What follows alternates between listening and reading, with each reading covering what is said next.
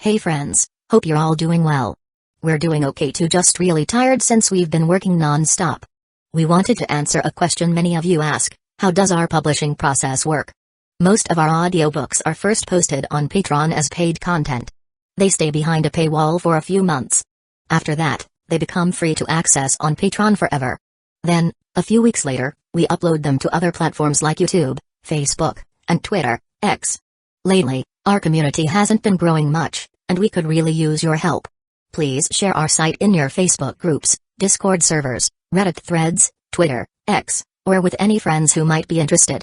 Every little bit helps and we really appreciate it.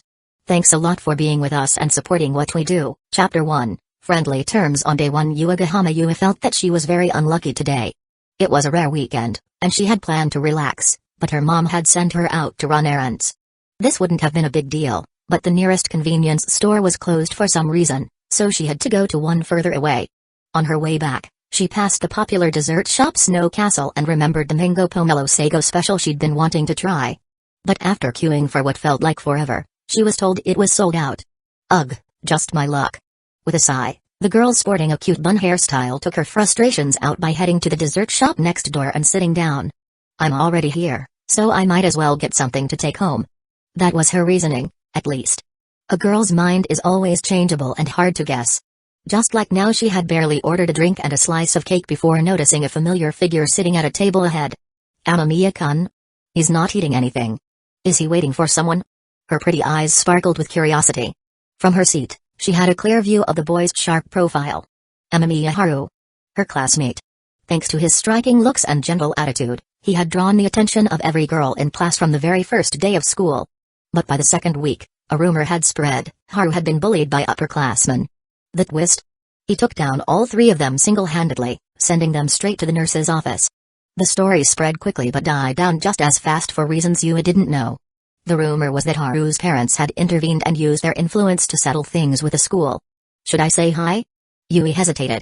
She genuinely wanted to get to know him. After all, what teenage girl wouldn't be drawn to a good-looking boy? But unfortunately for her, Haru only ever seemed close to one girl, Yukinoshita Yukino. I heard even Kazekage-senpai has approached him? After deliberating for a moment, Yua decided to go for it. They were classmates, after all.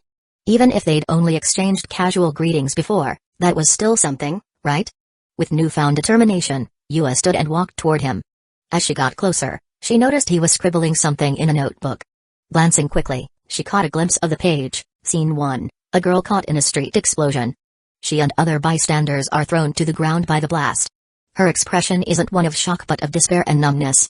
Close up, focus on the girl's hopeless face as the camera zooms in. Below that was a rough sketch of a short-haired girl sitting on the ground, her face blank and lifeless. Yua blinked in confusion. What is this? A novel and illustration? No, novels don't look like this. Still, it gave her an excuse to strike up a conversation. Nice one, Yua. She praised her quick thinking as she approached, making sure she was in Haru's line of sight. But just as she was about to speak, a pleasant voice called out, "You're early." I thought arriving 15 minutes ahead of schedule would be enough. Yua froze on the spot. Before her stood a breathtakingly beautiful girl with black hair. She was slender and graceful, with long, perfectly shaped legs accentuated by black thigh-high stockings. Yukinoshita Yukino. This name popped up in Yuaga's mind. The girl had spoken to Haru, but now her gaze shifted toward Yua. The cheerful, outgoing Yua felt herself stiffen as she awkwardly turned away and trudged toward the counter, her head spinning. I wasn't trying to talk to him. I was just here to buy something, that's all. She tried desperately to convince herself, cheeks burning with embarrassment.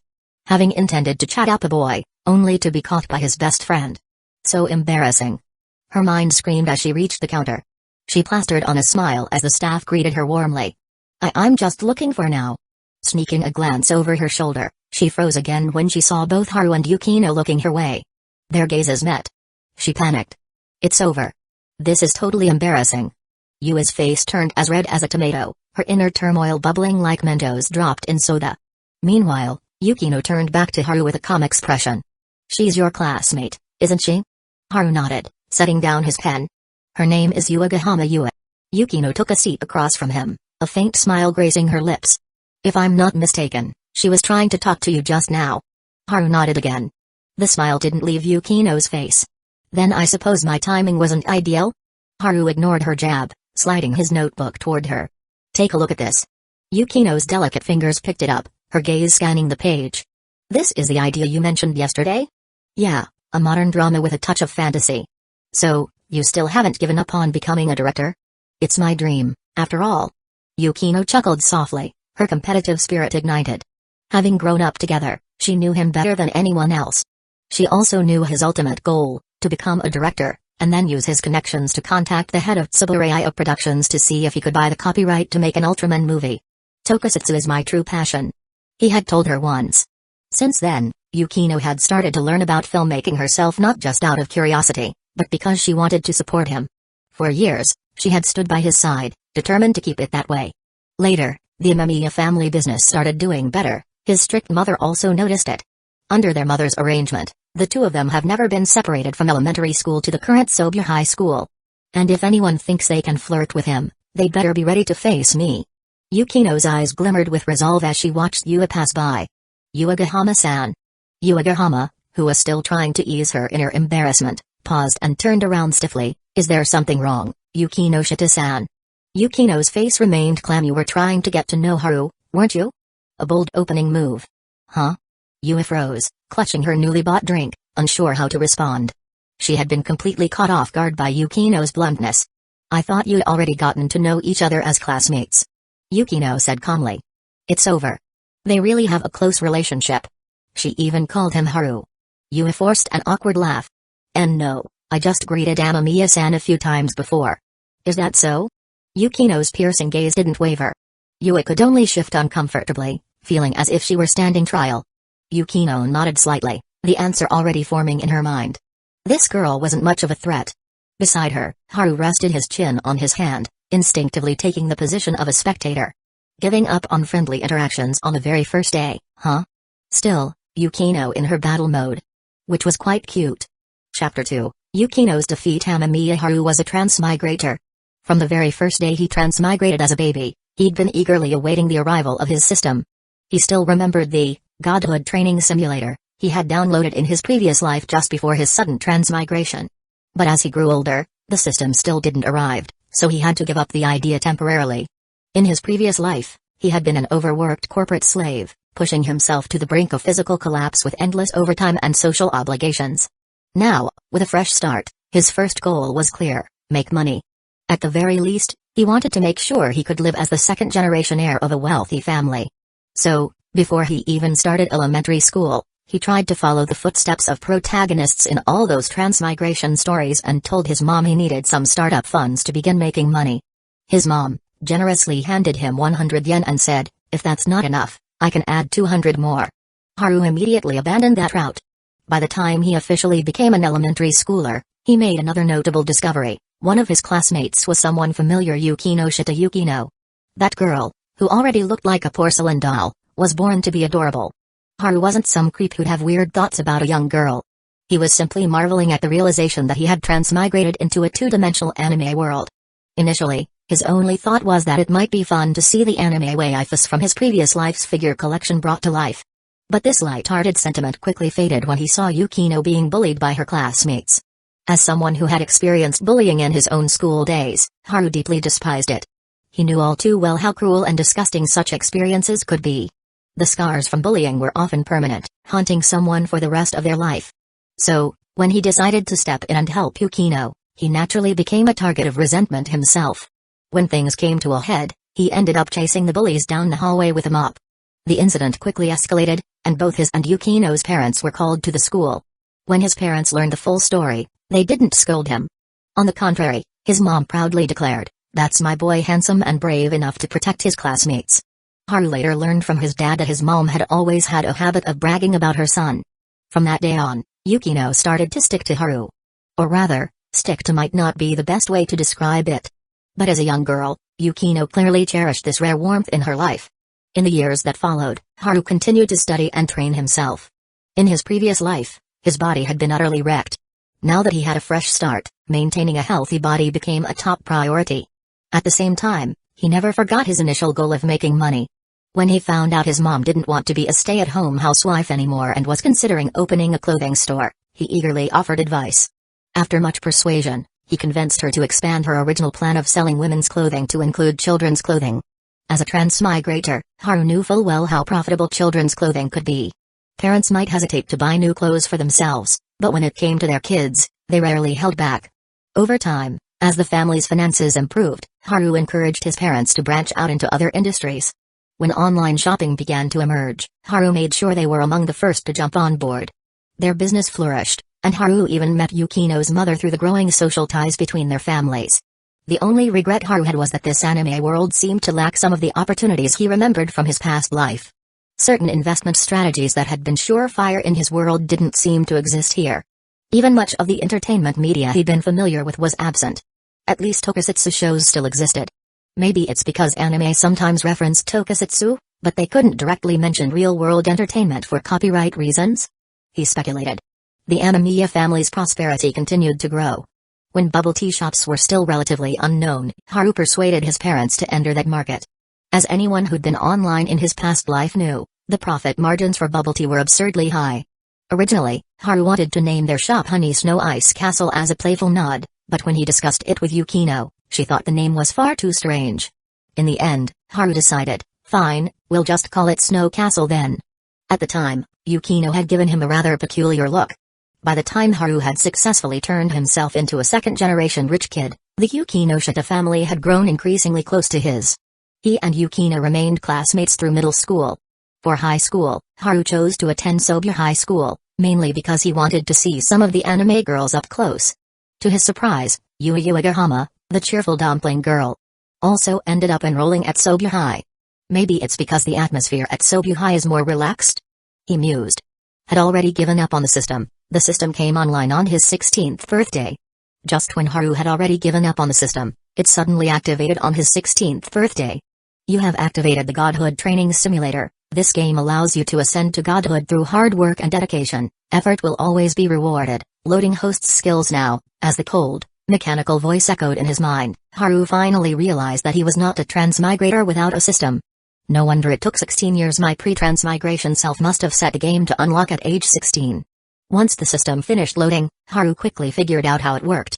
The functionality was simple, a skill panel. For example, he'd worked hard to maintain a healthy body, sticking to a strict exercise regimen and healthy habits. Physical fitness, level 7, 4,399 out of 50,000. Other skills he practiced also loaded onto the panel. The most thrilling part was that every time a skill leveled up, Haru could physically feel the improvement. This feeling can be summed up in one word: awesome. But the true treasure of the system wasn't just the guaranteed reward for effort, it was the fact that skills wouldn't degrade over time. Unlike athletes who lose their edge after years of inactivity, Haru's skills remained at their peak, no matter what. And that was the ultimate cheat. Back in the present, Yukino didn't cause any trouble for Uegahama Yue. After a brief exchange, her sharp mind had already concluded that the other girl posed little threat. With her usual cool demeanor, she returned her focus to the little notebook Haru had handed her. It's a time loop story? She asked, her delicate features lighting up with surprise. Haru rested his chin on his hand and smiled. To be precise, it's about the heroine breaking free from the time loop. Does she succeed in the end? You'll have to guess. Instead of pressing the question, Yukino smoothly changed the subject. I heard dear Yuri Spencer Sawamura from Class G has also came looking for you. Haru shrugged. Apparently, it seems that she and her parents met me when we were kids, but I don't remember it. Kids? Yukino frowned slightly. She disliked the idea of another girl sharing the childhood connection she thought was hers alone. Haru explained further, my dad met her father, Mr. Spencer, at a party. Yukino immediately looked into his eyes. Aunt? My dad told me that Sawamura's mother knows the principal of our elementary school. Do you remember that one high jump competition? The one where I set a new school record? You don't need to show off. I'm not showing off, it's just a fact.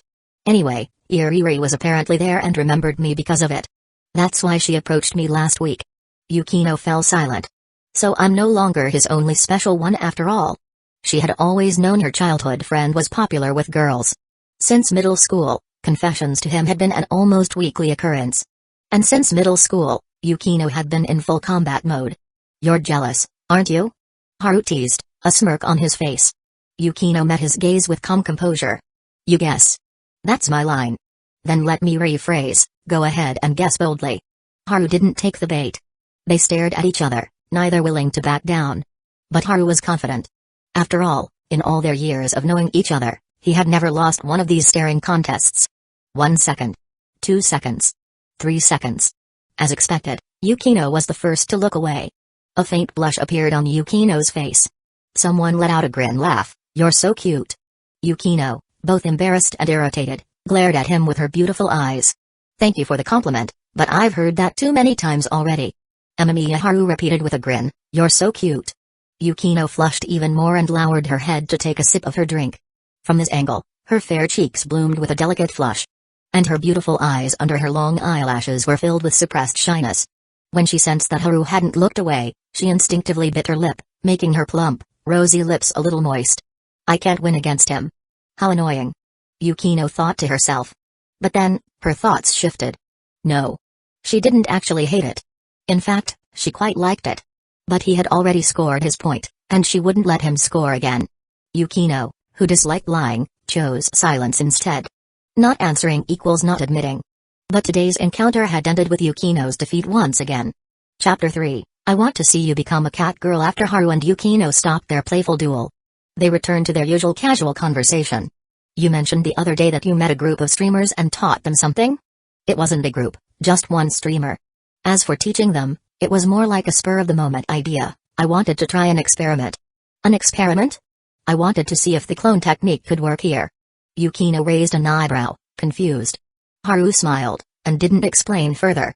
A few nights ago, he had walked past a street filled with popular live streaming activity.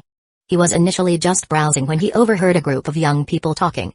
"Let's keep going, we'll eventually get popular." "Aren't you being a bit too confident?"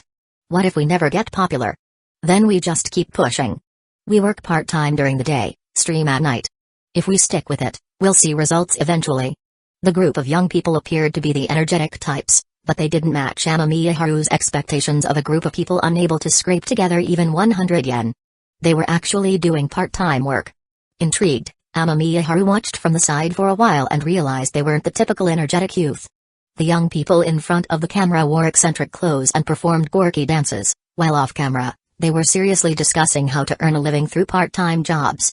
Though he didn't approach them, Haru could tell from their unhappy expressions that the live stream wasn't going well. That's when he remembered the clone technique that had become so popular back in his previous life. Coincidentally, the most ambitious-looking young man seemed to resemble Banana-kun. On a whim, Haru approached them with a few suggestions. "About that script you just mentioned, when do you plan to get it approved by the company?" Yukino's voice interrupted his train of thought. "It should be soon.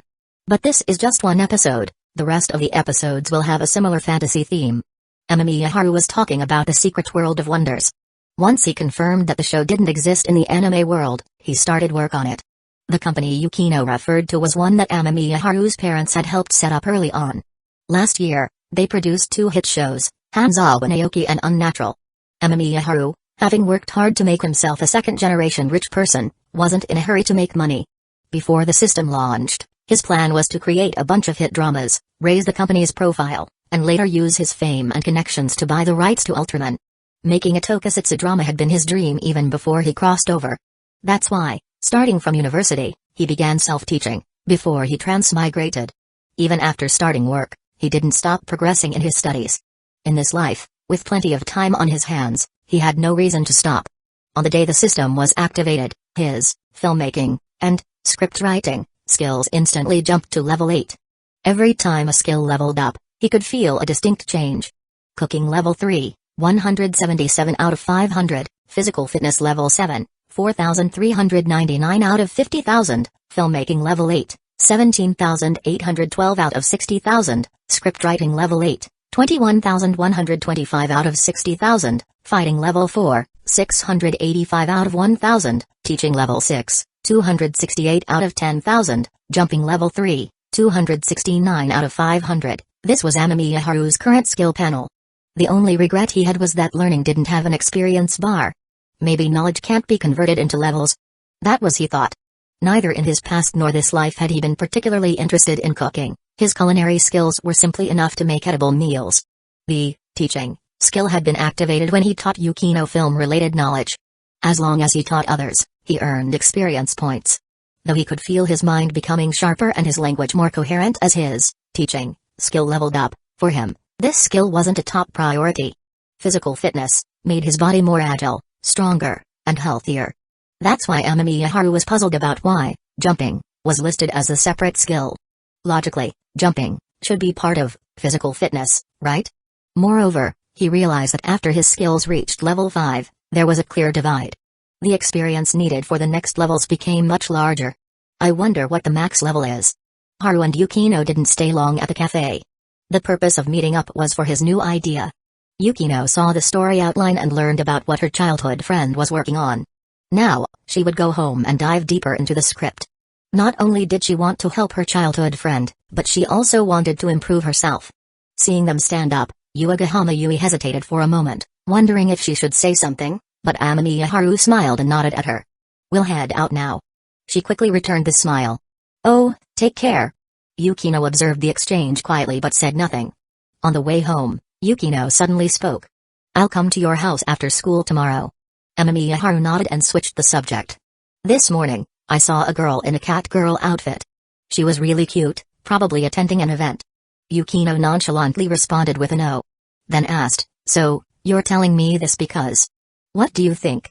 I'm guessing you want me to help you get her contact info since you said she was cute."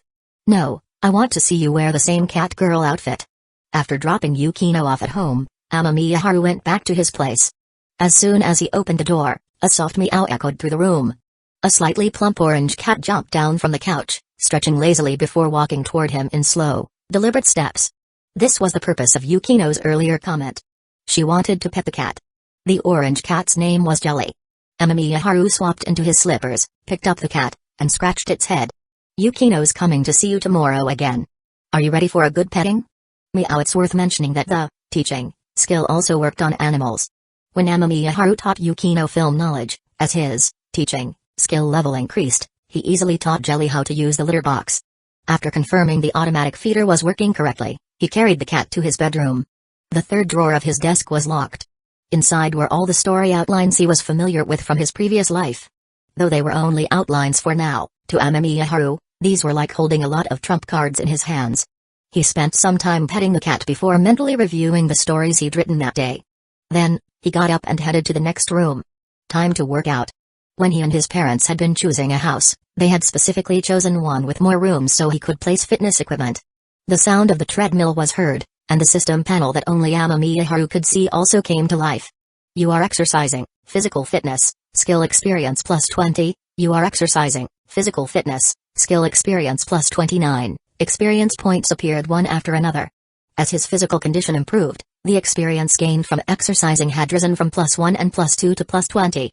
If in the past his goal had been to earn money and experience love, now, he wanted to max out his skill levels.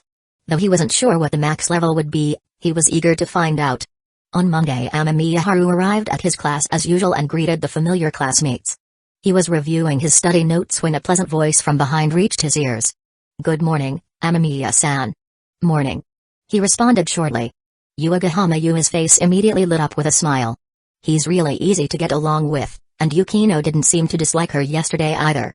I can be friends with him after all. The girl, with her little thoughts, happily sat down in her seat. As students continued to arrive, the first class was still some time away. A male classmate sitting next to Haru approached him with an expectant look and asked, "Amamiya, I don't quite understand these problems. Can you help me explain them?" "Sure." With Haru's agreement, the male classmate thanked him happily. "You really are such a good person." In reality, Haru was just in it for the experience points. "You are teaching, experience plus 6. 6 experience points meant this particular classmate wasn't very good at studying. When he taught Yukino, the experience was a guaranteed 50. Yukino had scored first place in the entire school on the entrance exam, an incredibly absurd achievement. Haru wasn't as exceptional as that, but because of his teaching skill, even with a top 30 student in his class, his classmates still preferred to ask him for help. After all, being a top student didn't necessarily mean you could teach. You observed Haru as he tutored the boy. Since she had taken the initiative to greet him today, she was now being interrogated by some gossiping girls. "Yuigahama, how do you know Amamiya?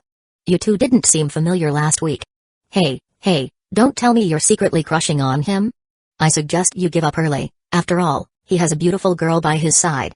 Yuigahama barely managed to fend off her classmates' questions and turned to glance at Haru. wondering to herself if she should also ask him for help with her own studies, considering her poor performance in high school. He seems really good at it and willing to teach. The girl's thoughts drifted away. Once Amamiya Haru finished explaining the problems to the male classmate, the latter thanked him again and then quietly added, "By the way, Amamiya, the senpai you had a conflict with, Takano, might try to get back at you. I heard he's the type to hold grudges. Thanks for the heads up." Amamiya Haru smiled. He wasn't surprised. In a place with a strict seniority system, his resistance of bullying knocking 3 upperclassmen into the infirmary was an act of rebellion by itself. It was only natural that Takano, being young, wouldn't be able to let go of it. The male classmate, clearly nervous, still made sure to warn him. Chapter 4, You started it first. A typical day at school passed uneventfully. After school, Amamiya Haru didn't head home but instead went to the track to run. On rest days, he would train at home to gain experience, but on regular school days, he preferred to run after school. Yukino, who was raised by him and now attending Sobya High School with him, naturally couldn't keep her service club. On the first day of school, Amamiya Haru established the photography club, and Yukino joined as well. In addition to the two of them, 2 other girls also joined.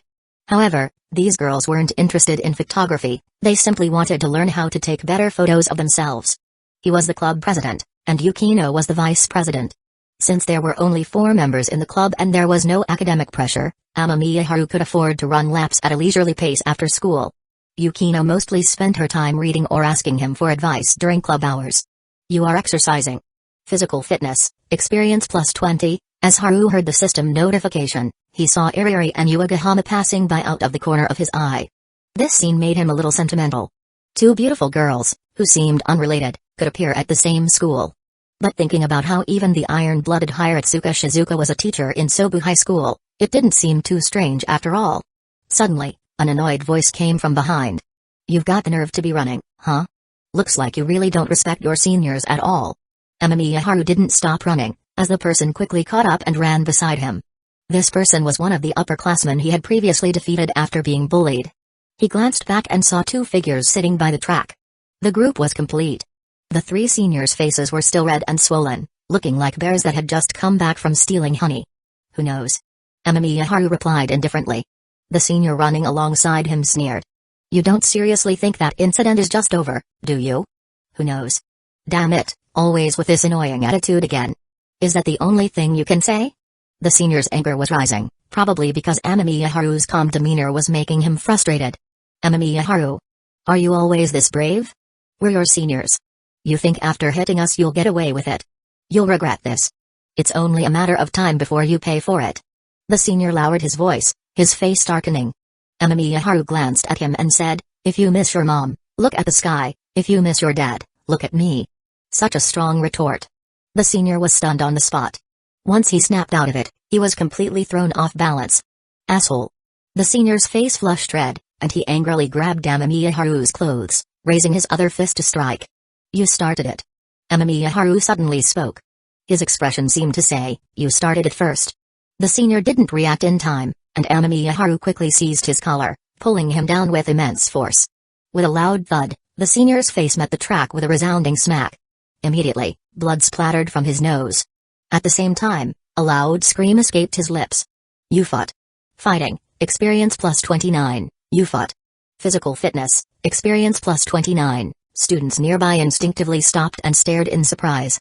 Iriri and Uegahama, who were about to join their respective clubs or head home, also widened their eyes in shock. Amamiya Haru acted as though he didn't see the students around him. He grabbed the senior by the back of the neck and dragged him, like a chick being caught, to stand in front of the 2 other watching seniors. "Takano-senpai, how do you want to play this?" He threw the senior at their feet. Still, Amamiya Haru respected his seniors and only threw the senior casually, not with forceful intent. Takano Hiroichi and his companion stood frozen in shock. They wanted to look fierce and angry, but Amamiya Haru's simple, brute force actions had completely confused them. This guy was that brave? Was he not afraid that the school authorities would cause trouble? With a phrase like "How do you want to play this time?" Takano and his companion were completely lost for words. They stared at Amamiya Haru's cold expression and found themselves a little afraid. As students whispered among themselves, a female voice rang out from nearby. "What are you all doing?" Hiratsuka Shizuka appeared.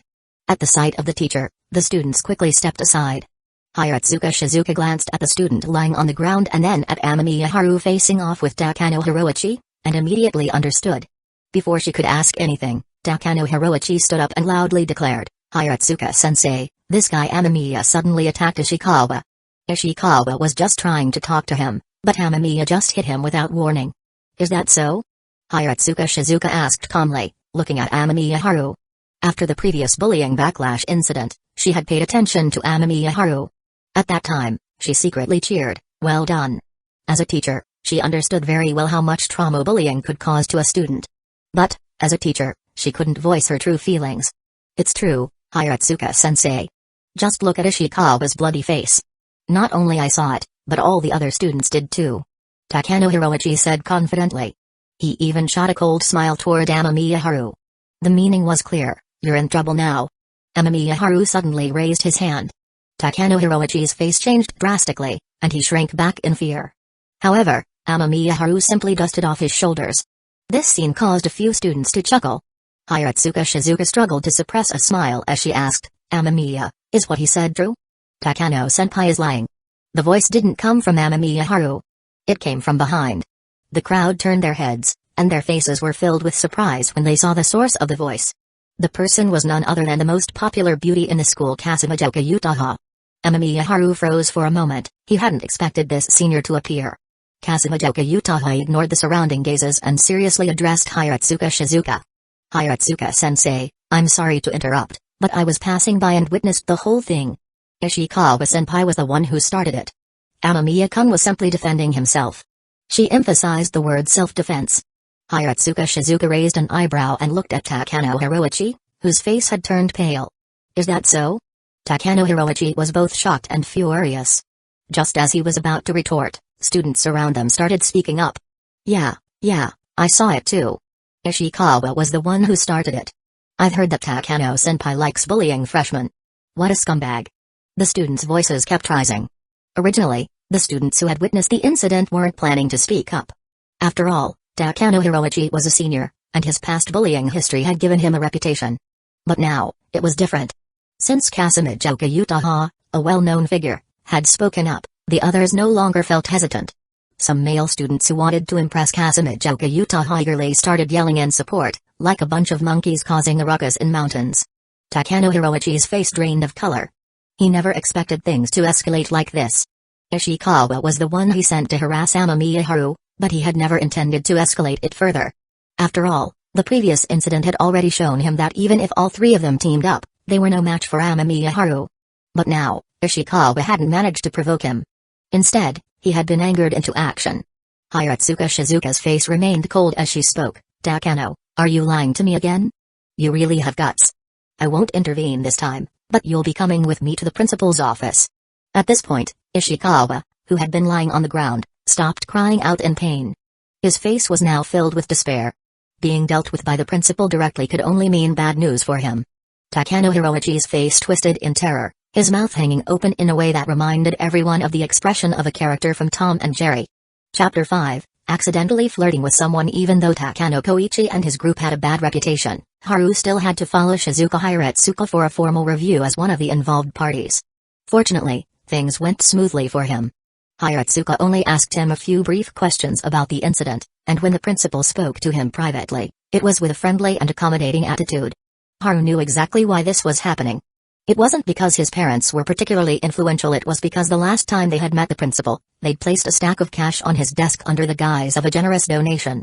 The principal initially tried to refuse, but Haru's parents had been, shall we say, very persistent. When Haru walked out of the principal's office, he noticed someone waiting for him in the hallway. It was none other than Yutaha Kazekage. Since Haru and Yukino had started attending Sobya High School, most of the girls' gossip revolved around this senior standing before him. Even though Yukino and Ari's beauty had gradually captivated their classmates, Yutaha Kazekage still remained the most talked-about name. It was unavoidable. Not only was she stunningly beautiful, but her impeccable figure paired with her signature black stockings made her unforgettable. Standing before Haru now, she carried her usual polite smile. Her delicate features, gracefully curved brows, a straight, elegant nose, and sparkling eyes seemed to exude an effortless allure. Her natural charm, as if fused with her very being, made the word sultry feel like it had been invented just for her. Her tall, curvaceous figure stood out among her peers, and her slim waist only made the stunning curves of her upper body all the more breathtaking. And then there were her long, shapely legs, clad in sheer black stockings which easily outline the lines that capable of making any man's heart skip a beat. Her exposed skin, her neck, face, and hands was as smooth and fair, inviting anyone caught off guard by her beauty to imagine the allure hidden beneath the fabric of her uniform. "Thanks for stepping in earlier, Kazekage-senpai." Haru expressed his gratitude, all while silently marveling at her charm. This was a level of allure that no amount of images or illustrations could ever capture. Kazekage shook her head lightly, her smile calm and composed. "Let's talk while we walk." "Sure." The two strolled through the hallway together. She glanced at him casually and asked, "Did you happen to attend Horikoshi Elementary School?" Haru paused, taken aback. "How do you know that?" A thought quickly surfaced in his mind. Her next words confirmed his guess. "Do you remember a time when your school hosted a sports event, and there was a friendly soccer match with another school?" Haru's eyes widened in surprise. "Wait. Don't tell me you were there that day too?" "Too?" Kazemajoka's gaze turned curious. "Yeah, someone else once told me they were there that day as well." "Interesting," she replied, not pressing further. Instead, she found herself marveling at how real fate seemed to be. She vividly remembered that day. During the event, she'd noticed a boy participating in the high jump. Her memory of that moment was so clear because his athletic prowess was extraordinary. She had watched as the teacher recording scores looked absolutely stunned, followed by a group of children chattering excitedly. That's how she'd first heard his name, Amamiya Haru. Now, as a second-year student at Sobya High, she had already heard rumors about a particularly handsome first-year boy during the first week of school. She hadn't thought much of it until she found out his name was Amamiya Haru.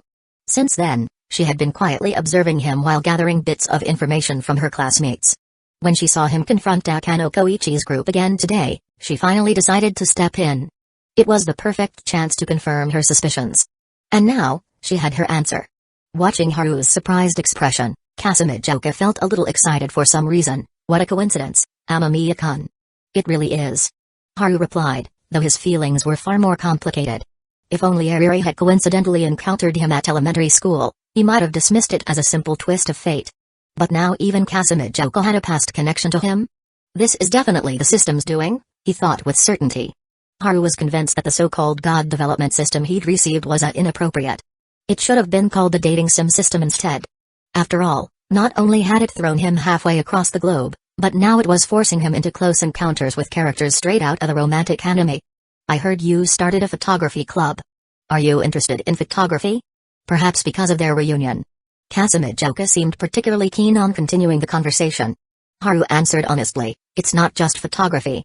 To be precise, I'm working towards producing my own drama someday." Her eyes lit up at his response. So he's like me, already pursuing a mature goal while still a high school student. How interesting. A faint smile curved her lips as she replied, "If I ever have the time, I'd like to visit your club." "Visit? Why?" Haru asked, puzzled. Her smile grew wider. "I'm curious." Then, she pointed at him with one finger, a playful glint in her eyes. "About you. Are you possessed by Chitanda-Iru or something?" Haru thought, unable to suppress his amusement. He couldn't refuse, of course. Having the school's most popular senior visit his club made perfect sense. As they reached the sports field and were about to part ways, she smiled and introduced herself formally. "I'm Kazemajoka Utaha. It feels good to meet you again after all this time."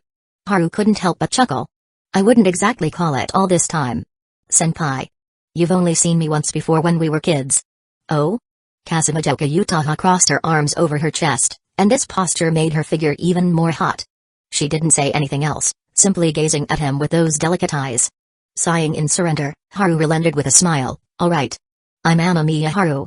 It's definitely a bit strange meeting you again like this." Finally satisfied, she gave a small nod. "I have something to do, so I'll see you around." With her slender waist swaying gracefully, she walked away without hesitation. The moment she turned her back to him, she exhaled quietly. What she hadn't told Haru was that her impression of him wasn't just from a single childhood encounter. She had clearly remembered hearing that Amamiya Haru had broken the school's high jump record on that day.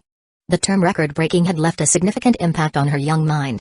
As an unusually mature child herself, watching a boy calmly confirm his historic achievement under the sun had been nothing short of mesmerizing. That scene had stayed with her for years.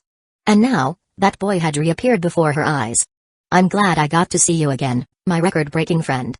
she whispered with a smile. Chapter 6, The Clear Gaze of Yukino. On his way to the clubroom, Haru found himself deep in thought about what had just happened. It seems that fighting, or maybe I should call it battling, yields a decent amount of experience points. And the best part?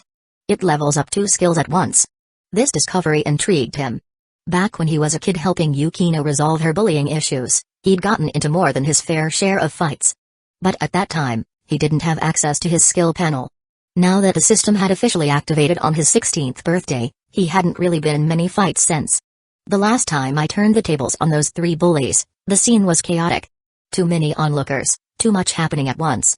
Between maintaining order and watching for sneak attacks, I didn't have time to notice any changes in my experience points. But this time, he paid attention. With just a single counterattack, he earned experience for both fitness and fighting. An idea began forming in his mind. When Haru arrived at the clubroom, Yukinoshita Yukino was already waiting for him. What happened near the sports field just now? It was clear Yukino had caught wind of the commotion. Those 3 from last time came to provoke me again. It's handled now. Haru replied nonchalantly. Hearing this, a flicker of anger flashed in Yukino's eyes, but she quickly masked it. She nodded, motioning toward the clubroom with a tilt of her chin. There's a cute girl waiting for you inside. Haru blinked, momentarily stunned. When he stepped inside, he understood who Yukino had referred to. Seated obediently on a chair was Yukino, her posture both reserved and slightly uneasy. 2 other club members sat nearby, flipping through books, though their primary focus as members of the photography club had always been on how to take flattering photos of themselves. Amamiya-kun. Yua greeted, standing up immediately. Her adorable face was tinged with both nervousness and anticipation. Haru glanced at Yukino, whose expression remained calm, then turned back to Yua. Did you need something, Yukino-san? Yua nodded vigorously, her bright eyes glimmering. I want to join the photography club. You're interested in photography? Yua asked, slightly surprised. Not really. But I'll work hard. She replied with a nervous smile. Her response drew giggles from the other 2 club members. President, we told you your charm is undeniable. If you'd used your Ikeman appeal earlier, the club would be packed by now. Haru chuckled. I'll only use that card as a last resort. Why? Because the ultimate move is always saved for the endgame. PFFT. So your ultimate move is your good looks? Yukino watched the light-hearted banter with a faint sense of wonder. This atmosphere. I really envy it. She smiled softly to herself, thinking, coming here was the right choice. What she didn't realize was that Yukino had been quietly observing her all along. Nice figure, a cute face. Her unbuttoned collar might come across as a bit frivolous, but oddly, she seems rather reserved. Yukino's sharp mind quickly assessed the situation. A faint aura of Tamamo no Mae. Normally, Yukino wouldn't concern herself with such details. But with a certain someone present and this particular girl aiming for his attention, she couldn't afford to ignore it. Yukino prided herself on knowing her own strengths, her looks, her toned waist and long legs, and her dedication to fitness. Aside from her chest, she had no flaws. Not that she considered her smaller chest a flaw. After all, she knew Haru wasn't the type to care about such superficial things. Still, Yukino's arrival served as a subtle reminder. Even if Yukino wasn't a worthy rival, her presence suggested there might be others in the future. Haru, on the other hand, didn't dwell too much on Yua's joining the club. Thanks to his keen observation, he could tell her visit wasn't driven by affection. Given her personality in the original story, he had a good guess about her intentions. After helping Yua fill out the application form, Haru turned to Yukino and shared his earlier thought. Do you think the karate club would get hostile if I asked to spar with them? Yukino raised an eyebrow. Why would you want to spar with them? Keeping fit has always been my habit, and I'm interested in learning various combat techniques. Haru replied casually. Yukino, aware of her childhood friend's fitness obsession, didn't question it further. If you approach them politely and explain your reason, I doubt they'd feel offended. She suggested after a moment's thought. From behind, Yua leaned in curiously. Amamiya-kun, are you good at fighting? She wasn't eavesdropping intentionally. The clubroom was small, and Haru and Yukino hadn't tried to lower their voices. Haru nodded slightly. A little. Yua's eyes sparkled. Then maybe you could go easy on them if you're stronger. That way, you won't hurt their pride. That's a good idea. Haru acknowledged, mentally noting her suggestion. Yua beamed, pleased by his approachable demeanor. Compared to her classroom, this club already felt more welcoming. Though Yukino's occasional sharp glances were a bit unsettling. Before long, Haru began inspecting the club's photography equipment, most of it purchased with his own money. At this school, Only clubs that contributed to society or won awards in competitions received a decent budget. Photography was an expensive passion, as one famous photographer once said, to master the art, you need both skills and money. Do you have any experience with photography? Haru asked Yua. She shook her head sheepishly. That's fine. I'll start by teaching you the basics of lens language. Haru reassured her. Lens language. Yua tilted her head, her gaze untainted by knowledge, a clear and curious expression. Haru smiled faintly and glanced out the window. The sunlight's just right. Let's head outside for a hands-on lesson. Turning to Yukino, he asked, could you assist for a moment? Before Yukino could reply, the other two girls chimed in. President, we can be your models too. It's not modeling, just simple cooperation. Haru clarified. Got it, we'll watch seriously. The playful tone vanished as the girls straightened up, ready to assist. Yukino, though observing quietly, felt no annoyance. She appreciated their willingness to help and the effort they put into learning. Outside, with the equipment set up, Yukino stepped into the frame. Haru didn't rush to activate the camera. Instead, he began explaining the fundamentals to Yua, his voice calm and patient. You are teaching. Teaching experience +5, you are teaching. Teaching experience +9, the experience gain was minimal, unsurprising, given Yua's lack of aptitude. No wonder her gaze is so clear, Haru amused rather than frustrated. Tiny gains were still gains. After the explanation, Haru finally turned on the camera and directed Yukino. Walk in from the right. Do whatever feels natural as you move. Though his instructions were vague, their unspoken understanding allowed Yukino to grasp his intent immediately. Understood. As Yukino began moving, the other girls watched in awe. The warm sunlight bathed her in a golden glow, highlighting her graceful figure. Her long black hair swayed gently in the breeze, her skirt fluttering just enough to accentuate her elegant, toned legs. Wow! Yukino is stunning. Yua murmured, mesmerized. Behind the camera, Haru couldn't help but praise her. Amazing, as expected of Yukino. You bring out the best angles effortlessly. Yukino heard him and smiled faintly. But then Haru added with a tinge of regret, if only we had professional lighting equipment. Natural sunlight isn't quite enough. Why? Isn't this already beautiful? You asked, puzzled. Because. Yukino interjected, he probably wants blue light. Haru smiled at her deduction. Exactly. Yua tilted her head, still confused. Why blue? Yukino explained, sunlight evokes warmth, fitting for the youthful energy of someone my age. Blue light conveys calmness, which Yu believes reflects my personality. Together, they create a layered narrative within the shot. Haru elaborated, blue also symbolizes rationality and, in some contexts, melancholy. If I were to seriously shoot this scene, I'd dim the blue light just enough to make it subtle in undertone, rather than an overt statement. Why? To hint at the hidden aspects of Yukino's personality. Haru said matter-of-factly. You are teaching. Teaching experience +79, Yua stared at him, stunned. Wow. I had no idea photography could be so deep. It's all about practice. Haru replied, smiling. Yukino nodded thoughtfully. Admitting your shortcomings is the first step toward improvement. Haru chuckled, knowing how seriously Yukino took her own advice. Looking at Yua, he asked, do you feel the beauty of lens language now?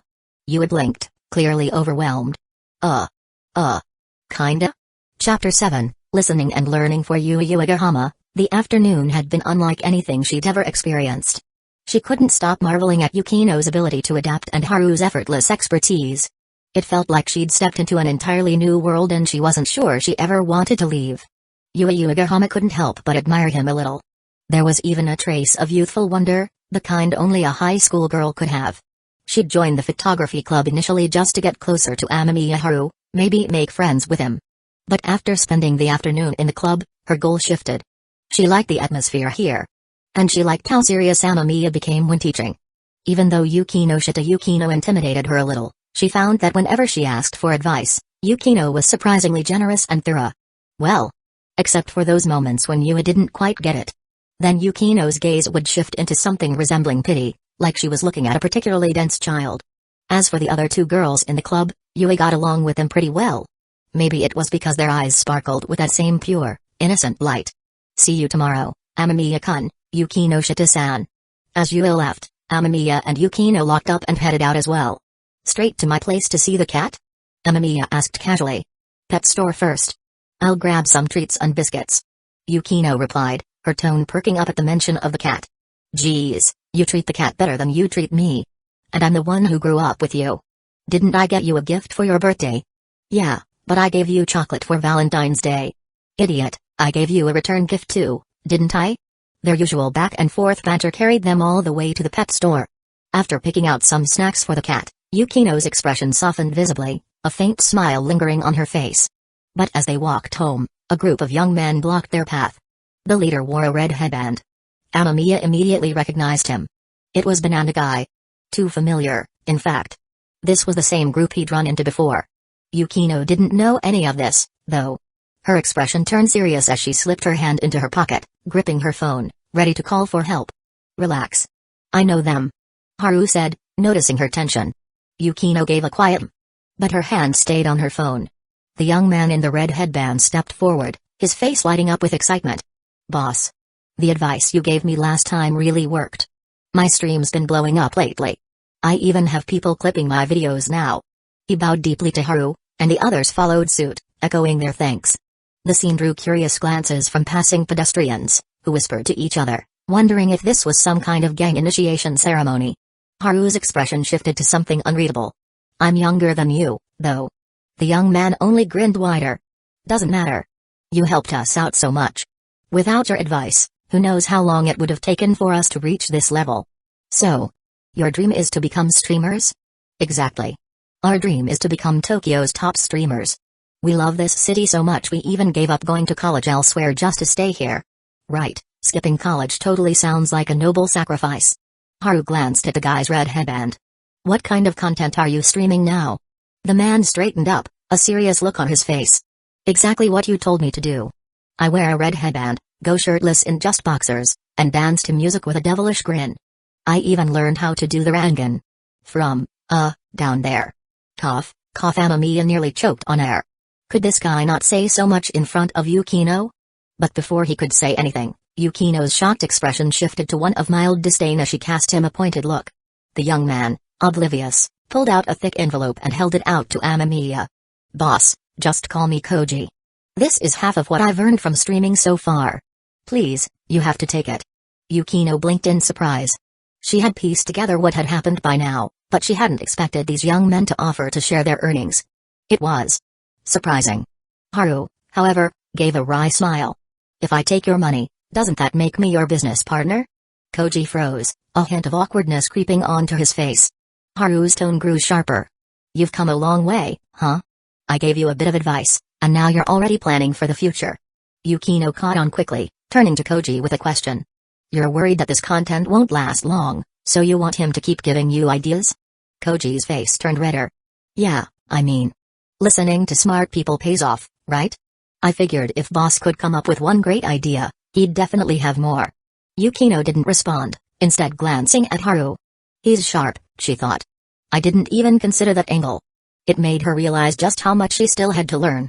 Haru, meanwhile, politely declined Koji's offer. Helping them out had been a spur-of-the-moment thing, more of an experiment than anything else. He didn't know these guys well enough to trust them, let alone enter into any kind of partnership even if Koji was willing to share half his earnings. When Haru and Yukino finally got home, Yukino's face lit up at the sound she'd been waiting for. Meow, their orange cat waddled out of the living room, lazily making its way over. It didn't hesitate upon seeing Yukino, immediately rubbing its head against her leg. Clearly, it remembered the girl who always brought it treats. This was the only time Yukino's smile truly reflected the warmth of a regular high school girl.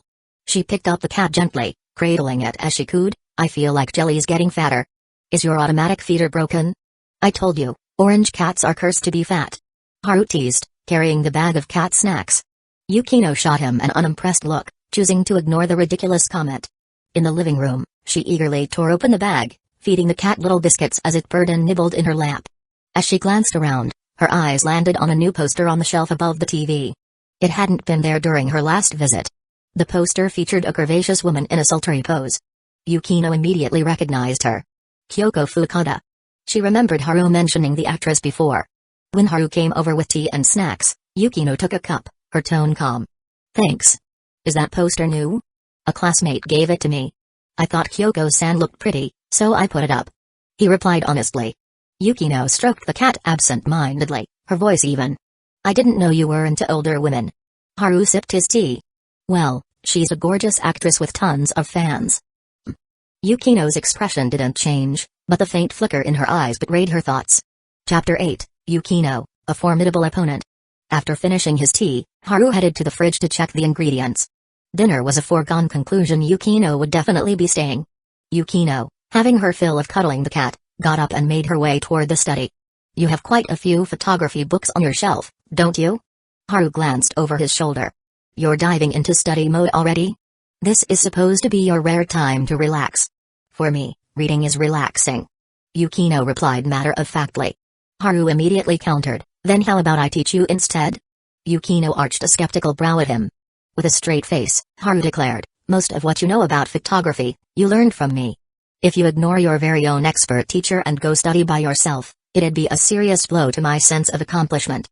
Of course, he wasn't being entirely selfless. The truth was, teaching Yukino always rewarded him with unusually high-quality experience points.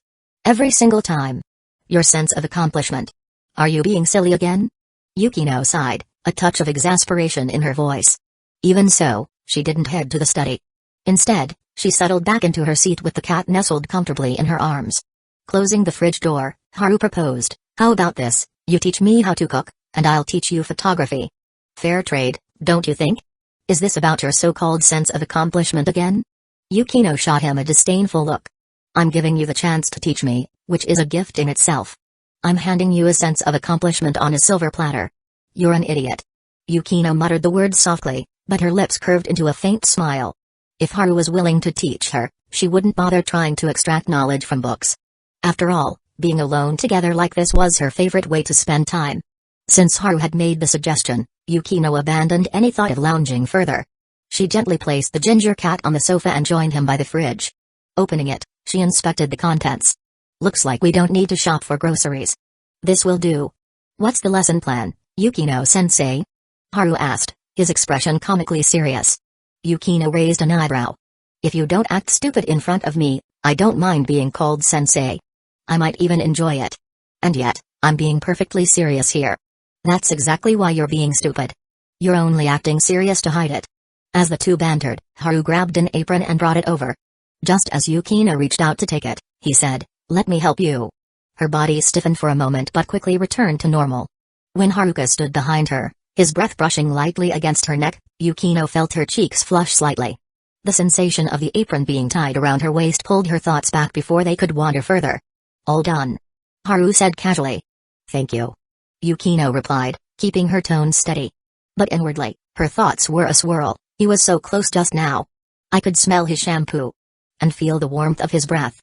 Haru noticed her faint blush but resisted the urge to tease her with a remark like, oh, you're blushing. He knew that would undoubtedly earn him one of her signature death glares. By the time they entered the kitchen, Yukino had already returned to her usual composed self, slipping effortlessly into teacher mode. From slicing vegetables to seasoning, every movement she made was smooth and precise. It was as if she could cook blindfolded. Haru glanced at his own cooking level 3. Then he watched Yukino, who looked like she could chop vegetables with her eyes closed. A line from a certain movie popped into his head, my power level is only 6,000. Hers is at least 10,000. In this situation, it translated more accurately as, my level's only level 3. Yukino's is easily level 8 or higher. You're spacing out. Yukino noted, her sharp observation cutting through his thoughts. Sorry, it's just. You look really cute when you're focused on cooking. Haru admitted, both apologizing and slipping in a compliment. I know I'm cute. Yukino replied smoothly. But that's not an excuse for losing focus. Give me 2 more minutes. I'll try to come up with a better one.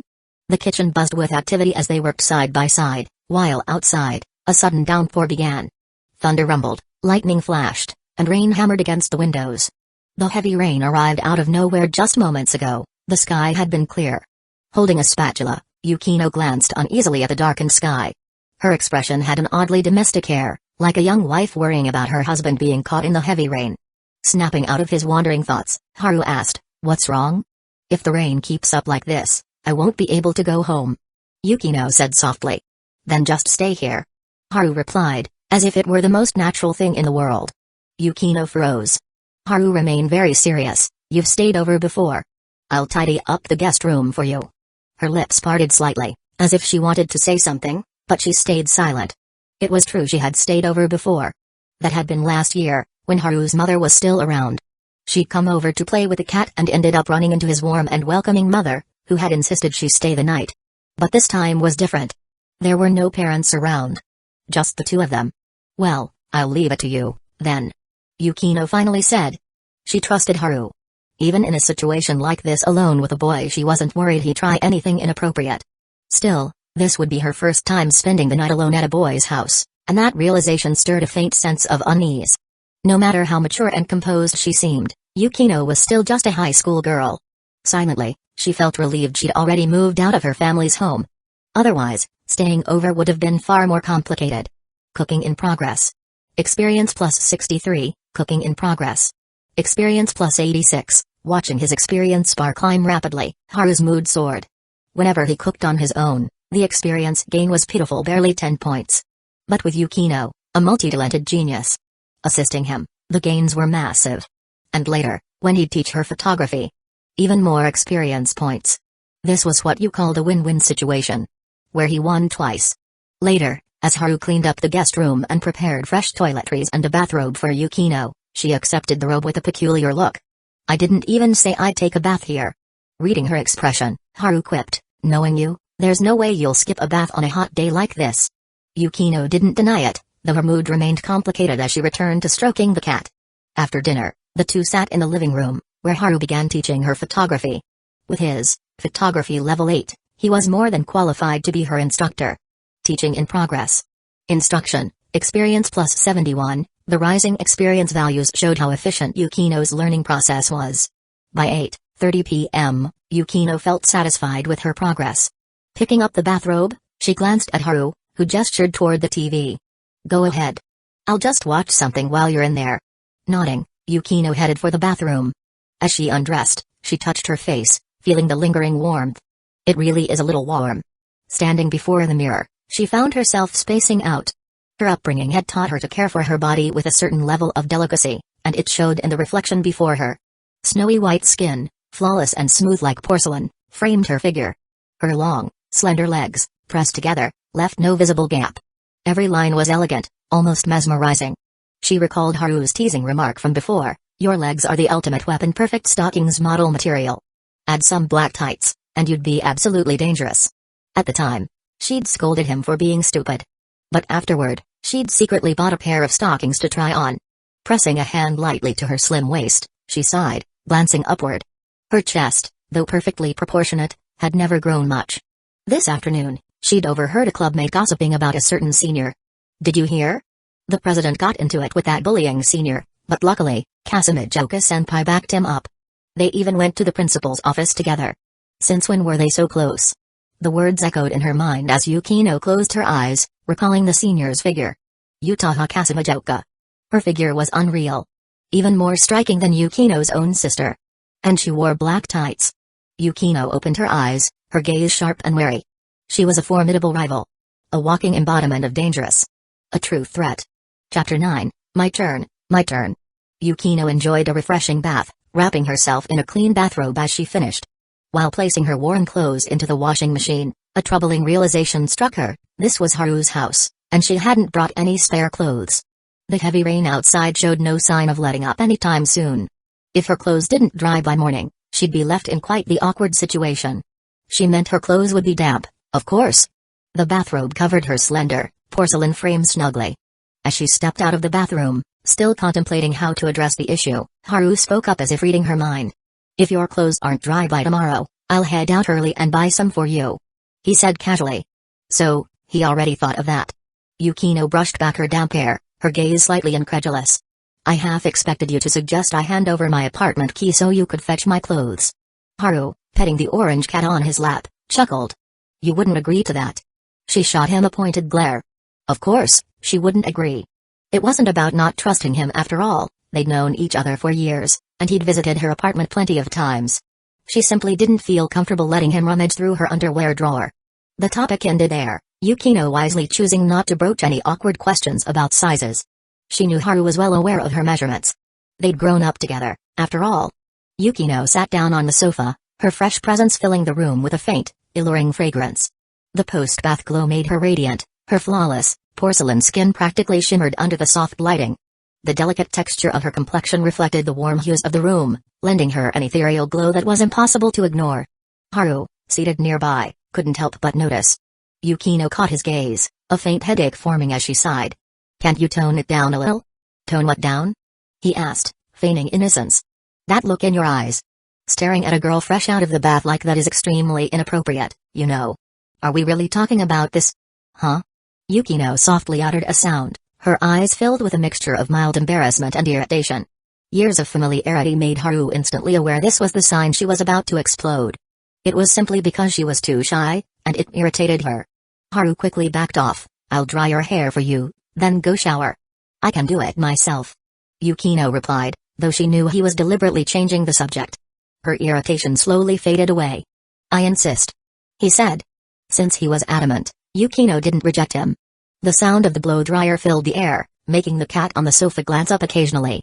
However, this wasn't the first time Haru had used a blow-dryer at his house, so the orange cat soon grew bored and returned to lazily lying down after a few glances.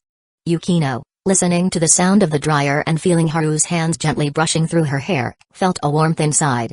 And a little sweetness. But she kept it to herself.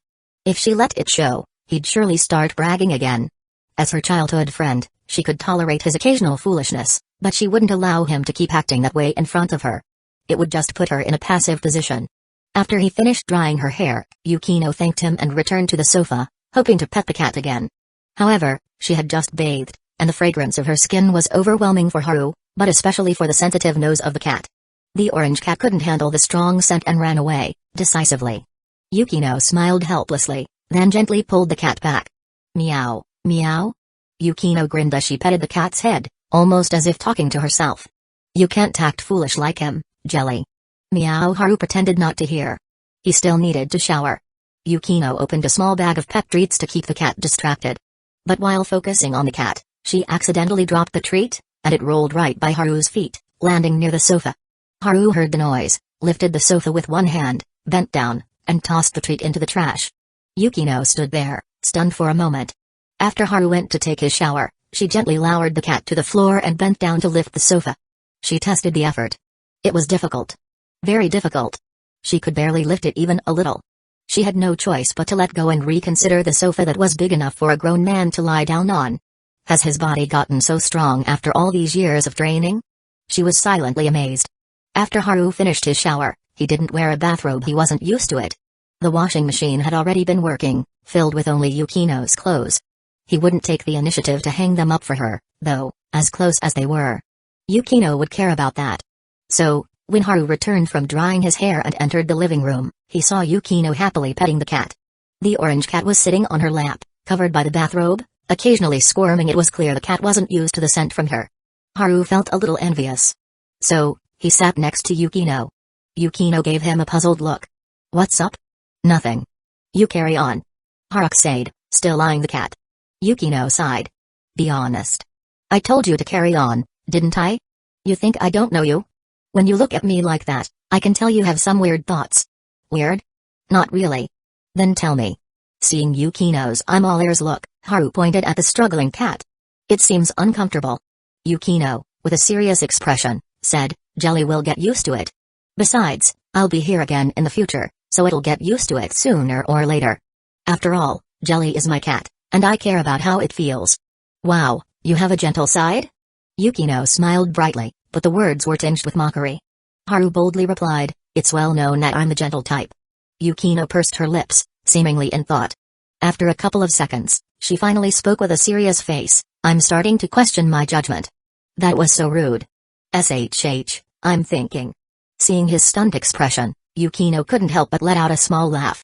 "Come on, tell me what you're really thinking." Haru finally showed his true thoughts. "What I meant was, is it my turn now?" At first, Yukino didn't understand, but then she noticed Haru staring at her lap. She immediately sent him a death glare. Haru sighed, "It's not fair. The cat gets the beautiful girl's lap pillow, but what about the cat's owner?" Yukino glanced at her mischievous childhood friend, then gently placed the cat aside. "Come here. Are you serious, Yukino? If you act foolish again, I'll change my mind." Haru immediately flopped down, not on the couch, but onto Yukino's soft lap. Even though there was a bathrobe between them, it was still incredibly comfortable. The air was filled with the scent of her hair, teasing and irresistible. He could lift his eyes and see her delicate cheek, now faintly tinted with a charming blush. It could have been from the warmth after the bath, or perhaps a subtle sign of her hidden shyness. This is great. Haru closed his eyes, not even caring about the TV, enjoying the comfort of the beautiful girl's lap. Yukino, hearing his voice, smiled softly, a sweet, tender smile no one else would ever see. Not her sister. Not her mother. No one. The night passed peacefully. The rain stopped in the middle of the night, and Yukino's clothes had dried. Haru lost his chance to pick out her underwear. In the morning, they arrived at school together and went their separate ways in the building. Good morning, Amamiya-san. Uegahama Yui was still full of energy as always, especially when she greeted Haru. Several girls from their class noticed this interaction. So, after the third period ended, Uegahama, who had just returned from the restroom, was stopped by a group of girls. Uegahama, what's your relationship with Amamiya-san? The girls were all serious. They had never seen Uegahama and Haru interact like this before. And today, they had even talked a little, which meant at the very least, they were friends. This didn't sit well with the other girls in their class. If they paid attention, they would know that Haru was close to Yukino, but no one had confirmed anything publicly. That meant Haru was still everyone's Amamiya-san. Admiring a handsome guy was normal for teenage girls. But now, they noticed that Uegahama and Haruka's relationship was progressing rapidly.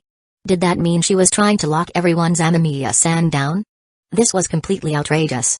Chapter 10, The Aura of the True Queen. Uegahama Yui found herself surrounded by so many girls from her class all at once. At first, she was quite nervous. But after hearing their disgruntled words, she understood. You've got it all wrong. Amamiya-san and I really became friends, but the situation is not exactly what you think it is. Yui rubbed her face, trying not to laugh. But given the current situation, she held herself back. So, what's the actual situation? The girls asked, not quite believing her.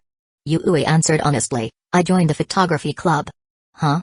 The moment she said that, Yui noticed the strange expressions on her classmates' faces.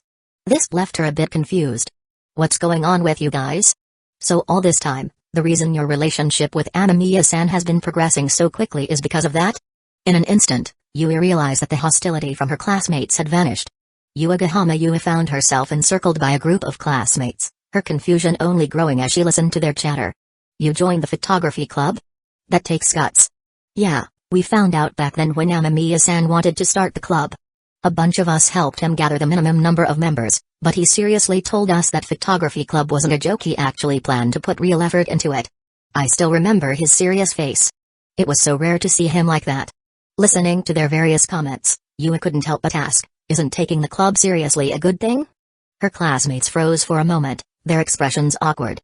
Finally, the girl who had initially confronted her broke the silence. Amamiya-san's a good guy. He specifically told us that photography knowledge can be really tough for most people to grasp. If you're not interested in it, being in the club would just be boring. Yeah, so instead of having us fill out application forms, he let us try it out first. Yui glanced at the girl's sheepish expressions and pieced things together. Still, she asked, and then? The group exchanged looks, clearly more embarrassed now. Then we realized. We didn't understand a thing. No, it's not like Amamiya-san's explanations weren't detailed. We understood a bit. But that Snow Queen, Yukinoshita, was just too strict. Exactly. She's always so stern in the club. I tried to get on her good side for Amamiya-san's sake, but when I asked her a question, she said, your intelligence isn't at the level where I can teach you. Can you believe that? The girls puffed their cheeks in frustration. Yui thought back to Yukino's cold demeanor in the club. It sounded just like her. At a glance, Yukino did seem hard to get along with. Photography's so complicated, Amamiya-san teaches so seriously, and there's a demon like Yukinoshita watching. Good luck surviving in the club, Uegahama. One of them teased before the group dispersed. Yui opened her mouth, wanting to say she actually loved the club's atmosphere. That sense of being truly welcomed, it made her genuinely happy. Even if Yukino was strict, her high standards were also a good thing for the club. After school, Yui went straight to the photography club room. Haru wasn't there, and Yukino was quietly reading. Yukinoshita-san. Yui greeted. You're here. After a brief acknowledgement, Yukino returned her attention to her book. Yui sneaked a glance at the title. The Art of Lighting in Cinematography. On the desk beside her lay a stack of similar books, including Introduction to Film Theory, volumes 1 to 3. Yui's eyes widened. What kind of books are these? Isn't this the photography club? Wait. Film? She remembered the scene at the dessert shop that day. Hesitantly, she asked, Yukinoshita-san, was Amamiya-san writing a script that day at the dessert shop? You saw that? Yukino looked up, her expression calm. Yue flushed, mumbling, I was just curious. Yukino closed her book. You've probably heard about the photography club, haven't you? Yue blinked. Yukino elaborated, or maybe someone mentioned Haru's teaching style that he gets very serious. How do you know that? Yue was startled. Are you wondering if I was there when you heard it? Eh? You figured that out too? Your expression gave it away. Yue. That was fast. She averted her gaze, embarrassed. The stories she'd heard about Yukino mostly revolved around her beauty, but she was clearly much sharper than that. Yukino, unbothered, continued, Haru's strictness when teaching stems from two things. First, he genuinely enjoys teaching. Second, the photography club represents his dream. His dream? Hearing such a weighty word, Yue immediately straightened up, standing at attention. Yukino nodded. You noticed the books I'm reading, didn't you? Even though this is a photography club, there are books on lighting theory and film studies. It's natural to find that odd. Yue blushed. She had thought it was strange. Since you saw him at the dessert shop, there's no point hiding it. Haru is indeed working on a script. Actually, he's written several scripts before. Yue's jaw dropped. Yukino anticipated her reaction. He was supposed to tell you himself, but he tends to overlook such details, so I'll explain instead. Her tone turned serious. Yugahama-san, I can guess why you joined the photography club. But now that you've signed up as an official member, I expect you to take it seriously. I don't tolerate laziness. And I especially dislike it when someone has ulterior motives while he's giving his all. The intensity of Yukino's words made Yue feel like she was shrinking. For some reason, Yukino's demeanor reminded her of a main wife character in those TV dramas she used to watch, commanding, confident, and utterly unyielding. I'll work hard. I promise I won't slack off because I really like being here. Blushing, Yue declared her determination. For the first time, Yukino smiled at her. A genuine smile. Then, welcome to the photography club. Thank you. As Yukino returned to her book, Yue finally exhaled. But inwardly, she was rattled. I only joined the photography club to get closer to Amamiya-san and because I liked the welcoming vibe here. How did we jump to the president writing scripts and not just once or twice? And from the way Yukinoshita-san studies those books, it's only a matter of time before I hear news of Amamiya-san making a movie. Am I about to dive into the deep end already? Her mind was a whirlwind of chaotic thoughts, like, should I start preparing to challenge a legendary filmmaker? Little did Yue know, Yukino had been quietly observing her out of the corner of her eye. He is responsible for external affairs, and I am responsible for internal affairs. This is indeed the most suitable way. Yukino's resolve only grew firmer. Chapter 11, This smile is a crime. After his usual run, Haru returned to the clubroom, only to be greeted by a surprising sight. Yukino and two other girls were reading, which was normal. But Yugahama Yue, who had just joined the photography club, was also buried in a book. That was not normal. From the moment Yue joined, Haru had noticed her true motive, making friends. Her natural cheerfulness quickly drew her closer to the two lively girls in the club, and she seemed to enjoy the camaraderie here. Yet, here she was, clutching an introductory book on photography with a face full of misery, scratching her head and furrowing her brows every few moments.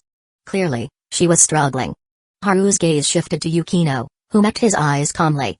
So, this is her doing.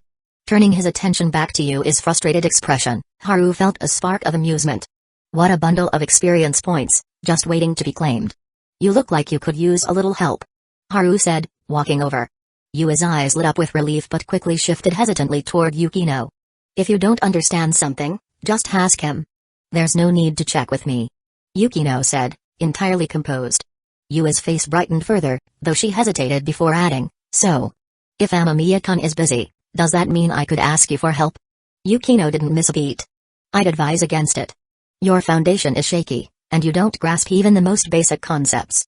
If you pester me with endless questions, I'll quickly lose patience. Yue's smile froze in place. Yukino really is strict. Haru remarked lightly. Yukino didn't bother correcting his overly familiar nickname for her. It wasn't the first time. Alright, Yugahama-san, feel free to ask me anything you're stuck on. Haru sat down across from her. Yue's spirits lifted, and she eagerly held out her book, ready to dive into her questions. Teaching in progress. Teaching XP plus 17, teaching in progress. Teaching XP plus 19, huh, The experience points are higher than usual. Haru pondered the anomaly for a moment before glancing at the earnest Yua. It must be because of Yukino's pep talk. She's fired up now. Yuagahama-san, you're much more motivated today than yesterday. This kind of energy is excellent. Hearing his praise, Yua beamed, her smile so radiant it felt almost criminal. Haru couldn't help but think, if her questions keep giving this much XP, I might actually enjoy tutoring her. Yua blushed slightly, a bit happy, and replied, because I want to improve. Haru stopped speaking and focused on answering her questions seriously. The atmosphere in the room became filled with a sense of competition, as Haru gained teaching experience and answered nearly all of Yua's queries. Afterward, he told her to continue reading on her own. He then moved over to Yukino, who was still reading her book, and whispered, I'm planning to visit the karate club on Saturday. Yukino paused briefly, glancing at him. Is it because there are fewer students on Saturdays? Yes. I'm going to spar, not cause a scene, so I don't want to attract too much attention. Good idea. But I recommend you check out the situation in the karate club first, especially the temperament of their president. I've already thought about it. Seeing his confidence, Yukino relaxed. As for her childhood friend possibly getting hurt, she didn't think that would be a problem. After all, the previous night, she had seen him lift a heavy sofa with one hand, and that memory was still fresh. She even thought about assigning herself a task. Just how strong was Haru's physical limit? They had known each other for over 10 years, and Yukino had seen all his hobbies and habits. But she had never really questioned the extent of his physical strength. You're staring at me strangely. What's up? Haru asked, sensing something was off. Yukino casually replied, I'm curious about how strong you are. At that, all three girls turned their heads to look at them in surprise. Haru coughed. That's a very ambiguous statement. Yukino raised an eyebrow. I'm asking seriously. If you have any inappropriate thoughts about it, I'll be annoyed. The three girls looked away, feeling awkward. Haru, sensing the weird atmosphere, changed the subject. Why don't you teach me how to cook sometime? I'm suddenly really interested in cooking. Yukino didn't refuse. What do you want to learn? How about ramen? Haru casually asked. I know how to make it, but the broth needs to be prepared in advance. Just then, a cheerful laugh came from the door. Did I hear someone talking about ramen? They all turned to see Hiratsuka Shizuka leaning against the door, smiling brightly. Everyone exchanged greetings, and Haru stood up to greet her. Hiratsuka-sensei, what brings you here? I had some free time, so I thought I'd drop by and see. By the way, were you talking about ramen? I recently found a new ramen shop that's really good. Are you saying we should treat you to ramen? Haha, you've still got that sharp tongue, Haru. I'm an adult, so you don't have to treat me. Is that so? I was planning to treat you, actually. 20 minutes later. Hiratsuka Shizuka sat contentedly, enjoying her meal. Haru whispered to Yukino, damn, we got freeloaded. Yukino didn't bother replying to his strange comments and quietly continued eating her ramen. Thank you for the meal, Amamiya. Hiratsuka said casually. Glad you're enjoying it. Haru replied. Hiratsuka glanced at Yukino, who was quietly sitting beside Haru. A soft smile played on her lips. She had actually come here specifically. As someone close to Yukino's older sister, she understood that Yukino wasn't good at interacting with classmates. Though she cared about Yukino, there was no need to voice it. Seeing Haru spend time with Yukino made her feel at ease. While they were eating, Yukino noticed Haru glancing at one of the waitresses. She followed his gaze, curious. The waitress was a girl with a ponytail, probably around Yukino's age. She was fairly attractive and had a good figure. But Yukino wasn't sure what it was about this waitress that seemed to catch Haru's attention. She observed for a moment. Soon, she made a conclusion. Her complexion looks bad. Yukino's sharp eyes easily noticed that the waitress's health wasn't great. Her pale face, lack of energy, and strained movements were all signs of exhaustion and sleep deprivation. Then, just as the waitress walked by, she suddenly stumbled slightly, almost dropping a tray with hot ramen. Yukino's heart skipped a beat, but before she could react, she saw Haru's hand shoot out, steadying the girl's wrist with a quick and precise motion. The tray wobbled, but Haru's calm hand kept it steady. Such fast reflexes. Yukino's eyes flickered, impressed. She had a new thought, she really needed to check Haru's physical limits. Sorry, are you okay? The waitress asked, clearly startled. Hiratsuka glanced over at the commotion. What happened? Sorry for causing a fuss. The waitress said, trying to stand up straight. Yukino frowned. Why keep pretending to be fine when you're clearly exhausted? Haru recognized the waitress and addressed her. I should be the one asking you this question. You look unwell. The waitress froze, clearly surprised that a customer had pointed it out. Then she gave an awkward but radiant smile. "Thank you for your concern. I'm fine, just didn't sleep well last night," she said with a bright, apologetic smile. Yukino couldn't help but stop in her tracks. That smile is criminal. Haru thought to himself, his eyes narrowing slightly as he studied the waitress. Chapter 12, Yukino's basic attack. Aoyama Nanami. That was the name of the girl standing before them. She could also be called a part-time worker. Her looks were certainly attractive, but still a fair gap from Yukino's beauty. However, it was the dazzling smile on her face that stood out at that moment. It was a smile full of effort, completely devoid of any negative emotions. "You need to rest." In the face of this smile, Yukino's voice, usually sharp and cold to strangers, softened for a rare moment. Hiratsuka Shizuka also voiced her concern. "Your complexion is too poor. You should rest for a bit. I suspect your body is already pushing its limits."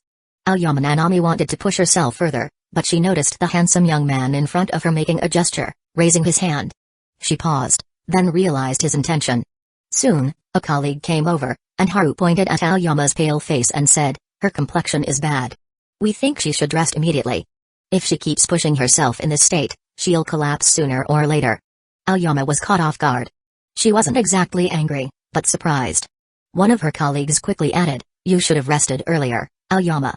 The boss even said so." "Sorry, it's my fault." Aoyama Nanami could no longer keep up the pretense. She thanked Haru again. "Thank you for your help earlier." Haru waved it off. "No need to repeat it. Besides, you've already paid the price for your gratitude." "Eh? Paid the price?" When Aoyama Nanami didn't get an explanation, one of her colleagues took the tray from her hand, and she walked over to the corner to rest. "That girl really works hard. It seems like some kind of belief is driving her to keep going," Hiratsuka Shizuka commented. Yukino, however, instinctively looked at Haru. "What do you mean by paid the price?" "I meant her smile just now," Haru answered. "I guessed so too." Yukino nodded. That smile was impossible to get mad at. Even Yukino herself had been somewhat affected by it. So, as the three of them ate their ramen, a new topic had been added to their conversation. After finishing the meal, when Haru went to pay, Hiratsuka Shizuka deliberately pulled him aside, smiling at Yukino. "I need to talk to him for a moment." Yukino nodded and stepped outside to wait by the store. "What would you like to talk about?" As he asked, Haru and Hiratsuka Shizuka left the counter, making sure not to block others. "Amamiya-san, you're still the only friend Yukino has, aren't you?" Hiratsuka's words came straight to the point. "If Yukino hears that, she's definitely going to say something to you," Haru replied, gazing out the window. Hiratsuka laughed heartily. "Then I must have guessed right." Her smile softened as she continued, "It's actually her good fortune to have you by her side. I've heard from Yukino's sister, Haruno, that without you, Yukino would probably have spent her life alone." Haru disagreed slightly. "I think you're underestimating her. Yukino's nature can handle solitude. As for what others say, she's actually told me how she feels about it." "Oh? What did she say?" Hiratsuka was eager to know. "She said, no matter how loud someone shouts from the foot of the mountain, the person who has already reached the summit doesn't care." "Huh, that sounds like something she would say. But if it weren't for you, she wouldn't have the smiles she has now. She's looking much more lively, fitting her age much better," Hiratsuka said with a warm smile. Haru simply smiled in agreement, acknowledging her words. Hiratsuka casually changed the subject. "By the way, Takano Koichi and the others got a huge scolding from the principal. They're definitely going to behave for the next year. They were nearly on the verge of being expelled." Haru just murmured a casual low. Not surprised at all by the outcome. Hiratsuka looked at him and teased, "Honestly, do your parents and the principal know each other? I can tell that he's quite lenient with you. Are you trying to probe into my family, Hiratsuka-sensei?" "I'm just asking casually." Hiratsuka waved her hand, signaling the end of the topic. She tried to play the role of an older, wiser figure, patting his shoulder, but realized he was too tall. So, she lowered her hand and said, "A person's true character is seen in good times, but their integrity is shown in adversity. You've known Yukino for so many years, you should have seen both her character and integrity, haven't you?" Haru's gaze softened. "Yeah, she has her own determination, and she's been working hard for it." Hiratsuka smiled slightly. "So, I'll leave it to you to continue looking after her. She's smart, but in some areas, she still thinks like a high schooler, much like her peers. She's far from being as mature as you." Haru turned his head to look at her. Hiratsuka stood with her hands on her hips, a bit smug. "What, Do you think I'm impressive now? This is the wisdom of an adult, quite powerful, huh? No, I just wanted to point out that there's green onion stuck in your teeth. Hayaratsuka's smile instantly froze. She quickly pulled out her phone and checked, and sure enough, there was green onion stuck in her teeth, most likely from eating ramen earlier. Haru couldn't help but laugh at the awkward situation, as Hayaratsuka went from being all smug to flustered, her face turning bright red. He didn't want to laugh, but he couldn't resist.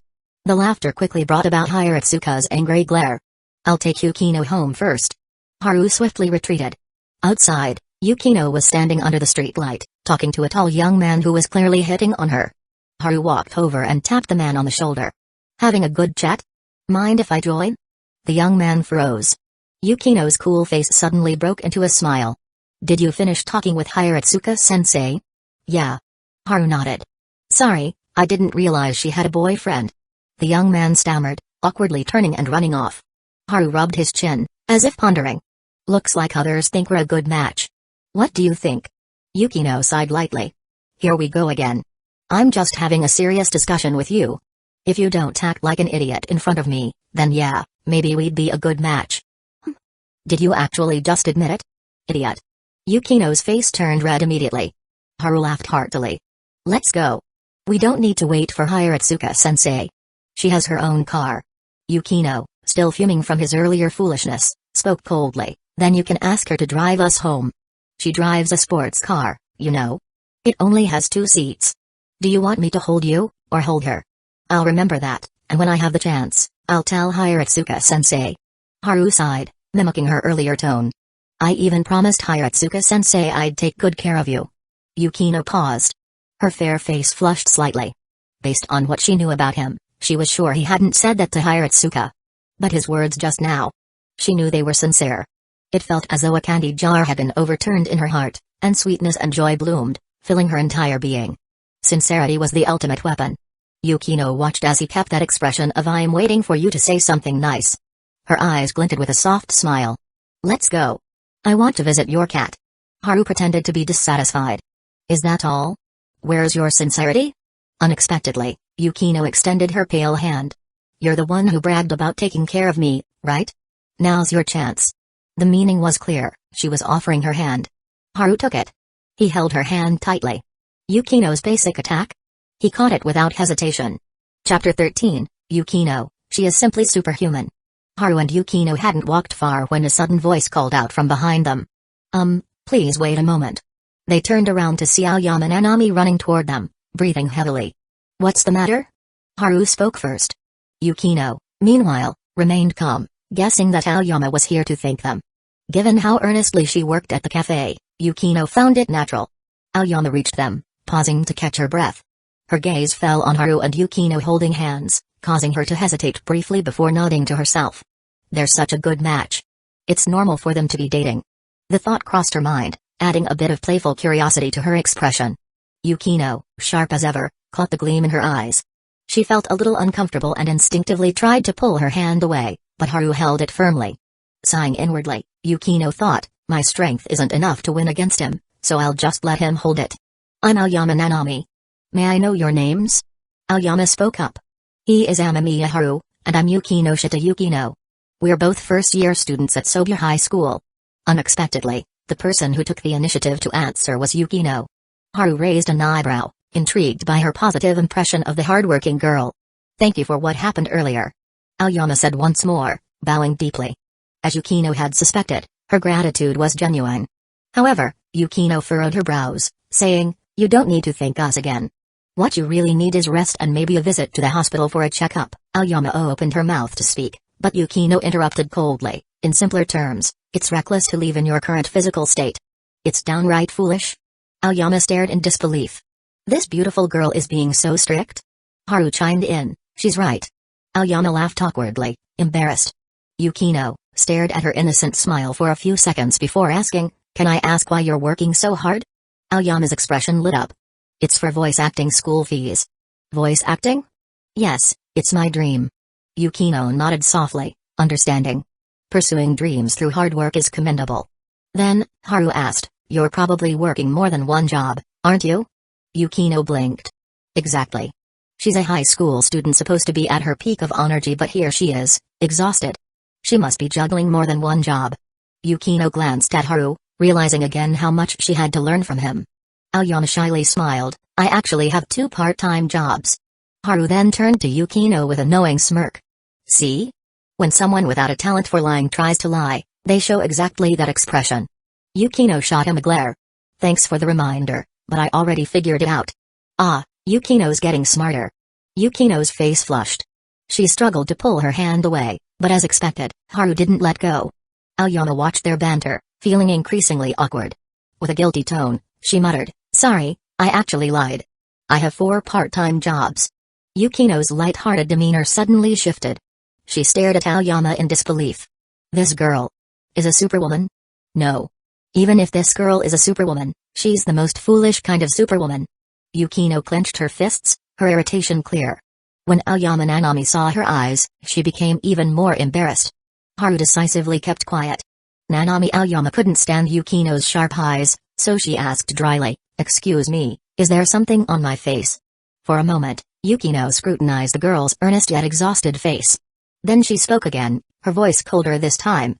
Tell me, how much longer do you think your body can hold out? Nanami blinked, unsure how to respond.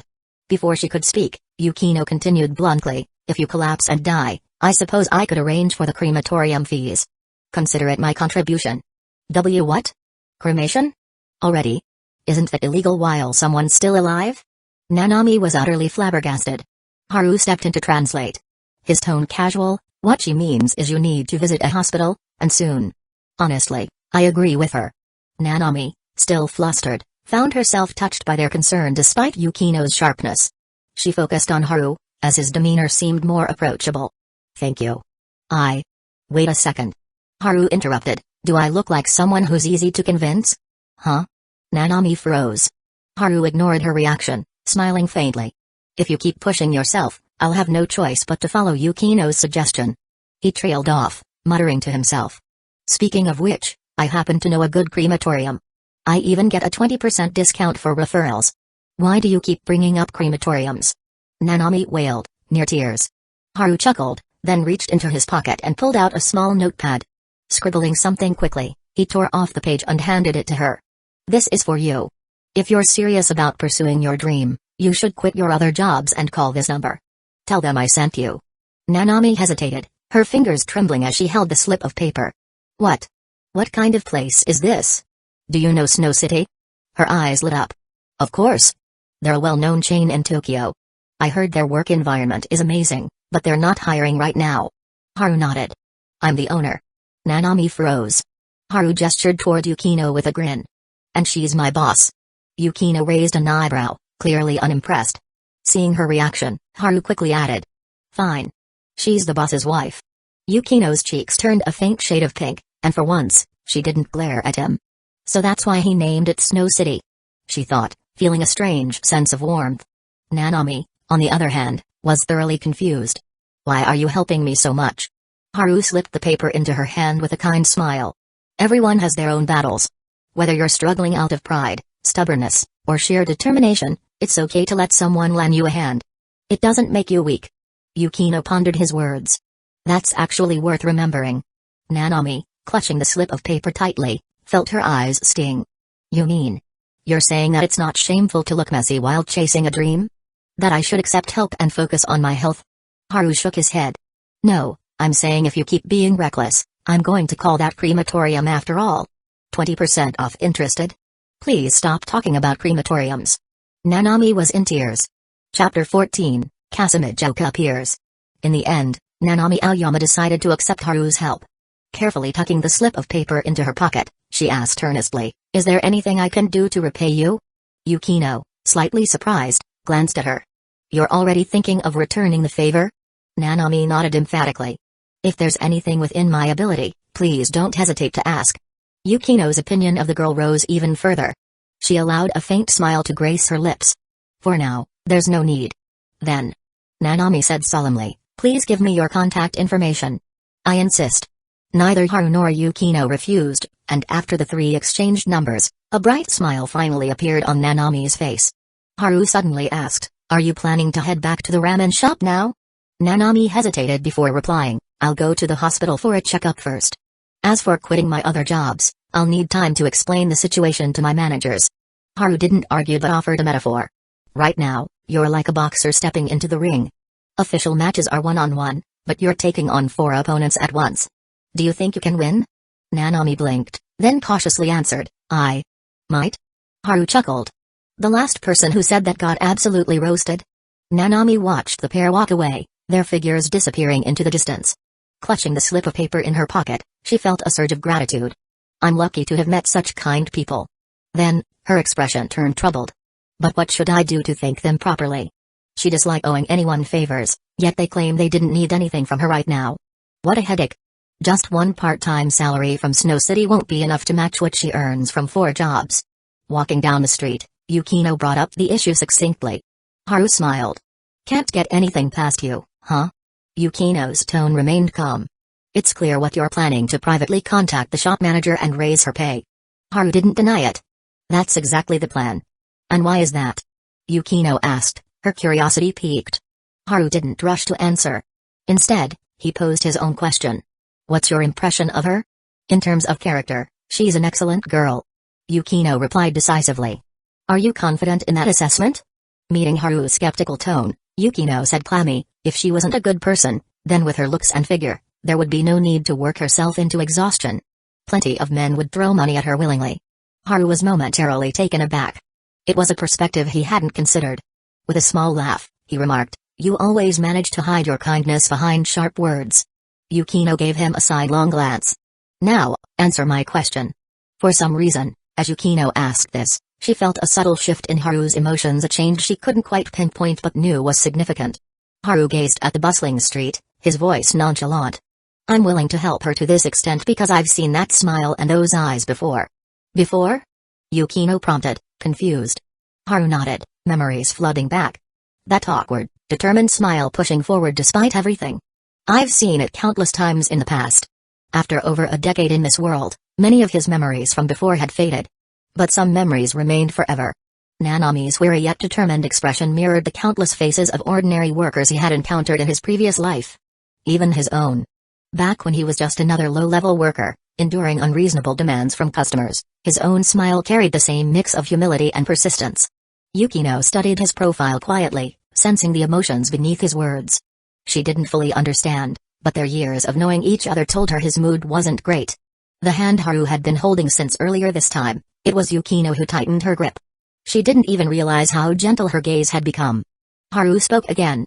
You probably aren't satisfied with that answer, are you? I didn't explain it clearly. But since I ran into her, I figured I'd help out. Yukino shook her head. No, I'm more than satisfied. In fact, I couldn't be happier. She didn't voice her thoughts, opting instead to change the subject. Do you remember what you told me on my birthday this year? Haru blinked. How am I supposed to remember? I said a lot of things that day. Your sister even dragged me into some long conversations. Yukino's eyes softened. You said you didn't really have dreams. Even the idea of filming your own tokusatsu series was more of a goal than a dream. Then, her voice turned gentle as she repeated his words, read a few more books, meet a few more people, experience a few more things, earn a little more money. As long as, on the final page of life's diary, I can say I lived without regrets, that's enough. Haru stared at her, surprised. You remembered that? Yukino smiled brilliantly. Because I like what you said. Well, I like it too, but... But what? Who even keeps a diary these days? Yukino's smile vanished in an instant. Great. He's ruined the mood again. Her voice turned frosty. How much longer are you planning to hold my hand? Well, since I'm already holding it, let's hold on a little longer. Haru replied nonchalantly. So that's what you're thinking? Haha, just kidding. Honestly, it's because your skin is so smooth I've struck gold. That's a lie. Alright, fine. It's because your hand feels nice to hold, and I don't really want to let go. Another lie. Hey, enough already. Don't push it too far. Watching his exaggerated frustration, Yukino knew he was putting on an act, but her lips still curled into a faint smile. In that moment, her smile was slightly shy but breathtakingly beautiful, its impact impossible to ignore. Her smile bloomed like flowers in spring, vivid and dazzling. Haru felt his resolve crumble, as though his health bar had been wiped out. He knew full well that Yukino had already seen through him. And she knew that what he wanted to touch wasn't limited to her hand. There were her legs. And, possibly, other places too.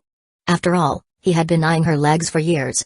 Yukino recalled the time he joked about legs that could be admired for years. Her cheeks flushed a delicate pink that rivaled the beauty of the setting sun. As time flew by, Friday arrived. Thanks to Yukino, Haru's teaching skill had leveled up to 7, while his cooking skill had reached level 5. Yukino's talent as an all-around prodigy meant that teaching her was always highly rewarding. For every bit of film knowledge he taught her, she reciprocated by teaching him cooking. They took turns being the teacher. It was just like before, when Haru taught her Chinese, and Yukino, unwilling to fall behind, responded by teaching him Spanish. Learning languages with Yukino? That seemed perfectly natural. After school that day, at the clubroom, Haru noticed an unusual excitement in Yu and the others. Even Yukino occasionally showed glimmers of anticipation. Everyone knew that Haru would be sparring with the karate club tomorrow, and their emotions were palpable.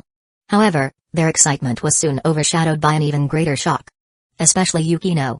Because there was a person standing at the door of the photography club room. "Excuse me, is this Amamiya Haru's photography club?" The girl at the door had long, straight black hair and a polite smile. Her face was stunningly beautiful, and her mature, curvaceous figure surpassed what many grown women could hope to achieve. She hadn't even stepped into the room yet, but her mere presence was enough to overshadow the 4 girls inside. Her name was Kazekage Utaha. Just from the way she stands, I can tell Kazekage-senpai is unbelievably strong. Haru thought. Yu and the others' eyes lost their usual clarity, replaced by awe and envy. Yukino set down her book and took a deep, steadying breath. A formidable rival had arrived. Chapter 15, The High-Quality XP Package. Kazekage Utaha instantly became the center of attention in the photography club. Even though she was still standing at the doorway, her presence alone dominated the room. And she was well aware of it. Maintaining her polite smile, her sharp gaze swiftly scanned the 5 people inside before landing on Haru. With a slight tilt of her head, she silently conveyed her intent, "I'm here for him." Yukino remained as composed and aloof as ever, seemingly unaffected by the message. But only she knew the storm of emotions swirling within her heart. As the club president, Haru naturally rose to greet her. "Senpai, what brings you here?" "I mentioned last time that I'd drop by the photography club, didn't I?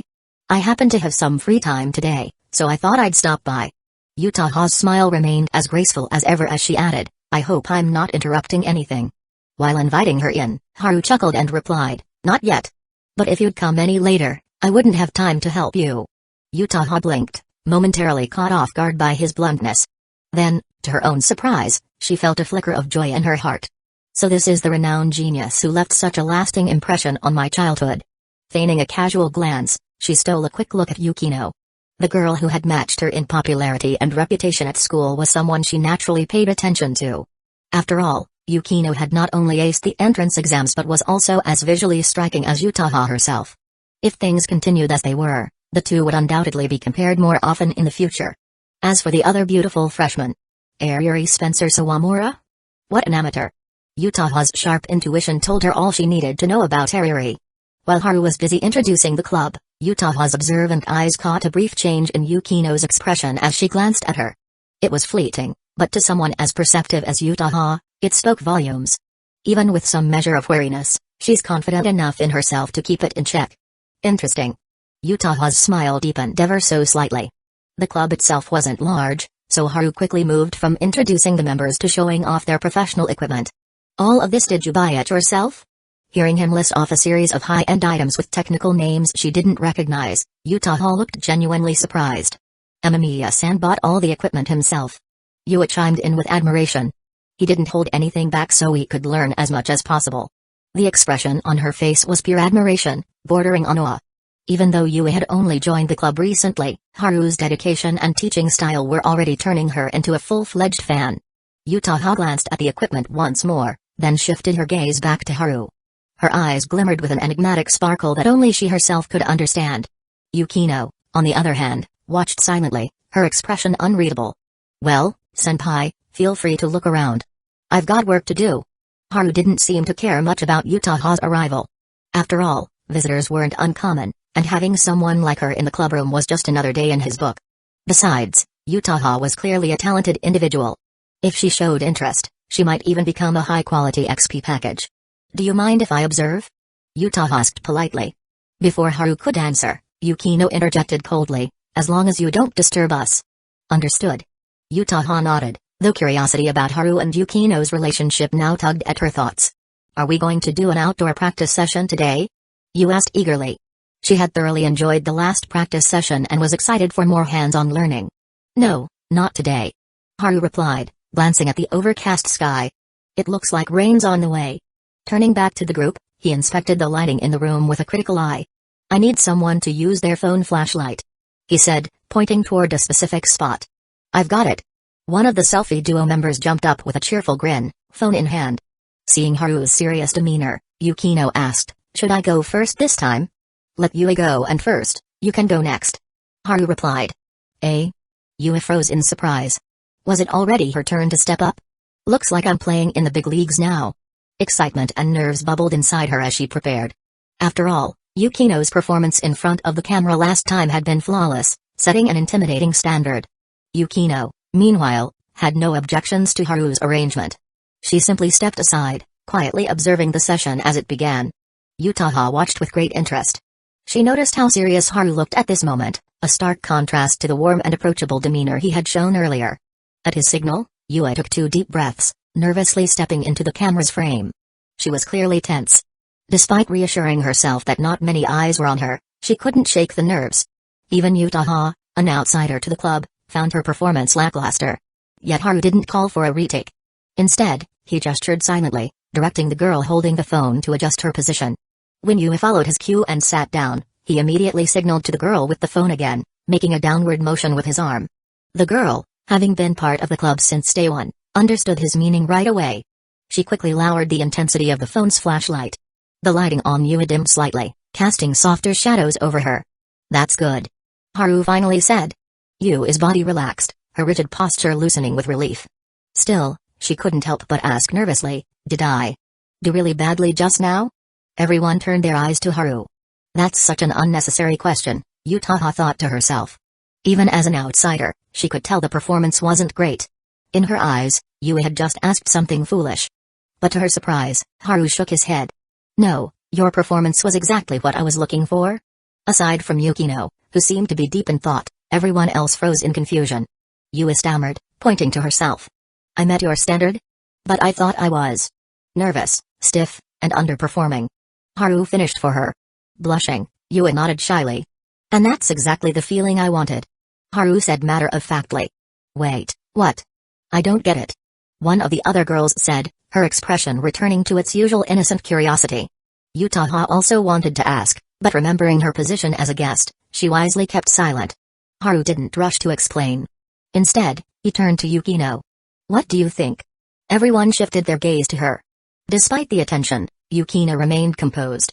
Resting her chin on her hand, she pondered aloud. The key moment seemed to be when you instructed Hashimoto to lower the lighting. "But I haven't fully figured out the reason yet." "Oh, right. The president did gesture to me earlier." Hashimoto, the girl with the phone, added, still looking puzzled. Haru nodded at Yukino. "In my envision framework, Yu isn't a person from this era. That's why the lighting on her needed to contrast with the environment. In simpler terms, the bright halo of light around her before she sat down represented the markings of her own time. But as soon as she sat and made contact with something from this era, I had Hashimoto dim the light to symbolize those markings fading and blending into the present. It's no longer as visible." The room fell into silence as Haru finished explaining. Yu and the other 2 girls looked even more confused, failing to grasp his logic. However, Yukino, with her long-standing understanding of Haru's thought process, quickly pieced it together. But it was precisely because of that understanding that her typically pale cheeks now showed a faint trace of surprise. "Not from this era? You've already built a framework for a story?" Utaha's sharp instincts as a writer picked up on the word story. Her eyes lit up as she looked at Haru with newfound excitement. "You're saying Yu's nervousness fit the character you envisioned? Does that mean you already have the story's progression mapped out?" Haru waved a hand dismissively. "Not entirely. I just had a sudden idea that seemed worth trying." Utaha's eyes gleamed as she murmured, "So Yu's performance matched the character you had in mind. And now you even have a rough outline for how the story might develop." "I see, light and shadow can be used to interpret such intricate details." Haru nodded but added, "There's still a lot I haven't figured out yet." Utaha didn't seem to hear his disclaimer. She stared at him for a moment longer, then suddenly broke into a radiant smile. I'm curious, very much so. She raised a finger and gently tapped it on Haru's arm. The same gesture she'd used last time. But this time, her gaze was even more intense. She didn't clarify whether her curiosity was about the story's direction or about Haru himself. Yet the dazzling smile on her face left you and the others momentarily stunned. Yukino, as usual, remained expressionless, her thoughts still lingering on Haru's explanation. You are teaching, XP plus 86, you are teaching, XP plus 97, you are teaching, XP plus 94, while Yukino was still carefully analyzing every detail, Utaha, though an outsider, was rapidly feeding Haru valuable XP. There was not even a moment to mourn for Yukino, who was distracted, as the next person to appear was the high-quality XP package, Kazekage-senpai. Chapter 16, Is she flirting with me? Haru's idea really was a spur-of-the-moment inspiration. When Kazekage Utaha paid an unexpected visit, he realized this senior of his was another remarkable young woman. That realization set him thinking, how could he teach while subtly capturing her attention? It didn't take long for him to conclude that someone capable of writing best-selling novels must have a sharp sense for storytelling. Now, his assumption was proving correct. Even Yui Hirasawa and the others finally understood. The way Utaha and Yukino kept probing felt like watching a comedy breakdown video where someone explained every punchline. Amamiya-san is amazing. He actually predicted I'd been nervous and came up with a plan to let me act naturally, Yui thought, her eyes sparkling. The shock Haru gave her this time was no less intense than their last encounter. In her eyes, he had seemingly crafted an entire story framework tailored to her in a split second. This not only spared her from the embarrassment of a subpar performance but also considered her feelings as a girl. Maybe. A stray thought flitted through Yui's mind, but a quick glance at Yukino's calm demeanor made her suppress it. Haru, however, wasn't stopping there. After answering their questions, he waved at Yukino. Your turn. Yukino rose to her feet, asking, should I just repeat what Yui did? You could, or you can pick up a book after sitting down or do something else entirely. Haru replied after a moment's thought. Yukino nodded, understanding. A complete shot, right? Got it. Hashimoto still manned the lighting. When Haru signaled to start, Yukino moved deliberately into the frame. Unlike Yui's earlier nervousness, she exuded poise and confidence. With every step, her long hair swayed gently, as if showcasing her grace to the audience. After taking a seat, she casually picked up a book and opened it. A few seconds later, she set it down, her beautiful eyes glinting with a hint of worry. Everyone noticed the subtle shift in her emotions. Utaha instinctively glanced at Haru and found him smiling a satisfied smile. But why? She couldn't figure it out. Neither could Yui or the others. It's good. Haru announced. Yukino looked at him, her tone neutral. Satisfied? Satisfied. Haru replied with a grin. Yukino gave a slight nod, as if she hadn't done anything of significance. Their cryptic exchange left Yui hesitating for a moment before she decided to ask. Could you explain? What was so special about that shot? Utaha straightened her posture, clearly eager to hear his answer. Haru pointed at Yukino. Yui, are you asking why Yukino was so composed, unlike you earlier? Yui nodded eagerly, her curiosity evident. Perhaps in a good mood, Yukino spoke up before Haru could answer. Haru already mentioned that he has a story framework in mind. He also said the girl in the shot isn't from this era. Yui looked utterly lost. Utaha, however, caught on and chimed in. You mean Yui's earlier nervousness was intentional, fitting Amamiya's story design? It reflects her being in this setting for the first time, hence her anxiety. Then, she turned to Yukino, studying her expression. But the girl can't always remain anxious. Your calmness in the shot suggests this was her second or third visit, as time helps people adapt. Seeing Utaha's growing enthusiasm, Haru asked, did you notice anything else, senpai? She blinked in mild surprise. There's more? Haru nodded. Yukino's final look of concern represents the girl's internal struggle. She isn't from this era, yet she finds herself here. She worries whether she'll vanish someday or face unexpected dangers. Utaha froze, her expression clearly showing astonishment. She turned to Yukino, who remained composed. Don't be too surprised, senpai. Yukino said calmly. I've known Haru for many years and have read his previous scripts. That's why I can immediately understand his intentions. I see. Utaha murmured, her tone subtly conflicted. A mixture of emotions swirled within her, surprise at underestimating Yukino and relief upon realizing Yukino's insight came from years of familiarity with Haru. Still, it sparked her competitive spirit. As a senior, and especially in a field she loved, she couldn't accept being outshone by a junior. More importantly, Utaha wasn't just intelligent and talented, she was perceptive. She caught the underlying message in Yukino's words, no one understands him better than I do. It wasn't just a reminder. It was a hidden declaration of victory. You are teaching, XP plus 95, the XP notification floated in Haru's vision once more. He glanced at Utaha, who had fallen silent in thought, and smiled with satisfaction. Today's progress, you and the others had finally unraveled the intricacies behind Haru's explanation, but their newfound understanding led to fresh questions. Amamiya-san, what exactly do you mean by not from this era? Yu asked expectantly, her eyes full of curiosity. As her words fell, not only Yukino but also Utaha raised their heads, their attention fixed on him. Clearly, his storytelling had piqued everyone's interest. To put it simply, it's a heartwarming story, Haru replied with a calm smile. Heartwarming? The girls looked puzzled. Judging from the earlier scene and explanation, it seemed more like the setup for a horror story. After all, it involved someone not from this era.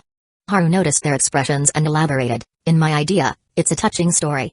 The girl who isn't from this era was actually the heroine's childhood best friend. However, she tragically passed away at a young age. Since then, the heroine has been riddled with guilt and hasn't been living well. The deceased friend, initially existing only as a spirit silently watching over her, suddenly gains the ability to communicate with the heroine one day. And their communication starts through the heroine's diary. A miracle where a worried friend crosses the boundary of life and death to encourage the one they care about? Yu exclaimed in sudden realization. Utaha raised an eyebrow, her voice tinged with curiosity. This story isn't going to end with a twist, is it? Haru chuckled. Impressive, senpai. You figured it out already. Yu froze, muttering softly, I don't like sad twists. Wasn't it supposed to be heartwarming story? Utaha let out a soft laugh. I, on the other hand, enjoy where heartwarming story comes with a twist. Her eyes gleamed with anticipation as she looked at Haru. You absolutely must write this story, she said, her tone unwavering. I will. Haru replied with a nod.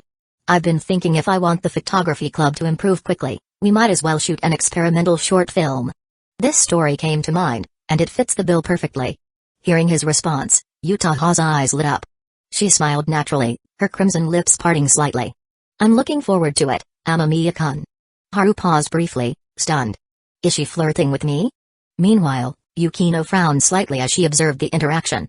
Her reaction wasn't out of concern for Yu's attitude toward Haru. She'd long known that her childhood friend had an effortless charm that attracted girls. What bothered her was Utaha's sharp instincts in this domain.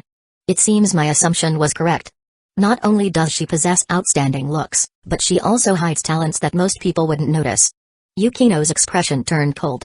To fully understand her opponent, she'd need to delve into every detail like a modern-day Liu Hoek. Chapter 17, Checking elementary school records. Not far from the photography club room, two figures walked side by side. It was Ariri Spencer Sawamura and Tomoya Aki. Are you sure you want to go see this Amamiya Haru? Tomoya asked, glancing at his childhood friend's flowing golden twin tails. What's wrong? If you're not interested in going to the photography club, why are you tagging along? Ariri replied, a bit puzzled. Tomoya hesitated, his expression conflicted. Amamiya doesn't exactly have the best reputation. Huh? What are you talking about?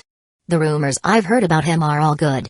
They say he's always helping classmates with questions and is super easy to get along with. That's probably just one side of the story. For example, during the first week of school, he got into a fight with some upperclassmen and sent all of them to the infirmary. That was because they were bullying him. Ariri retorted, clearly annoyed. While she wasn't particularly close to Amamiya Haru, her parents had ties with his family. Based on that connection and her vague memory of him as a child, she held a positive impression of the boy. Tomoya adjusted his glasses. Bullying is just a rumor. There's no solid evidence for it. That's rich, coming from someone who's saying his reputation as a helpful classmate is just a rumor. Ariri snapped. Tomoya fell silent, unable to respond. In truth, he simply didn't want Ariri interacting with Amamiya Haru too much. The guy was way too popular with girls at school. As another boy, Tomoya couldn't help but feel uneasy about it, though he didn't want to admit it out loud. Seeing him clam up, Ariri sighed and waved him off. Whatever. I wasn't planning to go to the photography club with you anyway. Just stay out of my way. She turned on her heel and walked off, her golden twin tails bouncing with every step. Tomoya hesitated for a moment but decided not to follow her. Meanwhile, back in the photography club room, Haru was racking up experience points as if he were in some sort of simulation game. You are currently teaching. Teaching experience plus 89, you are currently teaching. Teaching experience plus 97, You are currently teaching. Teaching experience plus 17, thanks to the addition of his story-driven framing, even the members who usually only practiced selfie techniques were fully engaged. Utaha, in particular, felt she had gained a lot today. As someone who prided herself on being an excellent individual, she didn't find it surprising that an equally outstanding person like Amamiya Haru would catch her interest. Pleased with the day's discussion, she casually proposed exchanging contact information with Yue first. Next were the other club members, including Yukinoshita Yukino. Everything proceeded smoothly. Finally, Utaha turned to Haru, her lips curving into a faint smile. Now, all that's left is your contact info. She's really good at this. Yukino's face remained stoic, but inwardly, she couldn't help but note how skillfully Utaha navigated the situation. Haru, of course, had no reason to refuse. What intrigued Yukino even more was what happened next. Just as Utaha was about to leave, she paused by the door, as if remembering something. By the way, she asked, turning back, does your photography club still accept new members? Haru replied without hesitation, of course. Seemingly satisfied, Utaha's smile deepened. Good to know. This woman is not simple. For the first time in her life, Yukino felt she had encountered a rival among her peers. Unlike her older sister, who always applied overwhelming pressure, Utaha's charm and keen interest in Haru made her presence particularly unsettling. Yukino frowned slightly, pressing a hand to her temple. She glanced at Haru. Should I congratulate you on being so popular? Haru raised an eyebrow, amused. And should I act like a rom-com protagonist and swear my loyalty to you right now? Don't be an idiot. Otherwise, I'll have to scold you. Yukino retorted, turning away to hide her irritation. Off to the side, Yue struggled to suppress a giggle. After spending more time with Yukino, Yue had begun to understand her better. While Yukino's demeanor appeared cold and distant, there was a subtle kindness beneath it, hidden but not impossible to find. When you asked for help with something, as long as she didn't seem too clueless, Yukino would provide patient and thorough guidance. It's like she has a low tolerance for stupidity. Yue silently made this mental note, glancing enviously at the easy close relationship between Yukino and Haru. She wanted that too. Before long, the clubroom's calm atmosphere was disrupted by a visitor. This time, it was a petite, golden-haired girl with an adorably expressive face. Amamiya, do you have a moment? Ariri stood hesitantly in the doorway, looking uncharacteristically nervous. Another one? You and the others exchanged astonished glances. Now all three of the school's most famous beauties had shown up in one day. Yukino, however, remained composed. She already knew about Ariri from her conversations with Haru. Haru followed Ariri outside. Seeing her still looking uneasy, he couldn't help but chuckle. You went out of your way to find me, so why are you the one looking nervous now? I'm not nervous. Ariri retorted, her cheeks flushing pink. Haru didn't press the issue. So, what brings you here?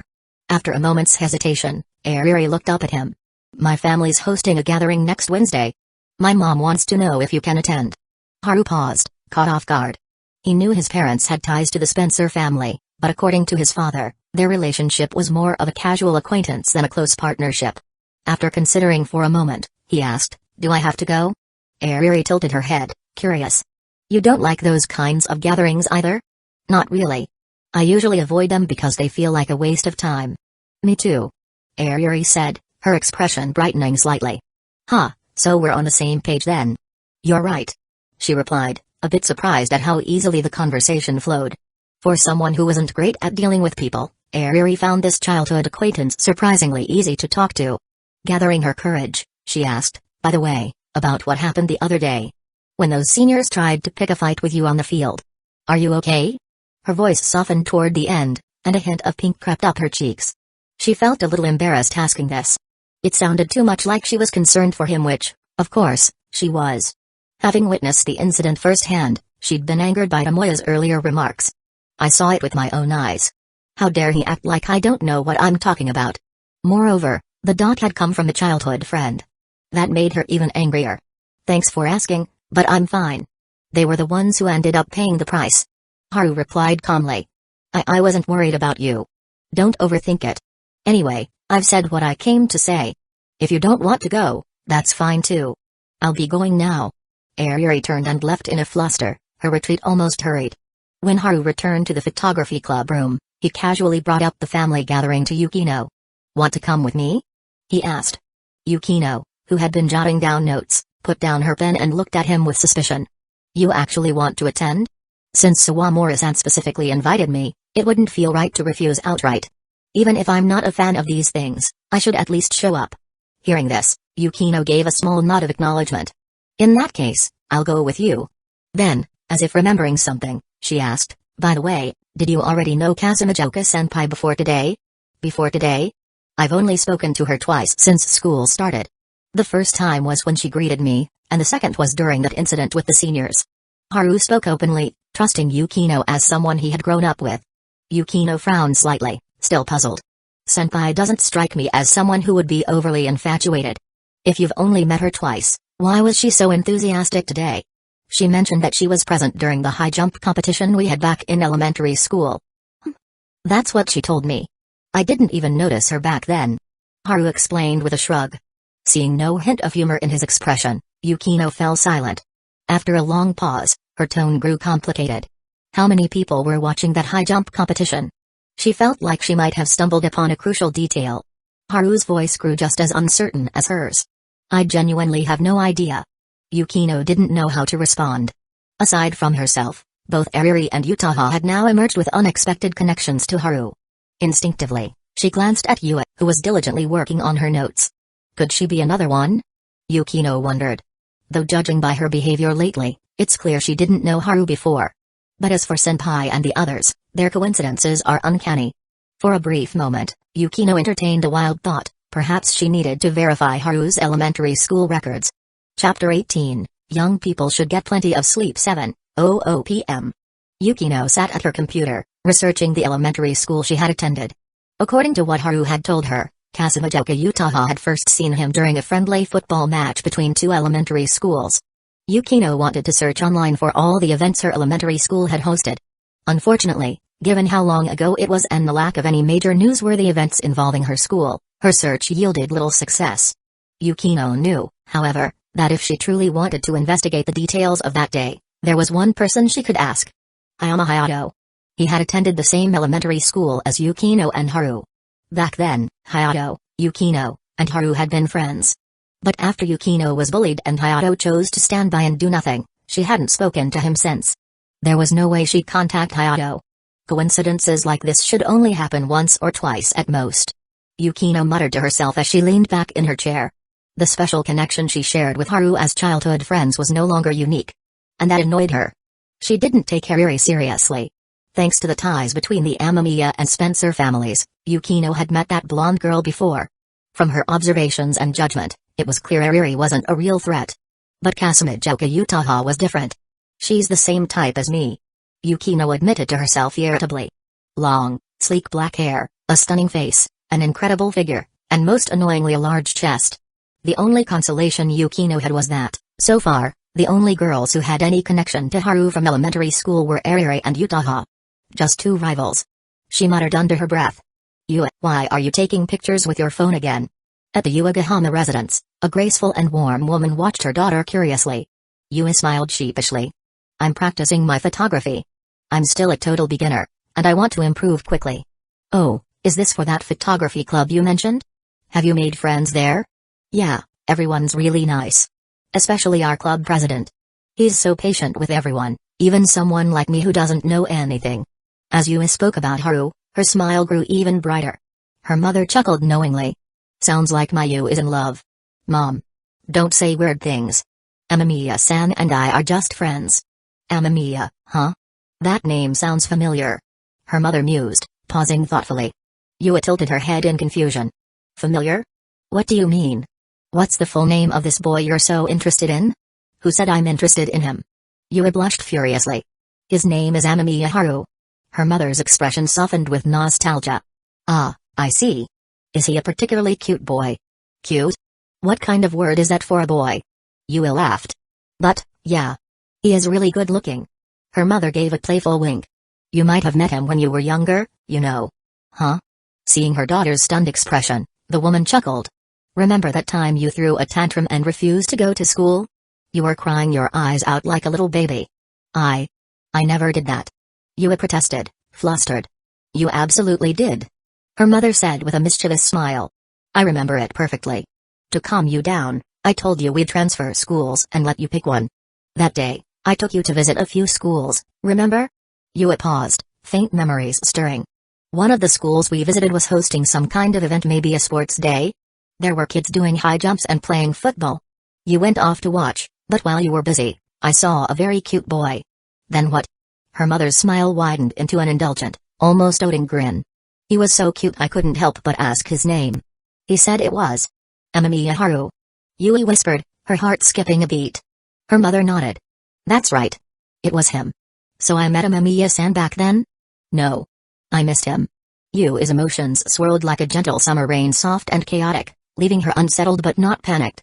Across from her, her mother smirked, understanding Yui's shifting emotions perfectly. So, if you think about it, you and your club president are childhood sweethearts, Yui. What kind of childhood sweethearts are these?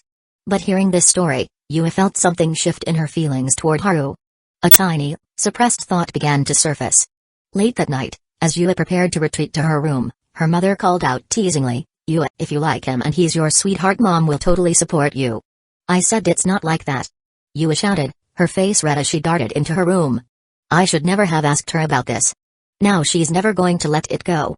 Flopping onto her bed in her light sleepwear, Yui couldn't stop her thoughts from drifting back to Haru.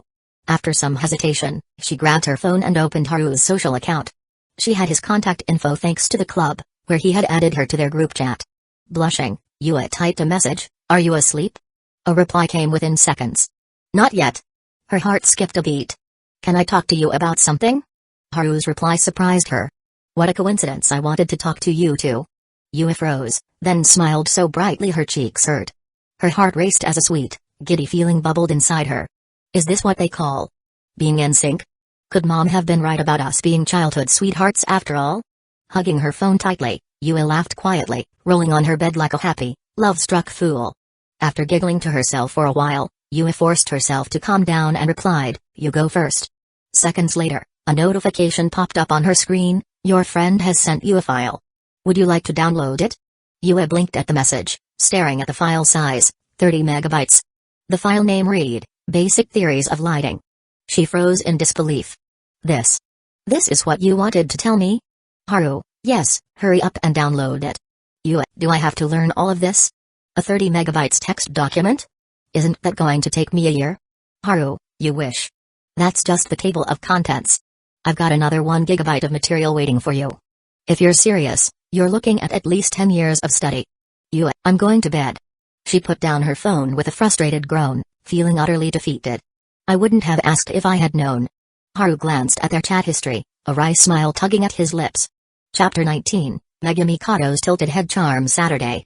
Haru had plans to meet Yukino and the others in the afternoon, but he headed to school right after lunch. Since it was the weekend, the school was noticeably quieter, with fewer students around. As he greeted familiar faces on his way, he mulled over the upcoming sparring session. He had visited the karate club 2 days prior. The club president, a third-year student, turned out to be quite approachable. After some digging, Haru learned that the president had once reached the top 32 in a karate competition held in Osaka, an impressive feat. Haru praised the senior for his achievements and expressed a keen interest in karate, requesting a lesson. The senior readily agreed. I haven't sparred with Senior Oyama yet, but based on my current fitness level 7, I should be able to hold my own in a fair match. Haru trained daily, testing his limits whenever his skills leveled up. No one understood his physical abilities better than he did. Whether it was agility or strength, his stats far exceeded the average person. Coupled with his previous combat training, achieving a balanced match seemed entirely feasible. As Haru stood by the baseball field, casually watching the team practice to kill time, a voice called out from behind him. Amamiya-kun, why are you here alone? The voice was soft and feminine, accompanied by a faint, pleasant fragrance. It was a mix of a girl's natural scent blended with traces of body wash and shampoo. What surprised Haru, however, was that despite his heightened senses, he only noticed the scent and presence the moment she spoke. He turned around swiftly and froze. Megumi Kato. Her name popped into his mind immediately. No wonder I didn't notice anything earlier. Haru thought to himself. With her almost supernatural ability to fade into the background, she could easily be a top-tier assassin in a ninja anime. My club has some business to take care of, so I came early. May I ask who you are? Although Haru knew her name, they had never interacted before. He feigned curiosity. I'm Megumi Kato from Class E. I left something at school and came back to get it. When I saw you standing here alone, I thought I'd come say hi. Her voice was calm and measured but pleasing to the ear. "Nice to meet you, Kato-san." Haru nodded as if just realizing who she was, though he was secretly curious about why she approached him. "You're wondering why I'm talking to you, aren't you?" Megumi asked, seemingly reading his mind. "Yes." Haru replied bluntly. Megumi didn't answer right away. Her clear eyes studied his face, as if trying to make sense of something. "Is there something on my face?" Haru asked. She shook her head. "I'm just surprised." "Surprised about what?" "That you don't seem to remember me?" Haru immediately thought back to his encounters with Arari and Utaha. How many 2D heroines have been watching me since childhood? Was my high jump performance really that incredible? Have we met before? He tried hard to recall but couldn't place her anywhere in his memories. Megumi's gaze remained steady. "You were probably focused on the competition that day, so you didn't notice me. Another case like Arari and Utaha, huh?" Haru decided to probe further. "Did we go to the same elementary school?" "No, but I saw you that day. I was standing right behind you." "I see. My apologies. I must have been too engrossed in the event to notice my surroundings." "Amamiya-kun, that's a lie." Megumi's calm eyes seemed to flicker with emotion as she said this lightly. "I remember a very pretty lady talking to you that day. Afterward, you spent time with an adorable girl." "Well, technically not a lie. I didn't know that lady, and the girl you mentioned was a classmate." Haru was genuinely surprised. Unlike Arari and Utaha, Megumi hadn't just seen him, she had been observing him. Standing beside him now, Megumi glanced at the energetic baseball players. "That cute girl was Yukinoshita-san, wasn't she?" "Yeah." Haru replied. He clearly remembered that day when Yukino handed him a handkerchief. He had joked with her out of habit, making her blush in embarrassment. Megumi didn't continue the topic immediately. After watching the baseball practice a little longer, she turned to Haru and asked, "Is it true that you had a conflict with a senior?"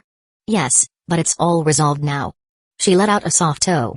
Adding, "Senior Takano has been acting very differently these days. He doesn't even raise his voice at classmates anymore." Haru caught the nuance in her words. "You've been observing him?" "Not really. I just happened to notice when I saw him." Haru doubted her casual tone. Changing the subject, Megumi suddenly said, "I should get going. See you around." "Take care." Haru replied. Yet she didn't leave. Just as Haru was about to ask why, Megumi seemed to recall something. Tilting her head slightly, she met his gaze directly. "Can we exchange contact information?" The way she tilted her head, combined with her short, bobbed hair, was unexpectedly cute. Haru couldn't think of a reason to refuse. After all, she had brought up their childhood encounter and was friendly throughout their conversation. Still, he couldn't shake the feeling that her decision to ask for his contact information only at the end wasn't entirely spontaneous. As they exchanged numbers, Haru casually asked, "It's been over a month since school started. Why mention our childhood encounter only now? Did you just remember it?"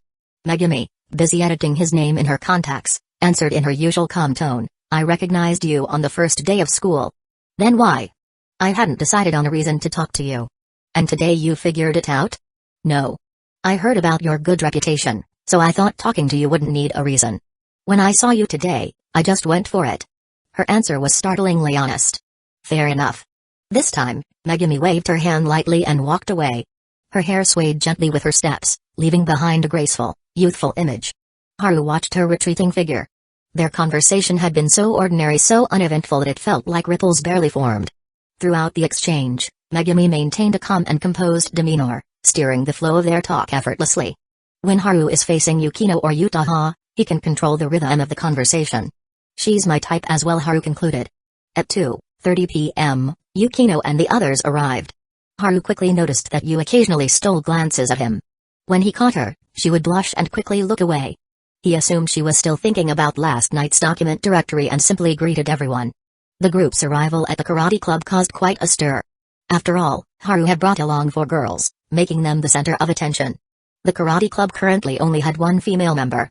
"Amamiya-kun, will you come back to spar with me again?" During the warm-up, club president Oyama Kendo grabbed Haru's arm, his face full of hope. "If you're hoping I'll introduce you to some girls, you're out of luck," Haru replied bluntly. To his surprise, the senior waved it off. "That's not necessary. If you come around more often, girls will naturally show up to watch." Then, as if embarrassed, he added, "By the way, I heard you're always eager to help others. Is that true?" Haru gave him a suspicious look. "What do you need help with? How can we make our club more appealing to girls?" the senior asked with utmost sincerity. "Sorry, I can't teach that. Haru replied with a sigh. But you can. The senior's eyes burned with determination, more fervent than any streamer chasing views. The sight of two people whispering to each other didn't go unnoticed by the onlookers. Among them was Yukino, whose attention had been fixed on Haru since the moment they arrived. What are the two club presidents whispering about? It looks so secretive. A curious girl in their group asked. Yukino shared her curiosity. She had observed the karate club president's expression shift from eager anticipation at the start of the conversation to a mix of resignation and disappointment by the end. When Haru returned to their group, Yukino wasted no time. What were you two discussing? The senior's expression looked odd. Haru replied matter-of-factly, Senior Oyama wanted me to help him find a girlfriend. As he spoke, Haru subtly glanced over at the three girls in his club. Ever since the Megami incident, he couldn't help but view everyone with suspicion. Yukino noticed his strange behavior and leaned closer to ask in a low voice, "What's wrong?" Haru lowered his voice to match hers. "Remember the coincidences with Sawamura-san and Kasumijoka-senpai? I ran into something similar again today." "What kind of coincidence?" Yukino trailed off mid-sentence, realization dawning on her face. Her expression shifted, becoming serious. "Another one?" Chapter 20, Guaranteed Victory. Yukino's expression was quite interesting at the moment. At least, that's how it seemed to Haru. The usually calm girl now had a look of surprise on her face, as if asking, who is this person? Haru never really lied to her, so he quietly said, "That girl's name is Megami, and like us, she's a first year." Yukino quickly repeated the name in her mind, searching for any memories of her, but there was nothing. This left her a bit unsettled. She felt it should be impossible for her not to have some kind of recollection, especially since Haru had met this girl when they were younger. As his true childhood friend, she should have remembered. Aside from the three famous beauties in their school, there were plenty of other attractive girls at Sobu High School. Yukino couldn't claim to have seen every single one, but if this third girl was a beauty, she should have heard of her. After a brief pause, Yukino shook her head. "I don't know who this Megami is. It's normal that you don't know her. If you don't pay attention, you might not even notice her." Haru joked. Yukino was confused. Is he saying the girl is too ordinary to stand out? The conversation ended there. With the cheerleading encouragement from the photography club girls, Haru stepped into the padded fighting area. Across from him, Oyama Kendo had already changed into his training clothes, his expression not quite serious. "Amamiya, make sure to come by more often." "I will." Haru replied, though he knew that Oyama wasn't asking for more sparring. Or maybe he was. "Alright, I'm coming in now." With that, Oyama threw a punch at a tricky angle. Since they were sparring, he didn't use his full strength or speed. But with Haru's current, fitness level 7, it was easy for him to raise his elbow and block the punch, then take 2 quick steps forward. His hands reached their target with precision. Oyama's expression tightened. He realized that this was a grappling technique. His extensive fighting experience kicked in, and he braced himself, preparing to counter. But in the next instant, Haru's arms exploded with overwhelming strength, and Oyama's defensive stance was useless. In an instant, his vision spun, and with a thud, he was thrown onto the soft mat. The onlooking karate club members, who had been expecting a casual spar, stood frozen in shock, their mouths agape, while their actions paused as if on cue. Yukino, too, was momentarily stunned, but then she broke into an excited exclamation, "Amazing!" Yukino, arms crossed and chin resting on her hand, reflected on the scene. The throw is certainly lethal in one-on-one combat. Even Oyama couldn't defend against it. Although she practiced Aikido, Yukino had taken an interest in other combat techniques due to Haru's training habits. She recalled how Haru once joked, "A throw isn't really suitable for real combat because most of the time, you're on a hard surface. If you land a throw, you'll be begging your opponent not to kill you. You are exercising, fitness, experience plus 178, you are fighting, combat, experience plus 183, Haru glanced at the experience notifications that popped up, pleased. His judgment had been right. He looked at Oyama, still stunned, and said, "Senior, you are holding back. I know you are taking it easy on me, but since we're sparring, please take it a bit more seriously." The karate club members suddenly understood. So, the president was letting him win? No wonder he went down so quickly. "Yeah, I heard Haru took on 3 bullies by himself, but he's still an amateur. He can't be at our president's level." Oyama, realizing Haru was giving him an out, cleared his throat and stood up. "Understood. I'll take it more seriously from here on." In the following rounds, Haru used his agility and physical strength to easily handle Oyama's attacks. But he didn't forget to let up occasionally. Several times, he intentionally seemed to struggle, causing his experience points to soar. What surprised him, though, was that in addition to fitness and fighting experience, his jumping skill was also increasing as he dodged. Your jumping skill has successfully leveled up, jumping level 4, 0 out of 1000. With the upgrade, Haru noticed subtle changes. Not only did his jump height improve, but his jump speed did as well. There was one other odd discovery. It felt as though, if he concentrated his muscle power, he could achieve something like a double jump. Similar to a video game mechanic. This sparring session had left Oyama both amazed and thrilled. He was shocked by Haru's physical prowess's speed, agility, strength, and explosive power were more than enough to crush him. But on the other hand, he was happy to have sparred with such a high-level opponent. He'd learned a lot. After another round where the two reached a stalemate, Oyama, panting with excitement, asked, Amamiya, how do you feel? Can you keep going? Fighting is fun. Haru replied casually. Haha, that's what I thought too. The sparring continued. The karate club members noticed Haru's insane stamina. Senior might not last much longer. Yukino made a judgment from the sidelines. Yue, who was watching with some confusion, asked, is that so? Amamiya-kun looked like he was about to collapse several times. I was scared a moment ago. Yukino shook her head gently. Senior's stamina isn't up to par. There was one thing she didn't mention to Yue. From what I know about Haru, he's been holding back since the start. And the outcome was just as she expected.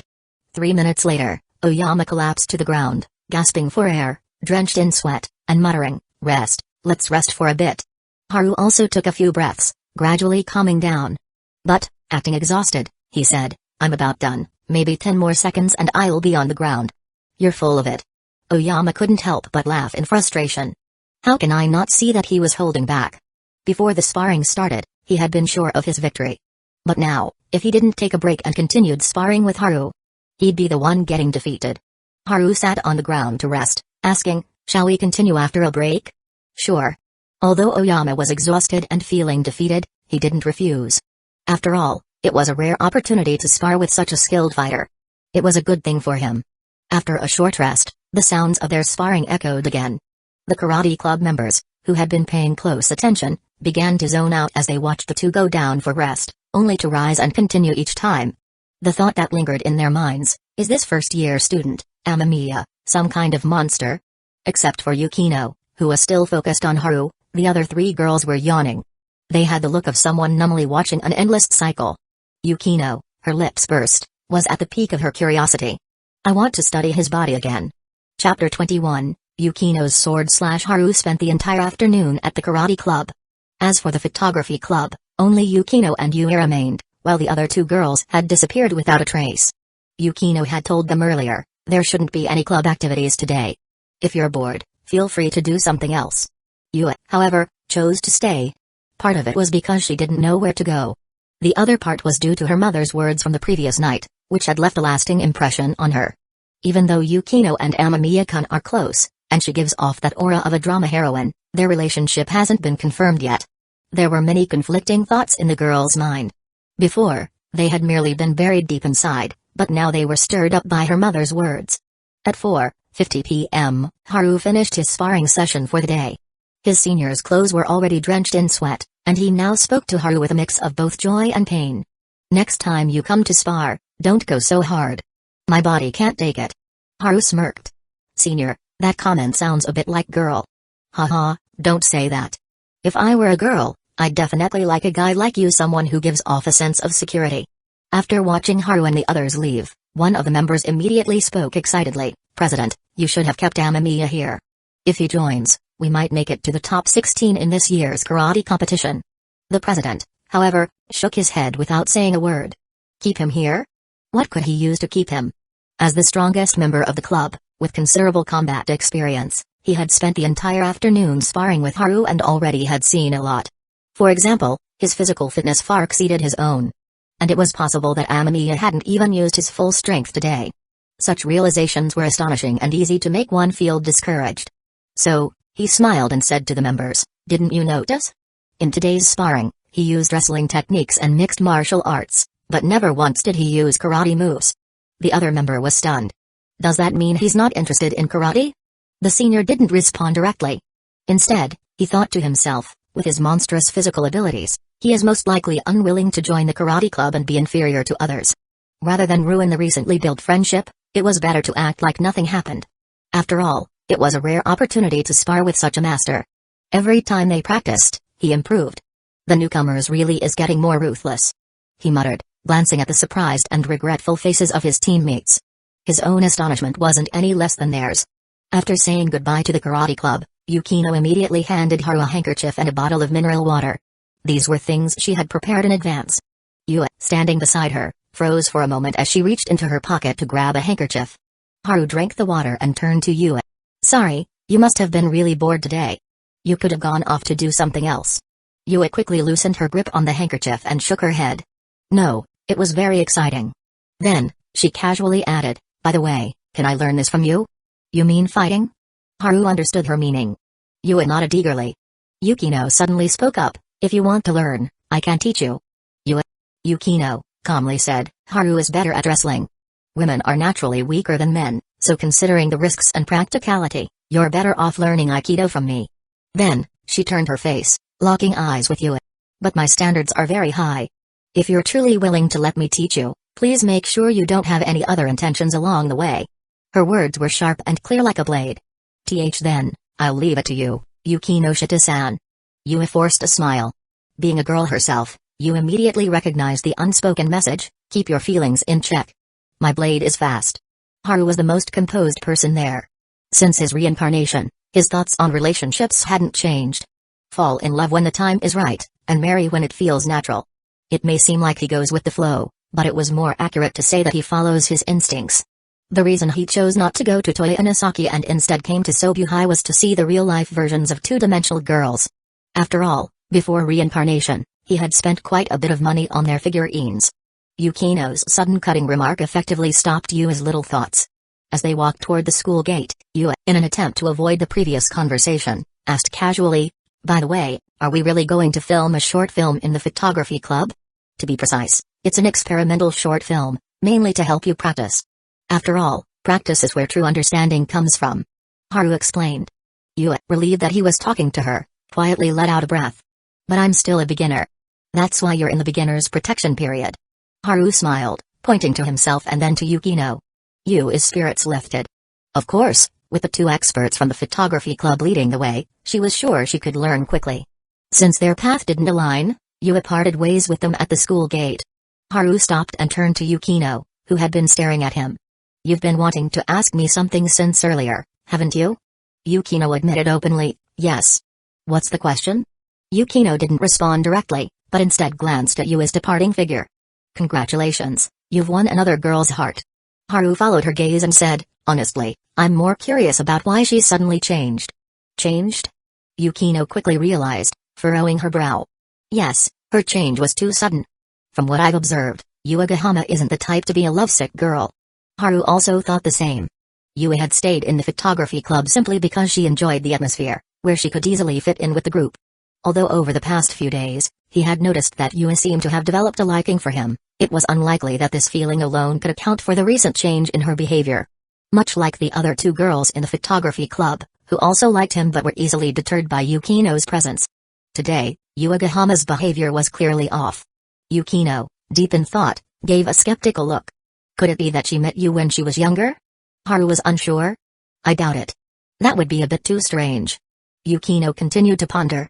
I also think that's unlikely, considering how she's been acting these past few days. She doesn't seem like someone who has known you for long. An awkward silence filled the air. Neither of them had any answers. Haru decided to change the topic. How about we just head to my place? Yukino blinked. How did you know I wanted to go to your place? I not only know, I can also guess that your main reason isn't to pet the cat. Haru laughed. Since he had already guessed her thoughts, Yukino no longer bothered to hide it. I'm curious about your current physical condition. Do you need me to take off my shirt for an inspection? You can shut up now. Seeing Yukino's disgusted look, Haru didn't mind. He casually asked, how about we stop by your place first and grab some spare clothes? This was a subtle hint at whether she would stay over. Yukino thought for a moment before agreeing. It was boring being alone at home on weekends, and having her childhood friend around seemed to make it more enjoyable. After Yukino went home to grab her clothes, she entered Haru's house just as he finished changing into slippers and went straight to the bathroom. She paused, curious, holding the clothes bag. She noticed the lazy orange cat sitting on the floor and decided to pet it for a bit. Before long, Haru came out. He was holding a basin filled with water. "What are you doing?"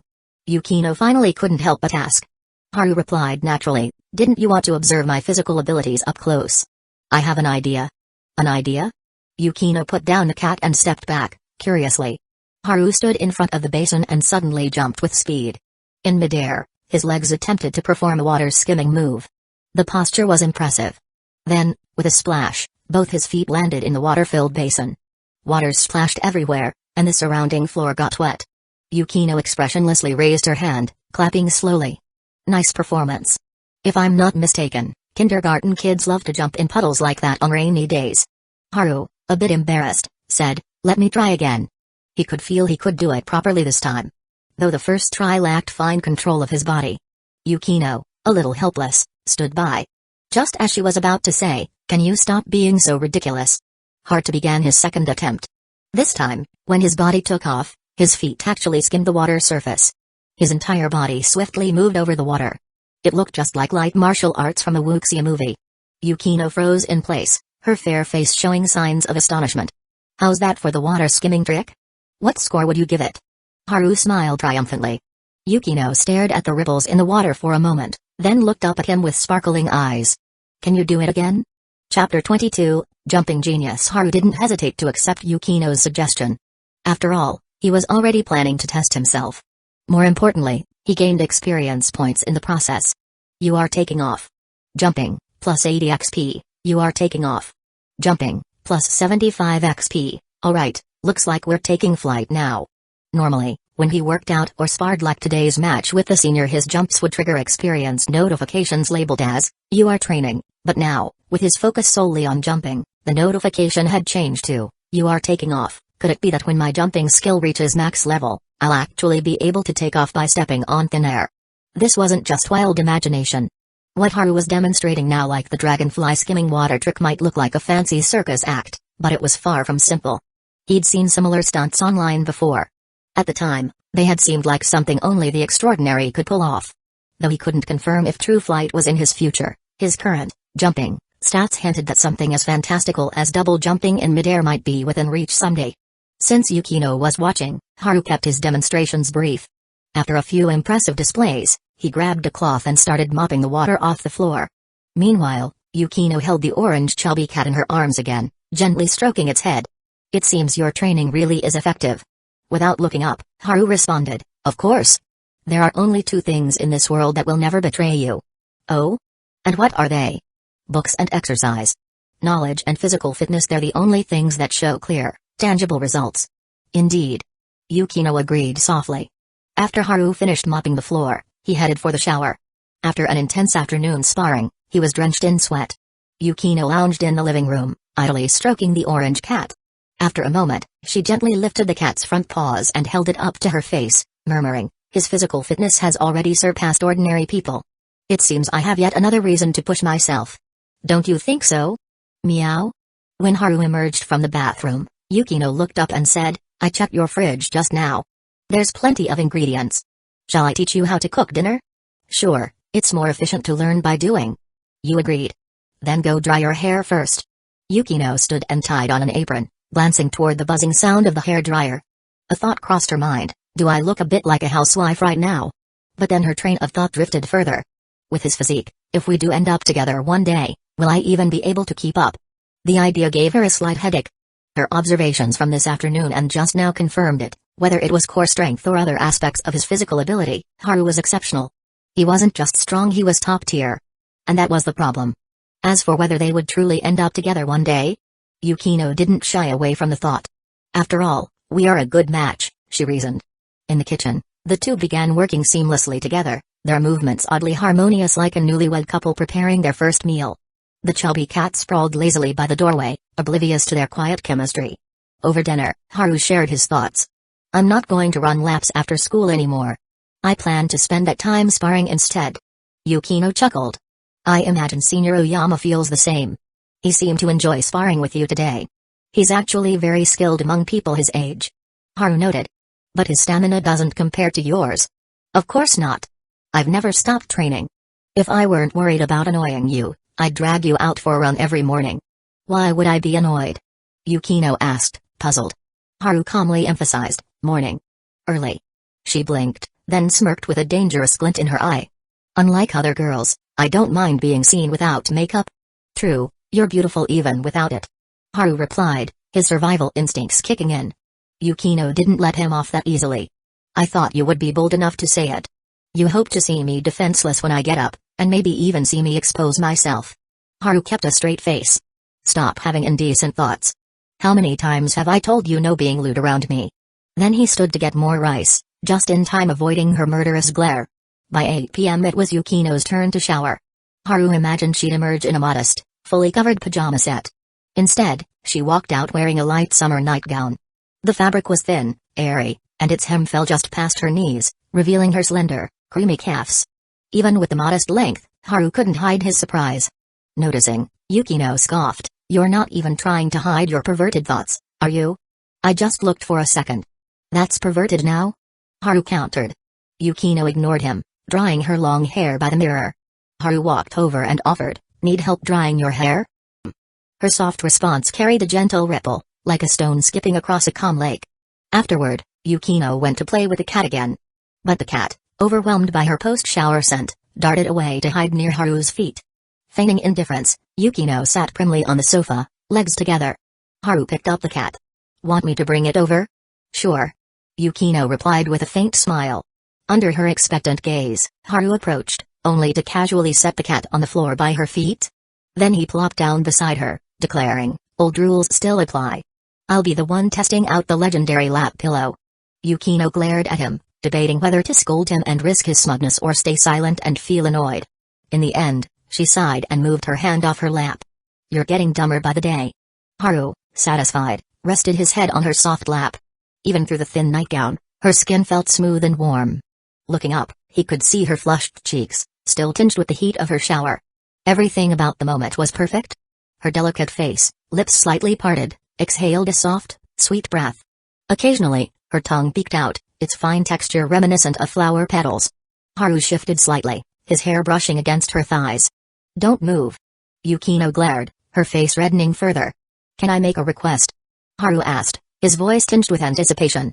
Yukino hesitated, her eyes glistening faintly. "What is it?" "Earlier, you inspected my body.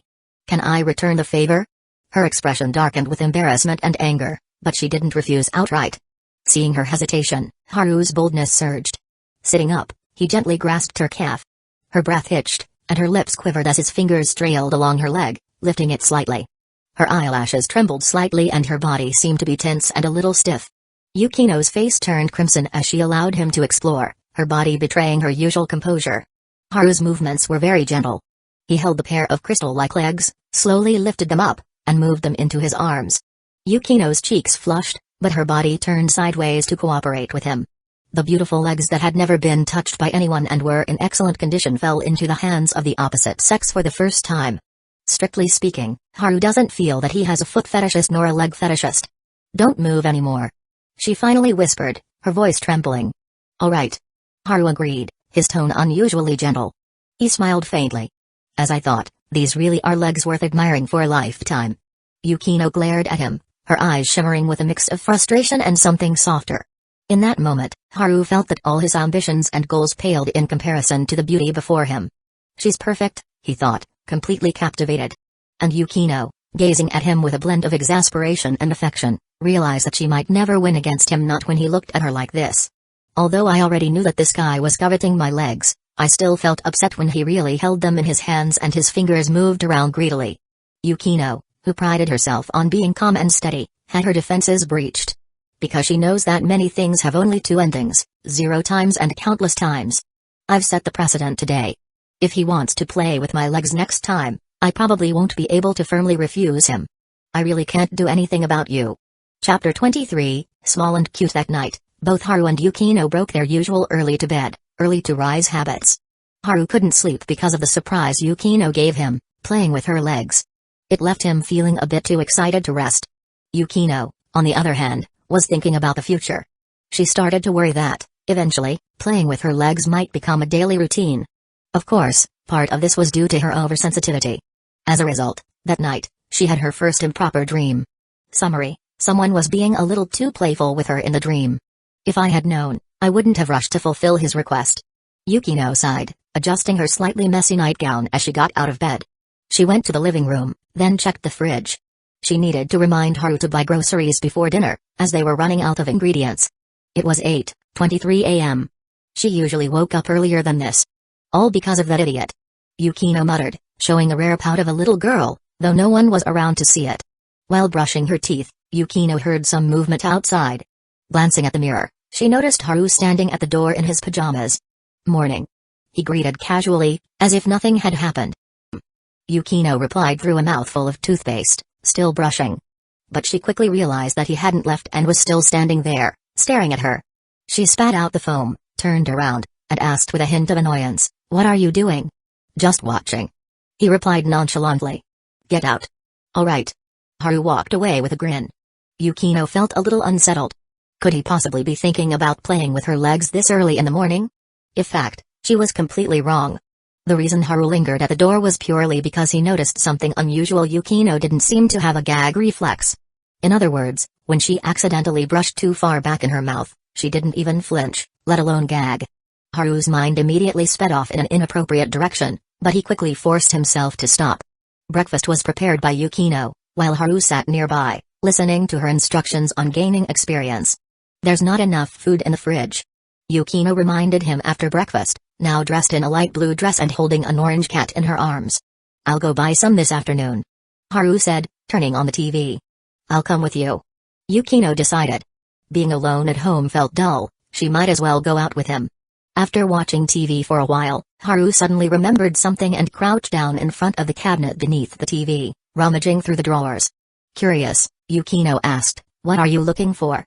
"I just remembered my classmate Furukawa-san lent me a box of games." "Oh, Furukawa is a classmate of mine. He often asks me for help with studying. Since he found out I like games too, he lent me some of his games." Haru pulled out a small box, filled with memories from his childhood in his previous life. Teenage Mutant Ninja Turtles, Tournament Fighters, River City Ransom, Chip and Dale, Rescue Rangers, Mega Man. "These are what I'd call nostalgic treasures," he said with a hint of emotion. Hearing his serious tone, Yukino's curiosity was piqued. "Treasures? You mean the games you played as a kid?" "Exactly. Want to give it a try? A lot of these are co-op games." "I'm not interested in this sort of thing." 10 minutes later. Expressionless, Yukino held a controller. Her cute chipmunk character had just been used as a shield by Haru, causing her to lose a life. Haru chuckled beside her. "Don't be so stiff. Games are meant to be played with a smile. That's part of the fun." Yukino replied flatly, "You have a point." Moments later, Haru's character was picked up and thrown into a group of enemies by Yukino, meeting his demise repeatedly. "You're doing that on purpose, aren't you?" he protested. "You said it yourself, games are meant to be fun. Why are you getting upset?" Yukino smiled sweetly. For the first time, she found video games to be genuinely entertaining. From that moment on, Chip and Dale, Rescue Rangers took on a whole new meaning. The two of them began treating their co-op partner like a throwable grenade at every opportunity. Gradually, Yukino's smile became lighter and freer. Without realizing it, in this moment, she was no longer the strict and composed Yukino but a carefree teenage girl, completely at ease. They played until noon. Yukino put down a controller and helped clean up. As she was tidying, Haru said, "If we have time, we should play together more often." Yukino looked up, a bit surprised. "You know I don't like spending time on things like this." "I know, but look at this," Haru said, taking out his phone and switching to the camera. Under Yukino's puzzled gaze, he turned the front camera toward her face. "Don't you see? You look amazing right now," he said, pointing to her relaxed expression in the reflection. Yukino stared blankly at herself in the camera. He was right. She looked genuinely at ease. The playful bickering they had during the game brought a different kind of happiness, a pure, uncomplicated joy, unlike the satisfaction of achieving something or making progress. It was a simple, light-hearted emotion that allowed her to completely relax. Realizing this, Yukino's gaze softened, and a warmth spread through her heart. "So he suggested playing games to help me unwind." For the first time, she gave him a gentle smile. "If we have free time on weekends, I can join you for games." "Wait. Where are your eyes looking?" She suddenly noticed her relaxed posture. She had let her guard down, leaning comfortably in her chair. Her long dress had slipped slightly, revealing a glimpse of smooth, fair skin and the edge of her white undergarment. "Sorry, my auto-targeting system was still on," Haru said, quickly retreating. Yukino glared at his back as he pretended to flee in a panic toward the kitchen. But she couldn't help the small laugh that escaped her lips. He really is a hopeless pervert. Though she said that, her mood was undeniably light. After all, the more infatuated he was with her, the more confident she felt in her own charm. It gave her a sense of security and bolstered her confidence for the battles ahead. Battles? Of course, against Kazekage Uchiha. As for the others, Uegahama, Ariri, or even the never-before-seen Megami Kato, they weren't even on Yukino's radar. After all, to sit at Yukino's table, one needed to have the strength to compete. And she held the ultimate trump card. Meanwhile, Haru was in the kitchen washing dishes, mumbling to himself, "Small really is cute after all." At 4:30 in the afternoon, the two headed out to buy groceries together. Though Yukino was in charge of selecting the ingredients, she would always ask Haru what he wanted to learn beforehand. That way, she could mentally prepare her teaching plan in advance. Not long after leaving the supermarket, Yukino spotted the bustling snow ice cream parlor up ahead and came to a stop. Haru immediately noticed what was on her mind. "Want to check out how the part-time emperor is doing?" "Part-time emperor?" Yukino blinked in confusion. Before we met her, she used to juggle so many part-time jobs at once. If that's not a part-time emperor, then what is? "You're so childish." Yukino shot him an exasperated look before walking alongside him toward the shop. As soon as they reached the entrance, the lively ponytailed girl inside came into view. Her smile was still as vibrant and energetic as ever, and her hands moved with practiced efficiency. Even a single glance was enough to tell that slacking off wasn't in her vocabulary. Most importantly, her complexion had improved. She no longer looked like she might collapse at any moment. "It seems like she took your advice," Yukino said with a satisfied nod. Just as Haru was about to respond, the girl inside Aoyama Nanami noticed them. Her eyes immediately lit up. Haru changed his reply mid-sentence. "We've been spotted." Yukino sighed. "We're not thieves." "Why are you using words like spotted?" Nanami exchanged a few words with her coworker, then excitedly grabbed two beautifully packaged boxes and ran over to them with a bright smile. Chapter 24, Aoyama Nanami, University. "You two, why are you here?" Nanami ran over to them, beaming with excitement. She was genuinely thrilled and truly happy to see them. "Just finished grocery shopping and thought we'd drop by," Haru replied casually. Nanami gave a slightly embarrassed smile. "Being watched while I'm working feels kind of weird, you know." Yukino, naturally, wasn't interested in entertaining such idle chatter. She studied the girl in front of her with a serious expression. "Are you still juggling other part-time jobs?" "No, I'm not." "You were right, I really can't handle so many jobs at once." Nanami shook her head, then seemed to remember something. She handed the two boxes in her hands to them. "Please take these. These treats are from a rather high-end brand," Yukino remarked knowingly. Nanami smiled brightly. "They're not that expensive. Besides, I don't know how else to thank you." Haru and Yukino didn't refuse the gesture. When they accepted the boxes, Nanami visibly relaxed, though a hint of hesitation still lingered in her eyes. She glanced at Haru, unsure. "By the way, Amamiya-kun, about my salary." "What about it? Isn't my salary a bit too high?" "I mean, I didn't ask around about what the others earn, but I can't help feeling like you're helping me out behind the scenes." "And?" Haru's face remained calm, utterly unbothered. Nanami was taken aback by his nonchalant response, nearly losing her train of thought.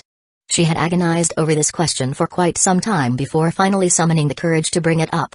Of course, she had her suspicions Haru was likely going out of his way to help her. "My salary just feels too high," she repeated nervously. Haru turned to Yukino. "You or me?" "You," Yukino replied coolly. Nanami looked at the two of them, utterly confused. "What are you talking about?" Haru put on an overly serious expression. "We're deciding who gets to scold you." "Huh? Why would you scold me?" Nanami was even more confused. "Because what you're saying is ridiculous," Haru said with a chuckle. "You're overthinking it. You've already started the job, right? And you're feeling better, right? So just like I told you before, take it one step at a time and focus on your dreams." Nanami hesitated, her expression softening, but she muttered in a small voice, "But if I don't repay you somehow, it feels like I'm just racking up debt." Haru smirked knowingly. "So you really want to do something for me?" Her reaction was instant. Her eyes lit up, and she nodded furiously. "Yes. Anything I can do. Just say the word." "Anything?" Haru asked, raising an eyebrow. Nanami froze, her face going red as her imagination momentarily ran wild. But just as quickly, she snapped back to reality. Wait, what am I thinking? His girlfriend is standing right there. There's no way he'd ask for something inappropriate. Anything, she declared, even more firmly this time. Haru leaned forward slightly and said, with absolute seriousness, then I command you to immediately pass the Tokyo University entrance exam. Nanami? University. Impossible, impossible. Yukino, standing beside them, raised a hand to her forehead, as though warding off a headache. The moment Haru had started emphasizing anything, she had known he was about to say something absurd. Right now. Right here. Get into Tokyo University. Can you do it? Haru pressed on. That's absolutely impossible. Nanami practically wailed, her expression one of pure despair. My grades are decent, but there's no way I could just magically pass an entrance exam like that. I might have an idea. Yukino suddenly interjected. Nanami, as if clinging to a lifeline, turned to her eagerly. What is it, Yukinoshita? What's your idea? Yukino gave her a calm, assessing look. If doing something for him would make you feel better, we're working on a short film for the photography club. If you're free, you could help us carry equipment. She paused, her sharp eyes sweeping over Nanami. And given your looks, you might even work as the lead actress. Nanami froze, instinctively clutching her chest. Can I ask what kind of film you're making? Yukino sighed deeply, her patience wearing thin. An experimental short film for the photography club. What did you think it was? Nanami let out a nervous laugh. Sorry. I overthought it. Haru laughed quietly from the side. See? You're way better at this than me. Nanami didn't hesitate this time. She immediately agreed, even going so far as to promise that she'd come help anytime they needed her, regardless of the distance between their schools. After parting ways with Nanami, Haru and Yukino walked down a quieter street and unexpectedly came across some familiar faces. The most recognizable figure was a young man wearing a bright red headband, grinning wildly in front of a streaming camera. It was that group of high school graduates who had turned to live streaming after failing to get into college. This time, however, there were only 4 of them. Haru figured the rest were probably off working part-time jobs.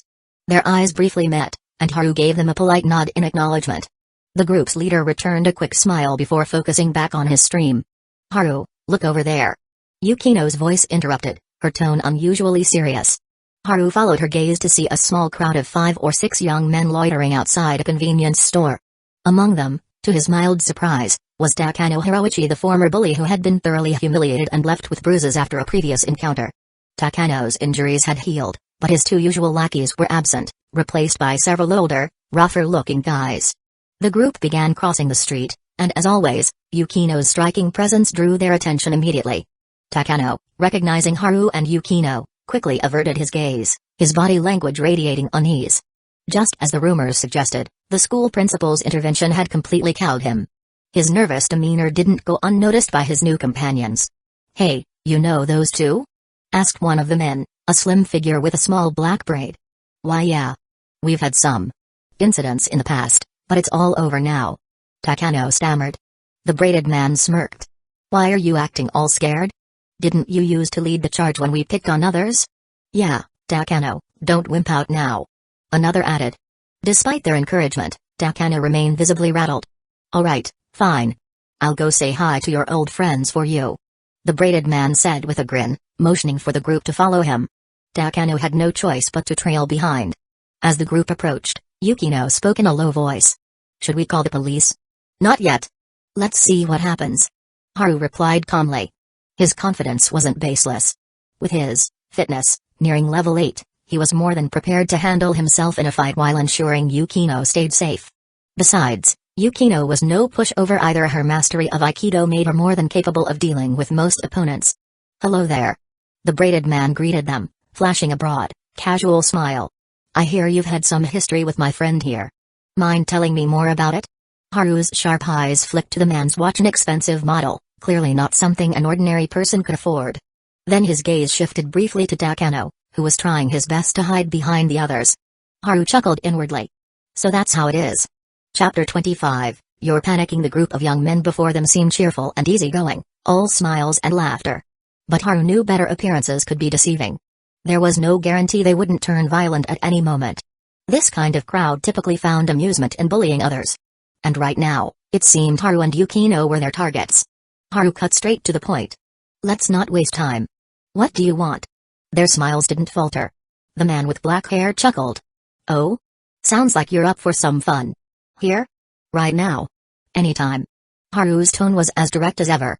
The group hesitated for a split second, seemingly caught off guard by Haru's confidence. The black-haired man stared at him and said, "If you're really up for it, I don't mind. After all, this is why we're here." But his gaze flicked to Yukino. "You're outnumbered, and you've got a girl with you." He smirked and continued, "How about this? Apologize to my friend, let me land a punch, and we'll call it even." Before Haru could respond, a sudden flurry of footsteps echoed behind him. The young live streamers from earlier had hurried over. Haru was surprised but didn't have a chance to say anything before the guy named Koji spoke up. "Big bro, do we need to throw down?"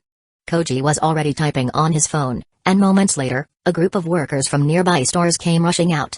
Haru blinked in surprise. They all work in this area? He decided not to correct the big bro title this time and instead flashed Koji a grateful smile. Then, he turned back to the now stunned black-haired man. "Looks like I've got the numbers after all." Including Haru and Yukino, there were 17 people surrounding Takano Hiroichi and his crew. The scene looked like something out of a popular high school brawl movie. The only amusing detail was that the reinforcements still wore their work uniforms, dessert shops, convenience stores, and even an adult store. The group was a colorful, chaotic mix. Takano and his lackeys immediately froze in place, their bravado crumbling. Only the black-haired man kept up his smirk, though it seemed a bit strained. "Hey now, I was just kidding. No need to take it so seriously. You're panicking."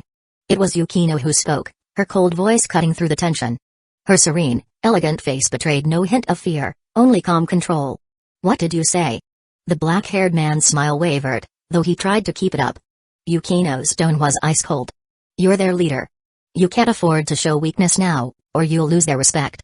She paused, a faint smirk tugging at her lips. "Unfortunately for you, fear has a way of exposing itself. Your trembling fingers, your darting eyes, and that forced smile of yours, they all betray your cowardice." "Shut up." The black-haired man's grin vanished in an instant. Yukino remained unbothered. "You're desperately trying to mask your weakness, but it's all too obvious. You're nothing but a bully who preys on the weak. I told you to shut up." His shout was loud and angry, but the damage had already been done. The other members of his group were now glancing at him with uncertainty, their faith in him clearly shaken. Yukino's words were like a blade, slicing through the facade he had worked so hard to maintain. Faced with his growing frustration, Yukino suddenly remembered a playful line Haru had once teased her with. This seemed like the perfect moment to use it. So she delivered it lightly, almost casually, "You're panicking." Her words hit him like a hammer, and the black-haired man's face turned a deep shade of red. The live streamers watching the scene couldn't help but murmur among themselves. They were thoroughly impressed. No wonder she's his girlfriend, her presence is unmatched. "Damn it, I said shut up." Fueled by rage, the black-haired man lunged forward, throwing a punch at Yukino. His movements were quick and sudden, but his judgment was poor. Haru stepped in smoothly, intercepting the attack with ease. He caught the man's arm, twisted his body, and delivered a precise, forceful side kick to his stomach. The kick sent the man flying backward. He crashed to the ground, writhing in pain, unable to get back up. The sudden burst of action stunned everyone, even the reinforcements who had come to back Haru up. "You're in fighting. Fitness, experience plus 26, you're in fighting. Combat, experience plus 23, the low amount of experience earned proved one thing: the black-haired man was a weakling." "Wow, that was amazing!" one of the young bystanders exclaimed, a touch of awe in his voice. Haru's kick had been clean, precise, and brutally efficient. Yukino remained where she was, calm and composed, as if standing apart from the world. Her serene demeanor didn't change. She hadn't even flinched during the attack. She knew, with absolute certainty, that as long as Haru was there, nothing could harm her. "You bastards. I'll kill you." The black-haired man, still crumpled on the ground, gritted his teeth in rage. Struggling to sit up, he pulled a spring-loaded knife from his pocket. The faces of his companions turned pale. They knew the situation had escalated. Using a weapon changed everything. Haru's expression darkened as he rolled up his sleeves and began walking toward him. The black-haired man panicked at the sight. "Stay back. Don't come any closer. Relax. I'll make sure to cover your medical bills." Before the man could react, Haru's foot struck him again. With a sharp scream, the knife flew from his hand. The black-haired man curled up on the ground, gasping in agony, unable to make another sound.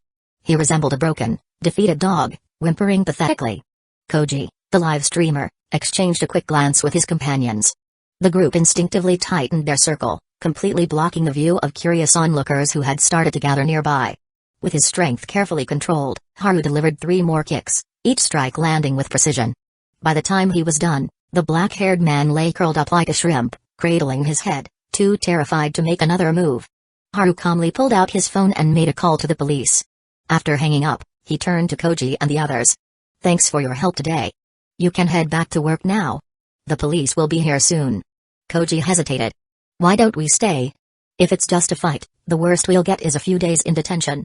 The others nodded in agreement, clearly prepared to take responsibility for their part. Haru smiled. "It's fine. Just leave it to me.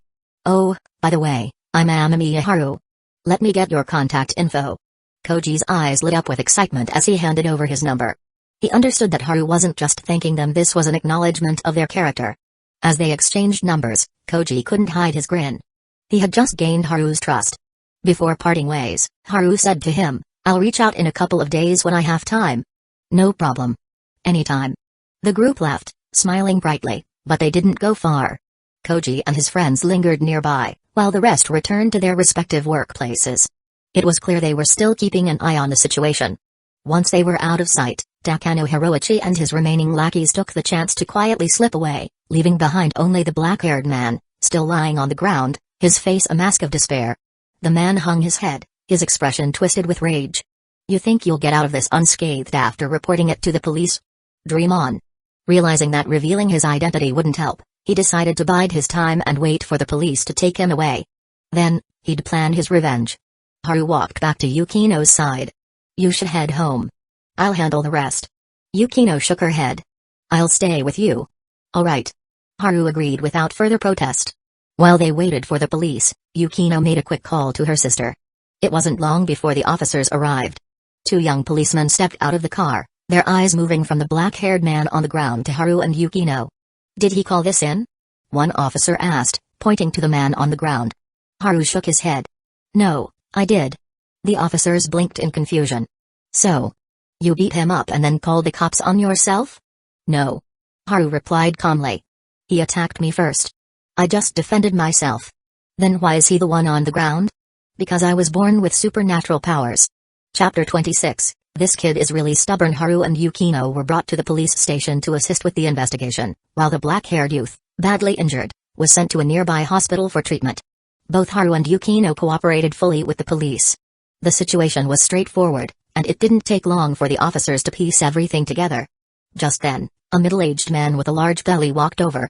The young officer in charge of the inquiry quickly stood up. "Sir, what brings you here?" The man nodded and shifted his gaze toward Haru and Yukino. "Are these the suspects?" Yukino frowned slightly, while you remain calm and composed. "They're not suspects." The young officer quickly clarified. It was mutual combat, but the other party initiated the confrontation, blocked their path, and threw the first punch. The middle-aged man made no comment, merely giving a small nod before walking away. The young officer looked puzzled. Strange. This is just a common brawl. Why would the chief inspector personally take an interest? Yukino leaned toward Haru and whispered, "That person probably has some connections." The watch he was wearing was a Blockpane 6654 apiece only wealthy families could afford. Haru nodded. "I figured as much. Though I'll admit, I couldn't tell what kind of watch it was." Yukino shot him a look, realizing he was joking even in a situation like this. Despite herself, she started to relax a little. It wasn't just because she had already called her older sister for support, it was because with Haru by her side, she felt secure. Before long, the commotion of raised voices could be heard from the station's entrance. The officer questioning them glanced up. "What's going on out there?" One of his colleagues replied, "There's a crowd of about a dozen people at the door, claiming to be witnesses." "How many?" 15 or so. "I didn't count exactly. They said they were here for the fight and want to testify. They're claiming the injured guy attacked first, used a knife, and forced these 2 kids to defend themselves." Haru and Yukino exchanged amused glances. It was obvious Koji and the others had shown up to help again. The situation at the entrance quickly escalated, and the officer questioning them left to maintain order. Haru and Yukino remained seated, waiting quietly, when a familiar figure approached, escorted by an officer. "Haruno-san." Haru greeted first. "Big sister." Yukino said in a calm tone. "You two never fail to surprise me." Yukinoshita, Haruno said with a teasing smile. Her voice took on a mock hurt tone. "Yukino, I can't believe you didn't greet me first. It seems you've grown distant from your dear big sister. Yukino pressed her lips together, choosing not to respond. Ever since Haru had entered her life and become a guiding figure, surpassing her older sister had ceased to be her goal. Now, all her efforts were focused on keeping up with him. Because of this shift, her relationship with Haruno wasn't as strained as it had been before. But given how different their personalities were, they still struggled to find common ground. Haruno thanked the officer who brought her water, then turned her attention to Haru and Yukino. I've looked into the situation. The person you fought is the only son of the Hirano family. They run a successful business. I've met them before at social events. Is it going to be troublesome? Haru asked. Haruno smiled lightly. Not really, but it might be a little tricky. She suddenly leaned closer to Haru with a playful grin. Haru, you've always been closer to Yukino than me. You only see me as a regular friend. Do you know how that hurts my feelings? Sister, could you refrain from making irrelevant comments in the police station? Yukino said with a stern face. Haruno chuckled. Oh? Getting defensive already? You're so quick to come to Haru's rescue. Yukino's face flushed slightly, but she said nothing. Haru sat there unfazed. Haruno tilted her head in curiosity. Aren't you going to ask how I plan to handle this? I don't think we'll need to bother you this time, Haruno-san. Oh? You already have a plan? Let me hear it. Haruno's interest was clearly piqued, but their conversation was interrupted when a man in a suit approached, carrying a briefcase. He smiled at Haru. Sorry for the delay, boss. I was gathering information and got held up. No worries. You're just in time. Haru replied with a small smile. The man took a seat beside them and introduced himself to the Yukinoshita sisters. My name is Takebayashi Shinya. I'm an attorney. You must be the Yukinoshita sisters. Both sisters nodded politely, then turned to Haru for clarification. He's a reliable lawyer who helps manage my family's business and our film company. Haru explained. The sisters exchanged a look of understanding. Haruno propped her chin on her hand, intrigued by how Haru planned to resolve the matter. Yukino, on the other hand, remained calm and composed. She had complete faith in Haru. Takebayashi opened his briefcase and began speaking. This case is fairly straightforward. Although Hirano's family head is close friends with the chief inspector here, you currently have the upper hand. The chief inspector's friend? Haruno was visibly surprised. She had hurried over and hadn't gathered that piece of information. The lawyer smiled. No need to worry, Yukinoshita-san. It's a minor detail.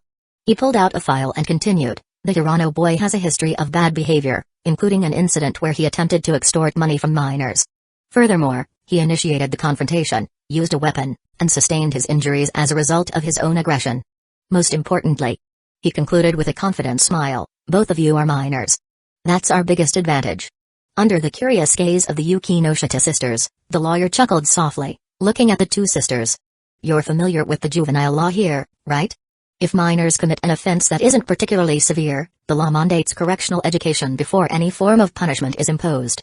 Haru chimed in, because it reflects special care and protection for minors. Exactly. The lawyer nodded, continuing, this case already tilts in your favor. With the Amamiya family and the Yukinoshita family's influence, if you're willing to involve the media, we'll receive support from two key forces. He raised a finger.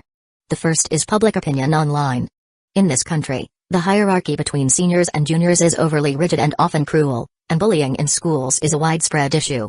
Almost everyone who's been wronged has fantasized about exacting revenge on their tormentors. When people online see that two minors stood up to a group of delinquents, especially ones with a criminal record, you'll become the heroes of their imagined stories. This kind of personal heroism, with a rebellious streak, will spark massive public support anywhere. Haruno, deep in thought, nodded.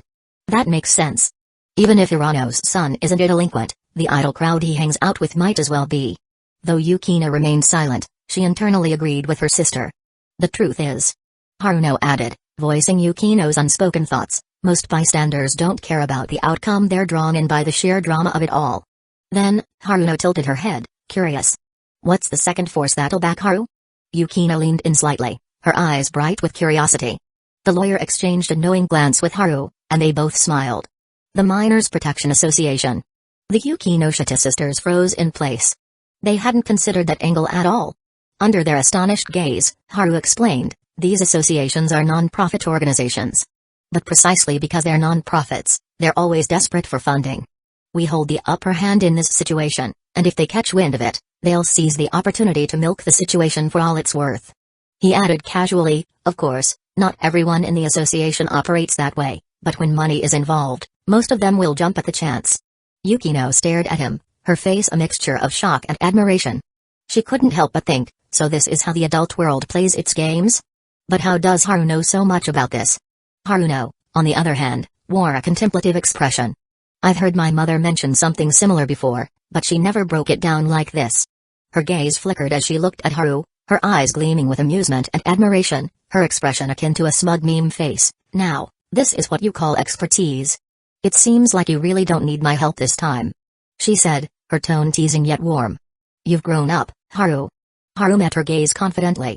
And you've grown up too, Haruno-san. I still remember when I dared you to climb a tree to steal bird eggs as a kid.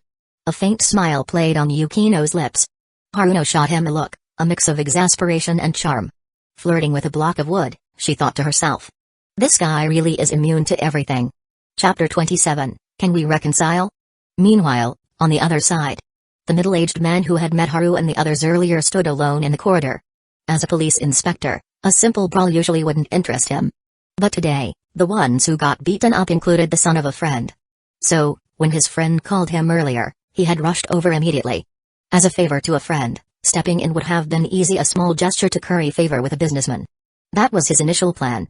But now, he had changed his mind. Miss Yukinoshita from the prestigious family, and the only son of the Amamiya family. He pulled out his phone and dialed his friend's number. Hey, Hirano, it's me. Yes, I'm at the station. You're at the hospital with your son, right? I've got the situation sorted, just let the procedure follow its normal course. It's just a fight between kids, nothing serious. On the other end, the man's voice was somber. Normal procedure? But my son's in the hospital. And didn't you just say? I know you're upset, but hear me out. I said I'd help, but this case isn't under my jurisdiction. Besides, your son has been to the police station more than once. You really need to spend more time disciplining him. What?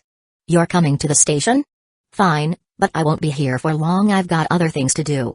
Ignoring his friend's increasingly agitated tone, the man's face remained impassive.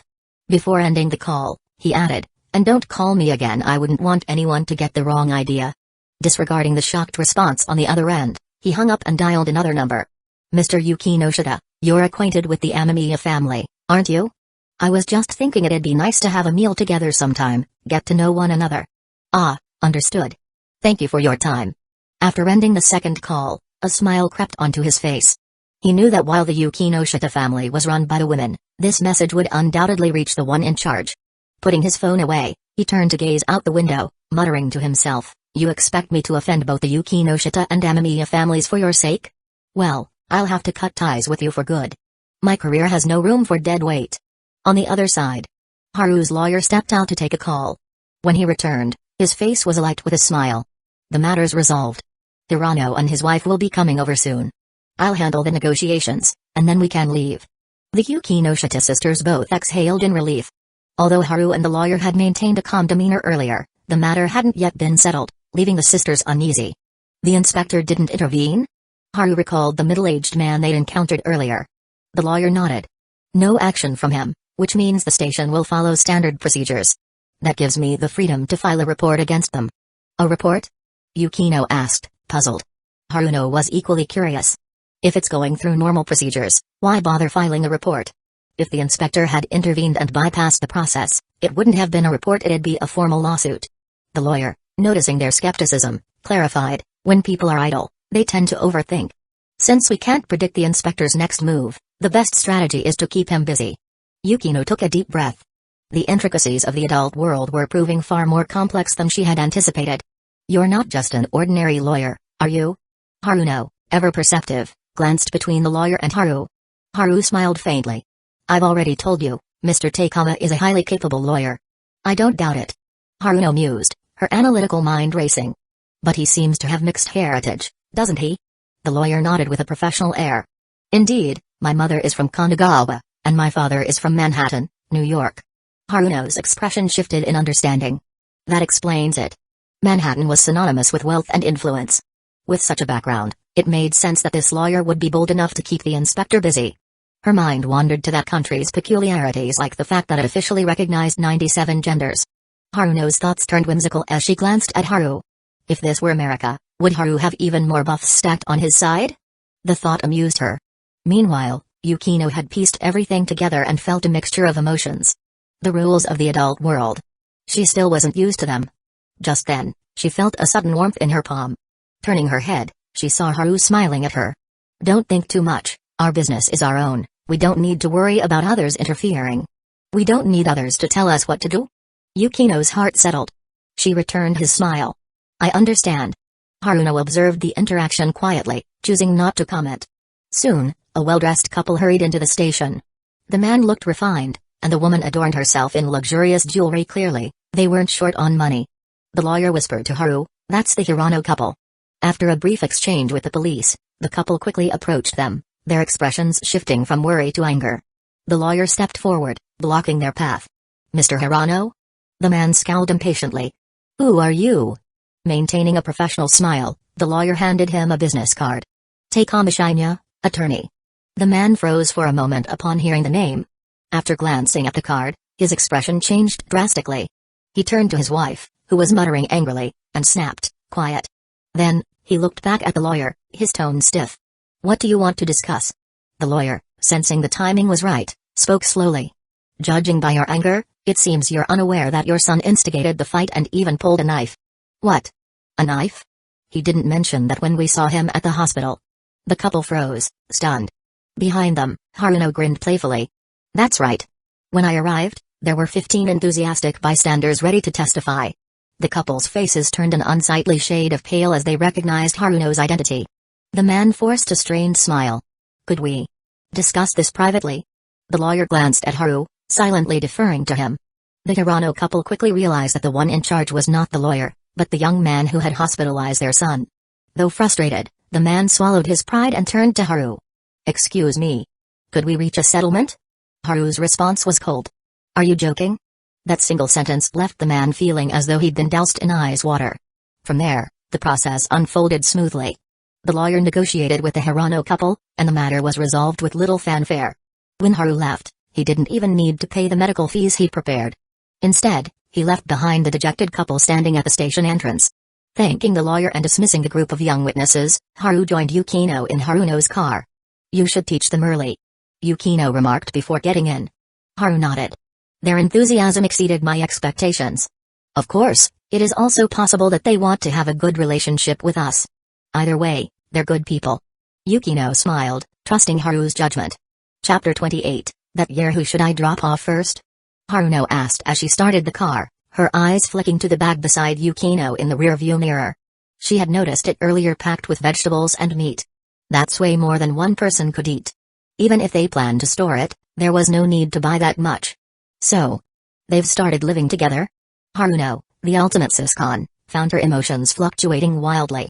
She couldn't decide whether to be relieved that her once lonely little sister was finally going to end up with her childhood friend, or to lament the fact that even her younger sister now had a boyfriend, while a certain someone Miss Shizuka Hiratsuka remained single. That woman was practically past her expiration date. Just go to my place directly. I'm still waiting for Yukino to teach me how to cook, Haru said casually, leaning back in the car's back seat. Haruno's lips curled into a playful smile. Looks like I was right. Are you two living together now? We're not, Yukino replied, calm and composed. But you're cooking together. Isn't that basically the same thing? If you insist on seeing it that way, then there's no point in me arguing. Yukino, you're not as cute as you used to be. Same goes for you, Haru. Haruno feigned regret. Neither Haru nor Yukino paid any attention to her. Not that Haruno minded. She thought to herself for a moment before suddenly laughing. Haru, your performance today was interesting. Looks like you're all set to step into the world of adults. Under Yukino's curious gaze, Haru replied nonchalantly, I learned it from TV. No one believed him. But neither of the Yukinoshita sisters called him out on it. Haruno, clearly in a good mood, continued driving while grinning. How about I take you to audit some college classes when you have time? Maybe someday, Haru said, not taking it seriously. Haruno was unpredictable. For all he knew, she might forget her offer by tomorrow. When the car stopped in front of Haru's house, Haruno got out as well but made no move to follow them inside. Haru extended an invitation anyway. Want to come in? Next time, for sure. I've got something to take care of today. Haruno waved off the idea with a smile. Alright. Just as Haru and Yukino turned to head inside, Haruno called out, Haru. Her tone was different this time. The two turned back. Haruno's expression was soft, her smile warm. Thank you for looking after Yukino. Haruno-san, I think you've got it wrong. Haru corrected her. It's not me looking after Yukino. We've been supporting and relying on each other to get through everything. Beside him, Yukino stood still, her gaze fixed on Haru. Her eyes softened, filled with warmth and satisfaction. Supporting and relying on each other, huh? Haruno smiled faintly, neither agreeing nor disagreeing. I can practically smell the stench of romance from here. Watching the two head inside, Haruno was reminded of the past. Back then, her little sister had been afraid of her. The first time she'd met Haru, Yukino had been hiding behind him.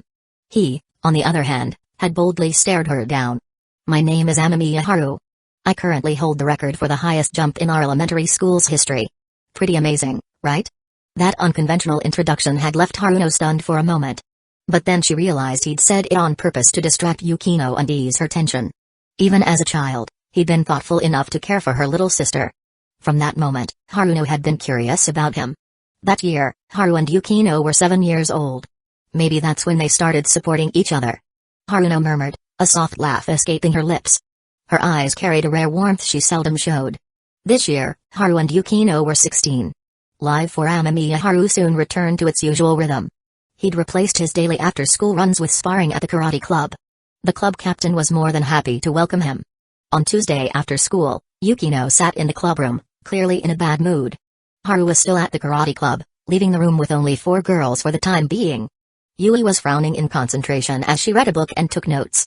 It was obvious her study efficiency wasn't great, but her determination was admirable. Yukino's sour mood wasn't because of that, though. It stemmed from the news brought in by the girls from the photography club, Hashimoto and her friends. Yukinoshita, are you sure that Megami Kato girl is really a student here? We've been asking around during lunch for the past 2 days, but strangely enough, no one seems to have any impression of her. Hearing that had left Yukino feeling like she'd stepped into a horror story. She'd made the request on Sunday night through a group chat with Hashimoto and her friends. She hadn't asked Yui for help, as the cheerful girl was still within her watch zone. But the fact that Hashimoto and her group had come up empty-handed was baffling. They're the type to take requests seriously. There's no way they didn't try their best. Does that mean this Megami Kato really is just that ordinary? Ordinary to the point where no one interacts with her? The realization left Yukino in disbelief. Even the most ordinary student would have some kind of social circle by now. It was almost June, after all. Even Yukino, who maintained an aloof and distant persona, had classmates who occasionally spoke to her. What were they talking about earlier? Who was Megami Kato? Yu's curious gaze flitted between Yukino and the others. Their conversation hadn't been particularly hushed, so she could hear it all clearly. Just then, a familiar voice came from the doorway. Pardon my intrusion. Yukino, unfazed by the figure's voluptuous silhouette, responded, come in, senpai. Haru is still at the karate club. He'll be here shortly. Yutaha raised an eyebrow. Karate? Amamiya-san joined another club? No, he's just found a new way to work out. Yukino replied curtly. Yutaha didn't press for details. Having been a regular visitor to the photography club these past 2 days, she'd already grown familiar with the group. In less than 2 minutes, she'd gleaned that whole story right under Yukino's watchful gaze. So, you're saying Amamiya-san is already evenly matched with the karate club captain? Yutaha's surprise was genuine. For a first year to hold their own against a third-year captain, one who'd competed nationally, no less, was no small feat. Hashimoto, adjusting her new telescope, replied, pretty much. Amamiya-san's always been amazing. We're used to it by now. Used to it? Yutaha tilted her head in confusion. Another girl chimed in with a grin, yeah. Whether it's photography, script writing, or even standing up to bullies on the first day, Amamiya-san's always been incredible. We're used to him being amazing. Hashimoto added with a giggle, at this point, we just treat him like a deity, admire him from afar and don't get too close. After all, he has Yukinoshita-san, right? Are you all that free? Yukino, hearing her name mentioned, felt compelled to interject. Sorry, Vice President. We'll get back to work. The girls laughed as they returned to their books. Yutaha glanced at Yukino, their gazes meeting briefly. She offered a polite smile. Yukino merely nodded before resuming her reading. Their relationship is even closer than I thought. This might be a bit tricky. But rather than frustration, Yutaha felt intrigued. The greater the challenge, the more interesting it becomes. After all, her rival was no ordinary opponent. Chapter 29, She flirts again. Haru returned to the photography club after brushing up on his karate skills. Spotting Yutaha already there didn't surprise him. After exchanging greetings with everyone, Haru retrieved a neatly printed document from the drawer and handed it out to the group. This is the story I mentioned last time. It'll be your next project. Yukino didn't reach for a copy. With her advantage of being close to Haru, she'd already read it. In fact, several details in the story had been her own suggestions. Yutaha was already engrossed in the document. From her first year, Yutaha had proven to be exceptionally talented at screenwriting. This was her territory, her expertise. Yue, on the other hand, accepted the document with a strange look on her face. She couldn't help but think back to the conversation she'd had with Haru online that one night. A 30 megabytes text file. Just the index. And it'd take at least 10 years to master writing like that? She sighed inwardly. How am I supposed to carve out my own path when Yukinoshita-san's defenses are this solid? Her gaze drifted briefly to Yukino, who was sitting calmly as usual, an unreadable expression on her face. Why do you have a telescope here? Haru asked, breaking her train of thought as he noticed the item on Hashimoto's desk. Wanna try it out? My sister gave it to me. It's got fantastic magnification and aperture. Hashimoto said as she passed the telescope to him. Haru accepted it casually. Make sure you all finish reading the story. You'll need to shoot it later. Got it, Mr. President? Hashimoto replied playfully. Everyone buried their heads in the documents, even Yukino refraining from interrupting the silence. She sat quietly, flipping through a book of her own. With nothing else to do, Haru wandered over to the window and raised the telescope. Hashimoto hadn't been lying. The telescope's magnification was impressive.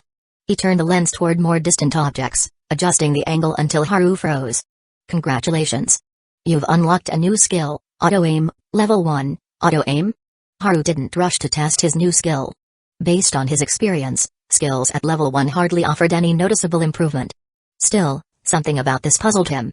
He'd often gazed into the distance to test his eyes before, so why did this skill unlock only now?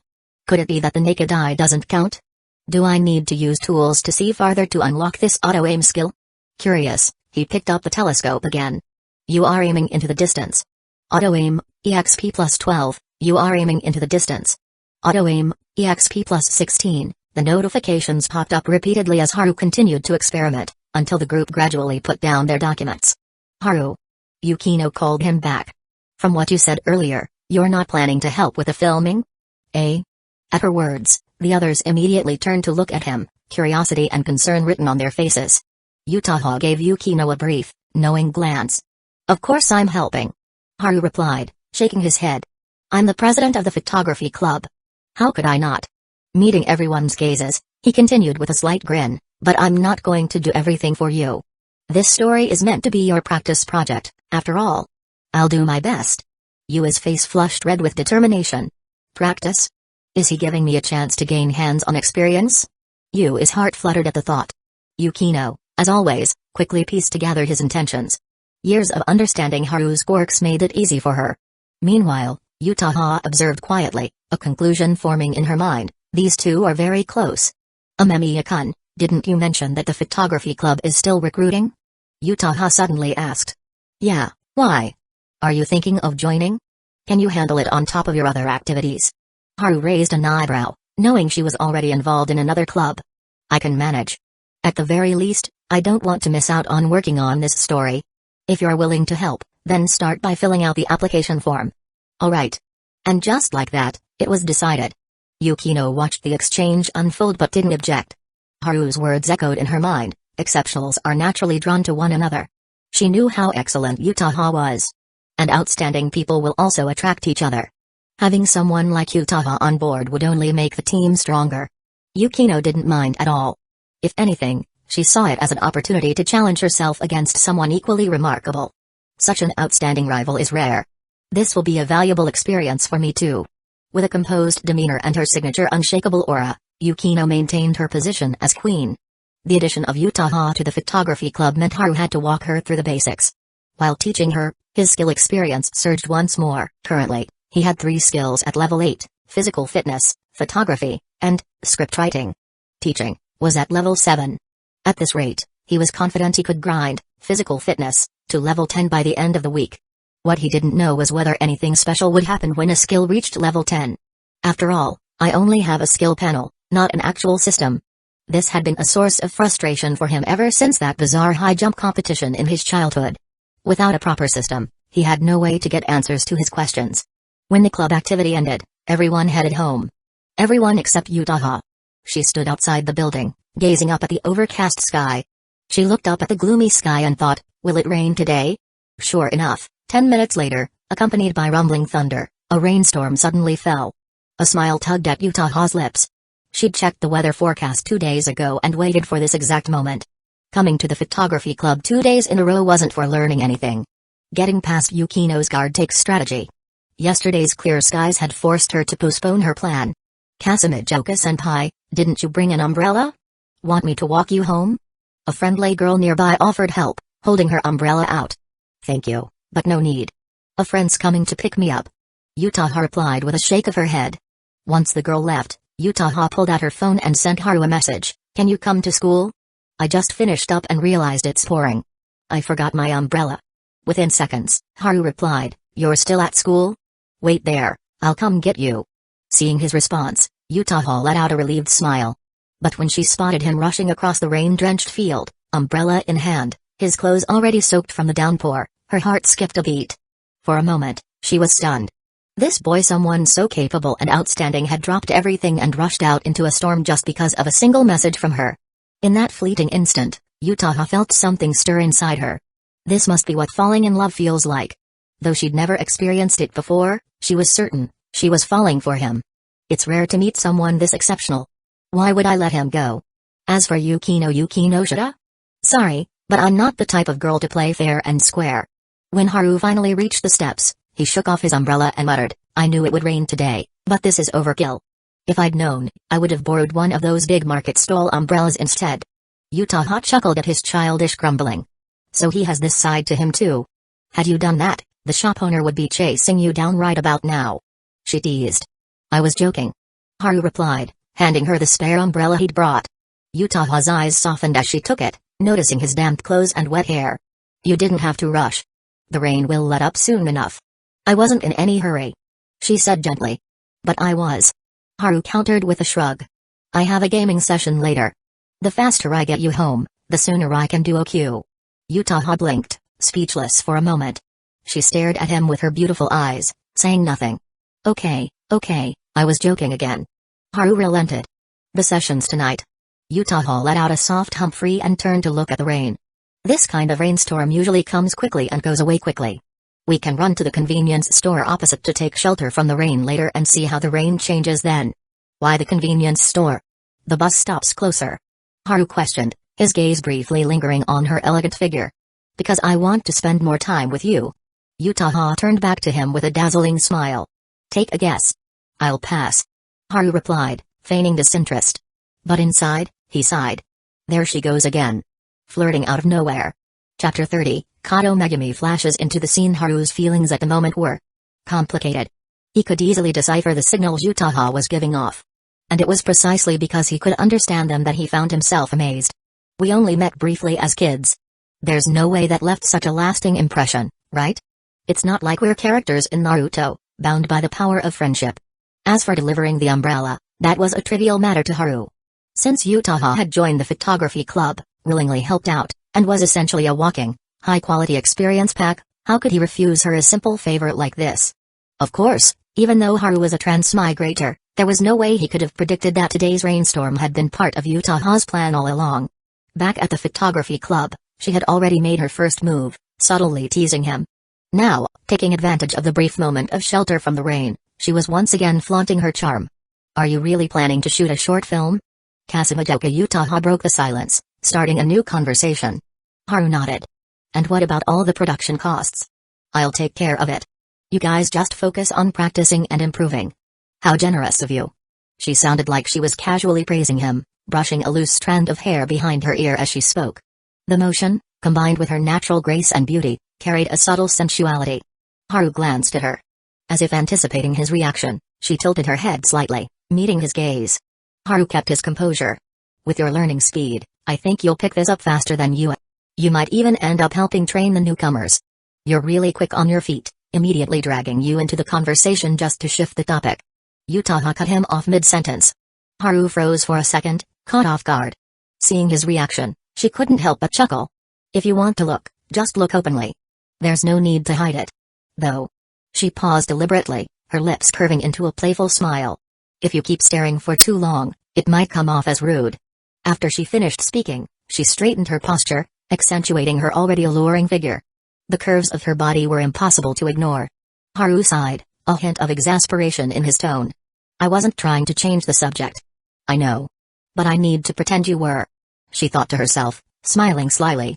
Just as the rain was getting lighter, she changed the subject very smoothly. Let's go, before it gets heavier again. Haru opened his umbrella and followed her. Could you walk a bit faster? She said, walking ahead, quickening her pace. The two of them arrived at the convenience store, shaking the water off their umbrellas. Utaha was pleased with the current atmosphere, but as she turned, she noticed that Haru looked like he was about to say something but hesitated. What's wrong? She asked, suspicious. Haru's expression was a little awkward. You didn't really have to rush over like that. Why? What if the rain picks up again? Haru's expression grew even more strange. Well, I was about to call someone to bring us over, but you kept speeding up, and I didn't even have a chance to say anything. Utaha blinked. No wonder he had that odd look earlier. In his eyes, I must have done something foolish. The atmosphere became a bit awkward. But Utaha was quick to change the subject. Is Yukinoshita-san really that talented at photography? Here it comes, she couldn't resist asking about Yukino. Haru couldn't help but chuckle. Yukino is a prodigy, you can't compare. A prodigy? Utaha asked, confused. She learns everything incredibly fast. Ever since elementary school, she's been a multi-talented girl. Really? Utaha seemed skeptical. Haru didn't bother explaining further. Having grown up with Yukino, he knew the weight of the genius girl label on her. For others, it might just be a title. But for Yukino, it was probably more like a buff. When he taught her Chinese, her progress was astonishing. When she taught him Spanish, he struggled to keep up. No system, just raw stats. That's what a prodigy looked like. Utaha didn't press the issue further. She turned to study Haru's profile. Earlier, you said you wanted to personally shoot a film, so you created the photography club for that? Not entirely. Oh? Do tell. Seeing her interest, Haru smiled casually. The original purpose of creating the photography club was just to give Yukino a place to improve. Utaha was taken aback. He continued, she's always wanted to catch up with me, and I needed something to do in high school, so I created the photography club. That way, she has a place to learn from me. That's enough for that topic. Utaha suddenly cut in. Haru turned to look at her, only to see her hand on her forehead, looking like she had a headache. Is it really appropriate to keep bringing up another girl's name in front of a girl? I think it's perfectly fine. Haru thought to himself. Utaha noticed his silence, about to say something when a voice suddenly interrupted from behind. Aren't you going to notice me? Both she and Haru jumped in surprise and turned around. Standing near the back of the convenience store, was none other than Kato Megumi. With a calm tone, she said, I've been waiting for you two for a long time. Haru? Utaha? The atmosphere fell silent for a moment. Haru was once again reminded of Kato Megumi's near-invisible presence. Just like last time, he had completely failed to notice her. Yet here they were, walking toward the convenience store, completely unaware of another classmate being present behind them. The most absurd part was that she casually said, I've been waiting for you two for a long time. It was like a sudden shift to a horror movie. Who are you? Utaha asked, her eyes scanning Kato Megumi and Haru back and forth. From what Kato Megumi had just said, it was clear they must have known each other. Hello, Kazekage-senpai. I'm Kato Megumi. Kato Megumi greeted honestly. Utaha immediately asked, do you know Amamiya-kun? Kato Megumi seemed to remain just as honest. We met when we were kids. Huh? Utaha froze in place. So, you have a childhood buff too? Haru glanced at the umbrella Kato Megumi was holding. Are you here to avoid the rain too? Yeah, I saw you both enter the school, and then you walked toward me and stood in front. Kato Megumi spoke with a neutral expression, as if discussing something as mundane as eating or drinking. Now I get it. Haru thought to himself, no wonder she said that funny line about waiting for us for so long. Utaha furrowed her delicate brows, thinking, I didn't even notice someone was behind us. If it weren't for Haru knowing Kato Megumi, she'd almost wonder if she'd just encountered some urban legend. She quickly dismissed the thought as unimportant. Today was her carefully planned chance to avoid Yukino's watchful eyes and spend time alone with Haru. She certainly didn't want this moment to end so soon. Just as Utaha was about to speak, Kato Megumi suddenly said, the rain's getting lighter. We can head back now. Utaha was cut off, trying to interject, but Kato Megumi, as if not seeing her, turned to Haru. Amamiya-kun, you said we could call a car, right? Yeah, since you're here too, we can all go together. Haru nodded. I'll cover the fare. Kato Megumi added. I wasn't calling a taxi, so you don't need to pay for the fare. We're all classmates. Thanks. The two exchanged words, while Utaha stood there, dumbfounded. Why is she still talking? Does she ever stop? Chapter 31, Get Out of Here. Utaha had completely lost her opportunity. She was feeling quite frustrated, realizing she should have spoken up earlier. Who would have thought this seemingly ordinary Kato Megumi would be acting anything but ordinary? She saw Haru pulling out his phone, preparing to make a call, and knew her plans were about to be interrupted. Although a bit annoyed, she couldn't come up with any way to handle the situation. As Haru was entering numbers on his phone screen, an excited voice suddenly came from the roadside. Big brother? The shout of Big Brother immediately caught Utaha and Kato Megumi's attention. The three of them looked over, and a young man in a t-shirt and shorts, riding a Honda delivery bike, was grinning in surprise. Is this your part-time job? I remember you were working at an ice cream shop last time. Haru recognized him. Though he didn't know his name, he remembered the young man as one of Koji's friends who had come to the police station as a concerned citizen that day. Yeah, delivering food is my side job. Gotta make some money. The young man laughed, his gaze briefly scanning Utaha beside Haru, surprised. Is this Big Brother's new girlfriend? Haru didn't notice the young man's thoughts. After thinking for a moment, he said, Are you free today? I have some time now. Why don't you call Koji and the others? We can find a place and chat. He had been planning to help them with their live stream plans soon, and it just so happened that he ran into them today. Might as well settle the matter. Sure, let me finish this delivery, and I'll contact them right away. After watching him leave, Haru turned to explain to the two girls, he's a friend of mine. They're a group of really hardworking people trying to make a living through live streaming. I have a few ideas, so I was thinking of helping them out. Utaha's earlier frustration disappeared, and she quickly responded, So you're going to teach them now? Is it alright if I join? Kato Megumi looked over too. Haru was unconcerned. It's no trouble at all. Kato-san, if you're interested, you can join too. Kato Megumi nodded. Do they all call you Big Brother? Utaha finally remembered the nickname and couldn't help but laugh. Don't tell me you're some gangster boy from TV? Haru retorted, If I were a gangster, I'd have made a name for myself at school long ago. Before long, Koji and his group arrived. Haru led the two girls to a larger private room, where the group of over 10 young men entered energetically. Although these young men were surprised by Utaha's beauty, they were more focused on their careers, so they only glanced at her before their eyes locked onto Haru. Their gaze was intense, almost as if they could drool at any moment, much like a popular meme from the internet. Thanks for helping us last time. Haru spoke first.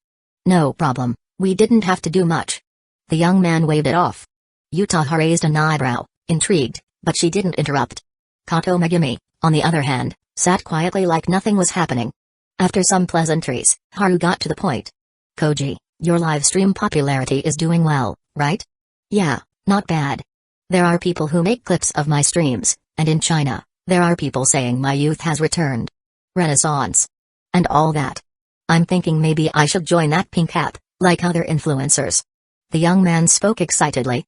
Haru froze for a moment. It's already gotten to that point? He quickly guessed what the pink app was. He immediately reminded him, it's great that your popularity is rising, means you can make money off this. But if you're really considering joining that site, make sure you don't do a certain type of show. What kind of show? The group's eyes were eager. Don't do a laugh challenge? Haru didn't explain further and instead asked, do you guys know about the replica person track? Replica person? Now even Utaha turned her curious gaze toward him. To put it simply, it's when others imitate your style and live stream it. Since you have so many friends, you could easily find 3 people to dress exactly like you, and the 4 of you could do some creative programs together.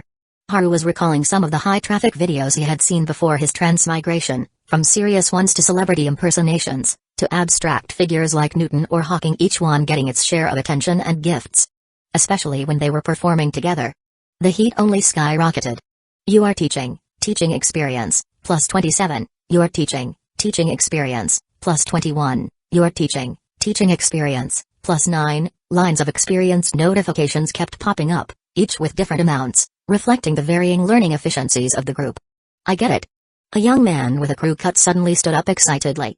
Big brother, you mean we should all dress up like Banana-kun, Then have a real-life park battle, and stream it? Haru blinked. A real-life park battle? The crew cut guy was thrilled. Yeah, didn't you just say that? We should do something creative. We can have a real fight, like a full contact battle. If we end up in the hospital, we'll still make a lot of money after deducting medical costs. Haru was stunned. Did I just say that? The crew cut guy suddenly realized and grinned awkwardly. Maybe I misunderstood a bit, but my intentions were good, right, big brother? Your intentions are great, but for now, stop. Someone get him out of here. Immediately, someone dragged him away. Yutaha stifled her laughter. She had been so absorbed in listening, thinking she was about to learn something new, only to have a little genius pop up. Kato Megami's thoughts were more straightforward. Fighting was illegal, and live streaming a fight was even worse. Big brother, go on. Koji and his friends laughed awkwardly. Haru cleared his throat. No real-life park battles, that's illegal. But if you want to do something creative, you could write a script and create a story, like something based on Tokyo Vice. Tokyo Vice? The young man perked up, clearly excited. That name sounded sophisticated and artistic, almost like a high-rating film. Yutaha couldn't hold back anymore and interrupted. Are you going to write a script again? Haru shook his head. This kind of story doesn't need a full script. You can explain it with just a few hundred words. Listening to the conversation, the young men were even more intrigued. See? That beauty asked again. Which meant Big Brother had other personas. This was just like a drama. Big Brother had secret identities. Haru didn't pay much attention to their brainstorming. After thinking for a moment, he said, you guys can prepare today, and Tokyo Vice is just for making videos. Try to make it into a series. The goal is to make it fun for the viewers who are interested. I get it. The same guy who had run off earlier came back, excited. Big brother, you want us to enter the entertainment industry, right? With a series, we could debut as idols. Haru was silent. Yutaha couldn't hold it in anymore and laughed aloud.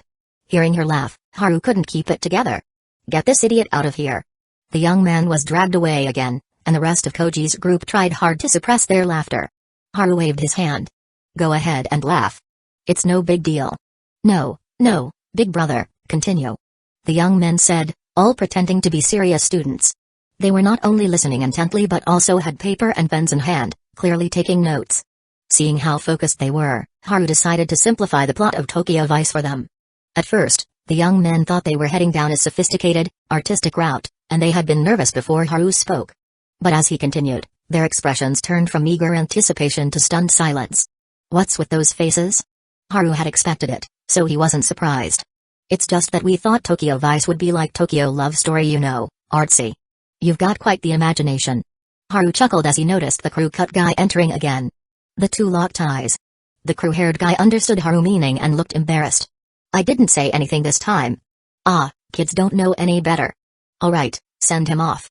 Chapter 32, This is Cheating. After dealing with a group of young people, as they all fell into deep thought, Haru picked up the menu and handed it to them. Treating them to a meal was necessary. However, before that, he needed to send Yutaha and Kato Megami on their way. Both girls were heading home for dinner, so it wasn't convenient for them to stay. The three of them walked to the entrance. The rain wasn't heavy at the moment, but they still needed an umbrella. Haru made a call to the company's driver. The driver had been arranged by his mother. Haru's mother, in her effort to pamper her son, not only arranged for a driver but also wanted to hire someone to take care of his daily life. Haru had rejected the offer to have someone watch over him, as he didn't like having strangers around. But the driver was a different story. He had no real use for him, but his home was quite close to school, so he accepted. After he finishing the call, Yutaha asked, when does the experimental short film for the club begin filming? If everything goes well, we should start this weekend. Then I'll be looking forward to it. Yutaha said with some anticipation. Suddenly, Kato Megami's voice chimed in, did you also join the photography club, senior? Yes, I just joined today. As Yutaha spoke, she felt something was off. The next moment, her guess was confirmed. Amamiya-kun, is the photography club still looking for members? I'd like to join as well. There wasn't much expression on Kato Megami's fair face. Before Haru could respond, Yutaha asked first, Kato Megami, you haven't joined a club yet? Kato Megami shook her head. She didn't have a club, and her friends were scarce. Haru, of course, welcomed the new experience points. While the two girls conversed, Yutaha discreetly sized up Kato Megami. At first glance, Kato Megami seemed quite ordinary, with no standout features. But upon a closer look, Yutaha thought her face was fine, Her figure was good, and her personality was decent too. With so many decent qualities combined, she couldn't just call her ordinary. The driver arrived soon, and the two girls got in, waving goodbye. Just before the car started, Kato Megumi stole another glance at Haru. She hadn't told him, but she wasn't the type to easily start a conversation. The reason she'd spoken to him that day was because the impression he'd left on her as a child had been so strong. After sending the two girls off, Haru returned to the restaurant for his meal. The meal didn't take long. The young people were eager to chase their dreams, and Haru was eager to get home to test out his new skills. On the way home, he specifically bought a telescope. After taking a quick shower at home, he didn't even pet his orange cat but immediately grabbed the telescope and went out to the balcony. You are aiming at a distant target. Auto-aim, experience plus 13, you are aiming at a distant target. Auto-aim, experience plus 17, experience kept rising, and when the auto-aim skill hit level 2, Haru could feel a subtle change. While practicing with a telescope, he had inadvertently noticed someone else on a nearby balcony holding a telescope as well. Their gazes met. It was like a direct duel through the lens. But it wasn't anything inappropriate. Haru saw that the person had a sketch pad beside them, with half-drawn skyscrapers on it. With auto-aim reaching level 2, he observed the distance again and could vaguely feel an intuition guiding him to where there were people or where a bird might be hopping on a rooftop. The sensation was faint, so faint that without his full concentration, it would have been hard to notice. It felt different from the usual way his eyes naturally scanned the surroundings. It was more like an automatic identification of targets, like in a first-person shooter game where enemies were outlined on the screen. This really is starting to feel like a cheat. Haru muttered, rubbing his eyes. The skill panel wasn't as simple as it seemed. Every skill took exponentially more experience to level up after level 5, and the boosts he could feel were much more significant. At this point, he was very eager to find out what would happen at level 10. Without hesitation, he pulled out his phone and messaged Oyama from the karate club, "Hey, do you have time tonight? I'm feeling the urge to spar again. How about we find a place to continue?" It took about 5 minutes for Oyama to reply, "Of course, I'm always up for a spar with someone as skilled as you. I'll get better faster." They agreed to meet at 6:30. The next day after school, Yukino and the others were surprised to find that Haru wasn't heading to his usual training. "What's going on?" Yukino asked, unable to hide her confusion. She knew Haru too well. Once he decided to do something, unless something unexpected happened, he wouldn't change his mind. Haru felt a little awkward under their curious gazes. "I called Senior out last night. We ended up sparring again." "And then?" "Then Senior probably wasn't prepared enough, didn't manage his energy well, and while we were sparring, he ended up throwing up." "Everyone." Yukino looked at him with a sense of helplessness. "I've known for a while that your stamina is impressive, but you managed to make a karate club ace puke. You're really something. Will you still go for sparring in the future?" Utaha was more concerned about that. Haru nodded. Although his senior had gotten sick, he felt a bit bad about it, but his senior was very eager to improve. He'd immediately said that throwing up was nothing, and they could try again another day. Haru planned to invite his senior out for a meal sometime to make up for it, or he'd feel guilty. At that moment, a female voice came from the direction of the door. "Excuse me, I'm Kato Megumi. I've come to apply to join the photography club, Amamiya-kun." "Kato Megumi?" Yukino immediately turned her head. What met her eyes was Kato Megumi's face, which seemed rather ordinary at first glance. Haru stood up and explained, "This is Kato-san I mentioned to you. Something happened yesterday, and she decided to join the club." Yukino's expression remained unchanged, her eyes never leaving the girl. It wasn't until Kato Megumi finished filling out the form and greeted everyone kindly that Yukino still couldn't find anything particularly threatening about her. Very ordinary. Doesn't seem to have anything worth paying attention to. Yukino had thought that, at first. That was, until Haru finished going over the basics with the new members, and without me noticing, Kato Megumi had somehow ended up sitting right behind me. When Yukino realized this, she saw Kato Megumi politely asking, "Are you Yukinoshita-san?" I ran into a few issues. When Amamiya-kun was explaining things to Yuagahama-san, he said if there's anything we don't understand, we can come ask you. "Is this how you always are?" Yukino asked the question suddenly. Kato Megumi tilted her head slightly, looking confused, as if she didn't quite understand. "What do you mean?" "It's nothing." "What is it you don't understand?" Yukino rubbed her brow. When did she even sit behind me? If we were to use the terms from Haru's favorite video games, could this be considered maxing out stealth skills and using flash to sneak in? Yukino became intrigued by this seemingly ordinary girl. Not far away, Utaha was watching everything unfold. So it's not just me who finds Kato Megami a bit unpredictable. Yukinoshita feels the same way too. For some reason, Utaha immediately felt a sense of balance within herself. Haru was also observing. However, his emotional reaction was a bit stronger. Because he realized that thanks to his auto-aim reaching level 2, as long as he stayed focused, he could lock on to Kato Megami as easily as if he were playing a shooting game with an auto-targeting system.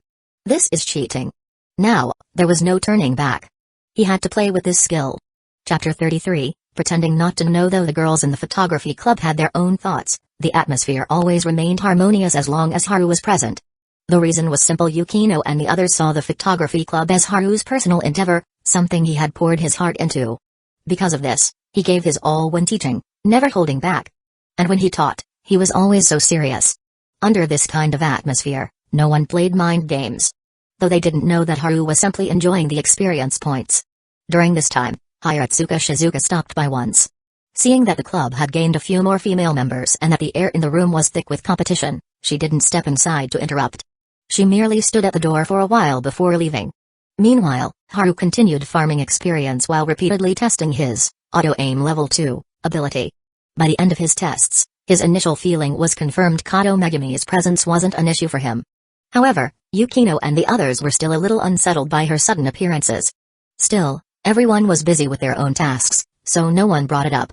As the club activities wrapped up and people headed home, Kato Megami quietly said to Haru before leaving, "It seems like my joining the club has made things awkward for everyone." Her face showed little emotion, but at this moment, she probably felt a little dejected. More accurately, they're just not used to you yet. Haru replied casually. Not used to me? Kato's eyes locked onto him, unwavering. Haru understood what she meant and answered honestly, exactly. A few days ago, I felt the same way. But not anymore. Really? Her mood seemed to lighten. I wouldn't lie about something like this. As he spoke, he caught a glimpse of Yukino finishing up her notes and walking over. Sensing that Kato still held some doubts, he added, "If you don't believe me, you can ask her." Just then, Yukino reached them and asked, "What are you two talking about?"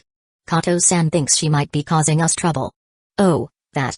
Yukino responded nonchalantly. Kato instinctively turned to look at her, only to hear her say in a calm voice, "I wouldn't call it trouble, I actually find it quite interesting." Haru had already guessed Yukino would say something like this. "And sure enough," she continued, "I still have some questions in my mind, but I think if you stay in the club long enough, I'll get used to you." "Thank you." Kato finally looked reassured and went home. As Yukino and Haru walked out together, she lowered her voice and asked, "Has Sawamura contacted you today?" "No." "Then let's change and head straight to the Spencer house." "That was my plan too." She was referring to the Spencer family's dinner party. She didn't bring up Kato again. She was curious, but only a little. Not enough to dwell on. The reason was simple: she was Yukinoshita Yukino. She had that confidence. As they were leaving school, they ran into Hiratsuka Shizuka. After greeting them, she smiled and asked, "What have you two been up to lately?" "Yukino's mother actually called me today." Hearing her mother's name, Yukino's expression tensed. What did she want? Haru, however, had already guessed the answer. "Relax," Shizuka said, "she just asked about you and Haru. I figured you two must have done something that made her feel the need to call me." Yukino immediately understood. "Oh. That. It was about the incident at the police station last week." Shizuka watched the two of them, one staying silent like some mysterious expert, the other speaking in cryptic half-sentences. She became intrigued. "Mind filling me in?" she asked. "It's a long story. Too much trouble to explain," Yukino said calmly, now back to her usual self after confirming her mother had no other concerns. Shizuka turned to Haru. "Yukino's right," he said with a grin. She rolled her eyes. "Fine, if you both don't want to talk, I won't ask." After parting ways with Shizuka, Haru and Yukino headed home separately. Haru made a quick call to have a tuxedo delivered, then had his driver park outside while he waited at home for Yukino's message. The dinner party had a dress code, but for men, formal wear wasn't complicated, nothing flashy, just a suit. "You are aiming into the distance." Auto-aim EXP plus 16, Haru casually farmed experience for about half an hour until he received a message from Yukino. "I'm ready." Haru replied, "On my way." He got into the car, and before long, they arrived at their destination. As he stepped out, he happened to see a graceful figure descending the stairs. The girl lifted the hem of her dress slightly as she walked with elegance. The gown hugged her slender waist, perfectly accentuating her curves. Her jet black hair cascaded down her back, her fair complexion enhanced by a touch of makeup. A soft smile graced her lips. Her exposed neck gleamed under the lights, white and delicate. From a distance, she looked like a quiet, pale daffodil, blooming in the night. "You're definitely going to be the center of attention tonight." As she approached, Haru put on a thoughtful, conflicted expression. She sighed, already sensing his antics. "All right, what strange thoughts are you having this time? Or, in more straightforward terms, here comes another one of your dumb comments, huh?" Haru pretended to hesitate. "If you stand out too much, I'll have to deal with all the guys hitting on you. That sounds like a hassle." Yukino gave him a look that screamed, "I knew it." She didn't bother responding. "But since we've known each other for over a decade, I'll be your escort tonight. How about an 80% discount?" "Not interested." "You're really unreasonable." Hearing him mutter to himself, Yukino's lips slowly curled into a dazzling smile. She saw right through him. This guy was clearly captivated by her but didn't want to make things awkward, so he resorted to nonsense. "If you want to look, just look openly." She straightened her back, like a proud swan. "That line sounds familiar." Haru said nothing more. He simply extended his hand. Yukino took it, letting him lead her to the car. Sitting side by side in the back seat, the faint fragrance of her perfume lingered around him. Haru closed his eyes, enjoying the moment. Almost absent-mindedly, he murmured, "I should have had you move in next door back then. It'd make things much easier." Yukino gazed at his face and chuckled softly. "I remember you once said you're not very good at dealing with my sister. If we became neighbors, she'd come over to bother you every chance she got." "You underestimate me," Haru replied confidently. "I have my own ways of handling her." "Oh? And what ways?" "I'll offer up a Yukino." "There's no way that Siscon wouldn't take the bait?" Yukino suddenly turned to look out the window, her cheeks tinged with a faint blush. After all, someone had been holding her hand ever since they got in the car and he still hadn't let go. Yukino pretended not to notice. He pretended not to know. By the time they arrived at the Spencer estate, the grand hall was already filled with guests. Just as Haru had predicted, Yukino drew the attention of most of the men in the room. Even some of the older women cast glances her way, their expressions carrying a hint of envy toward the unique charm of youthful beauty. Scanning the crowd, Haru spotted several familiar faces. Sayuri Sawamura was chatting with Arari and some friends, while Mr. Spencer stood in the middle of a group of distinguished men, clearly in a leading position. He even caught sight of Mrs. Yukinoshita. Yukino and her sister had undoubtedly inherited their mother's beauty, but in terms of figure, the woman's mature elegance was something neither daughter had yet to match. Haru's gaze swept quickly across the room before settling on a woman holding a glass of wine. She was clearly older, the fine wrinkles at the corners of her eyes evident, yet she exuded a vibrant energy. "Who is she?" Yukino had been watching Haru closely. Seeing his eyes linger on the woman for nearly 5 seconds, she couldn't help but ask. "That's Miss Ninagawa, renowned photographer and director," Haru answered. Yukino thought for a moment but found the name unfamiliar. "Is she really that famous?" "She's well known in the industry. Outside of it, though, there's another director from the 70s who's far more recognized." "Who?" "Makoto Shinkai." "Oh, I've heard of him. Miss Ninagawa has a distinct artistic approach to color in her cinematography. I've read her books, so she left a strong impression on me. I just didn't expect her to know Aunt Sawamura." Yukino quietly memorized the woman's face. Chapter 34, One-Shot Sayuri. With Haru by Yukino's side, any young men who harbored thoughts of approaching her merely exchanged pleasantries before quickly excusing themselves. Likewise, several young women approached to greet Haru, prompting Yukino to stand quietly at his side. Though she appeared indifferent, her sharp gaze returned to the same wary expression she had before, one that practically said, "A pony should only ride in a small car." After a few rounds of this, Yukino found herself growing irritated. Just as she was about to say something to Haru, she noticed him looking regretful, deep in thought. A flicker of suspicion crossed her face. "What's wrong?" "I was just thinking about a scene in a drama I watched recently," he mused. The male lead got into trouble at a banquet, only to turn the situation around and steal the show. "I wonder if I'll get a chance to do something like that tonight? I should have never have asked." Yukino shot him an exasperated look. That sort of thing almost never happened in real life. People weren't that foolish. She scanned the room before pointing toward a quiet corner. "Let's go over there." She knew Haru well enough to understand that, like her, he wasn't fond of these social events. Leading him to a less crowded spot was her way of looking out for him. With fewer interruptions, Haru could focus entirely on eating. Yukino sat beside him, watching him with a quiet smile. Moments later, however, her smile froze. A familiar figure was approaching. "Mother." Yukino immediately straightened, her posture proper and formal. Haru put down his cake, his expression relaxed. Is there something you need from me? Mrs. Yukinoshita smiled warmly. I heard about last week's incident from Haruno. You handled it well. It seems I was right to have Yukino grow up alongside you. There's a lot she can learn from you. Yukino pressed her lips together, her expression calm. She had heard these words countless times before. No matter what she did, it always felt like she was almost good enough to meet her mother's expectations. Rather than saying she learns from me, I'd say we learn from each other. Haru responded casually, meeting the older woman's gaze head-on. Oh? And what qualities does Yukino have that you find admirable? You would know better than I do, wouldn't you? He smirked. She picks things up quickly. At this rate, she's going to drain me dry. One day, I'll be nothing more than her bag-carrying lackey. Yukino's eyes softened with amusement. He jokes no matter who he's talking to. She glanced at him, remembering how, years ago, he had stepped in to diffuse tension when her sister had come to confront her. Mrs. Yukinoshita's expression remained unchanged. You really haven't changed at all. Then, she shifted topics. By the way, I need to thank you. Thank me? Haru raised an eyebrow. She nodded. Thanks to you, a soon-to-be promoted police inspector reached out to me. From what he said, he's interested in forming a connection with the Yukinoshita family and with the Amamiya family as well. Haru instantly understood. No wonder the police didn't give me any trouble last time. That guy must have cut ties with his friend at lightning speed. Mrs. Yukinoshita glanced toward Sayuri Sawamura. The Spencer family has also taken an interest in you. Sayuri invited me after hearing that you had invited Yukino. Her smile carried a hint of satisfaction. So, I suppose I owe you my thanks. Haru grinned. Does that mean I can cash in this gratitude? Mrs. Yukinoshita sighed and shook her head with a smile. She was long accustomed to his personality. Because she viewed him as competent and promising, she treated him with kindness. After exchanging a few more words, she excused herself.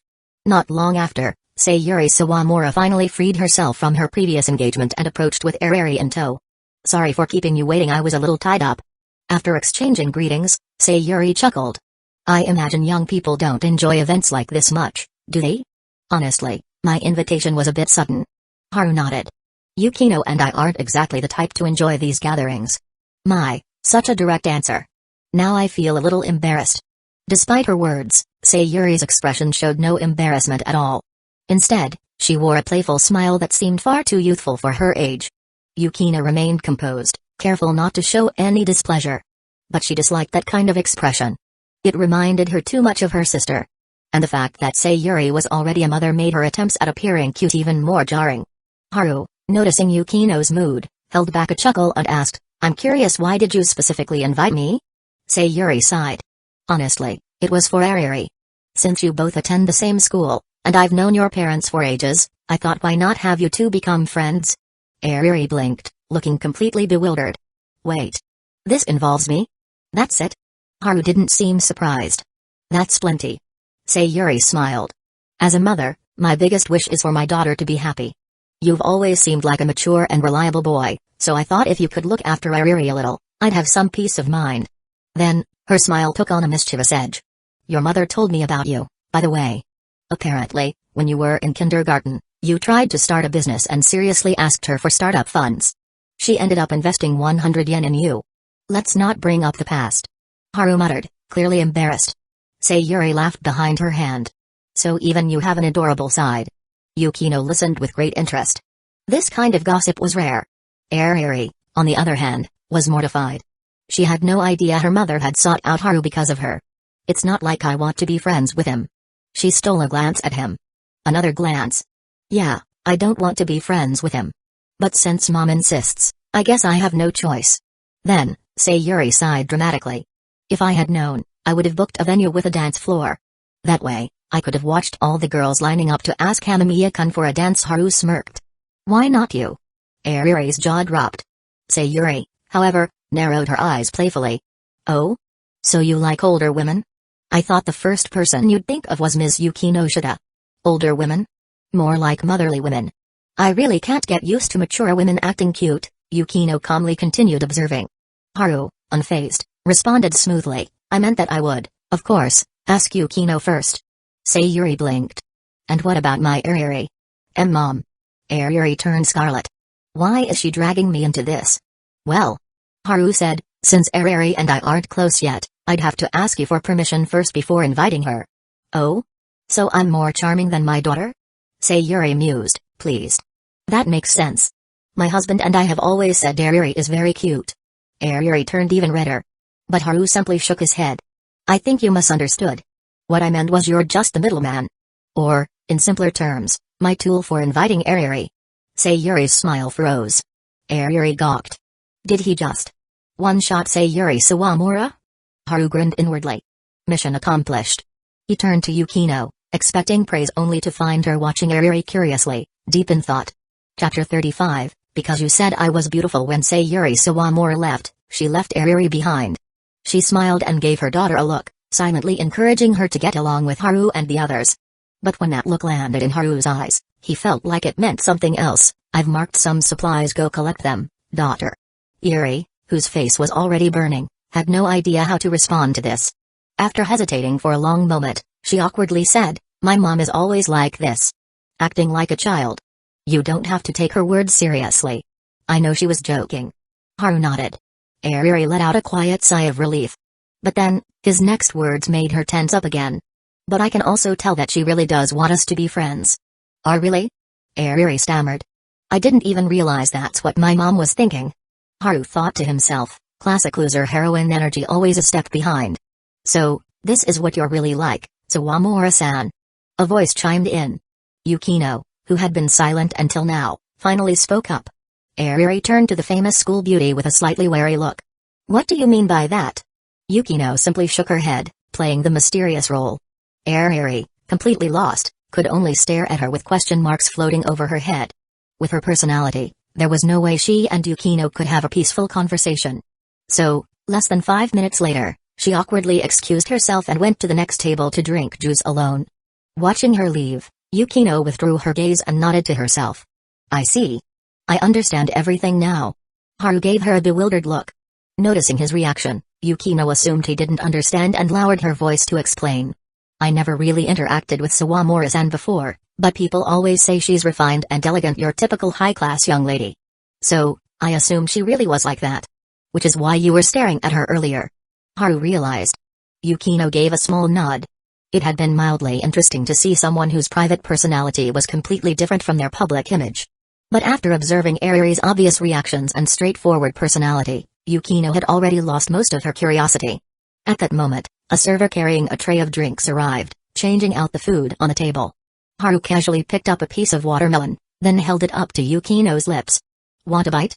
She blinked in surprise, giving him a suspicious look. Alright, what do you want? I just felt like feeding you. Be honest. Fine. I wanted to ask if we could leave soon. This party is pretty boring.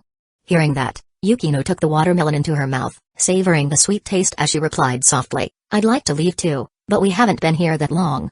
We can't leave yet. Yeah. Figured as much. Haru sighed and picked up another piece of watermelon, holding it out again. Yukino stared at him. Are you addicted to feeding me? It's fun.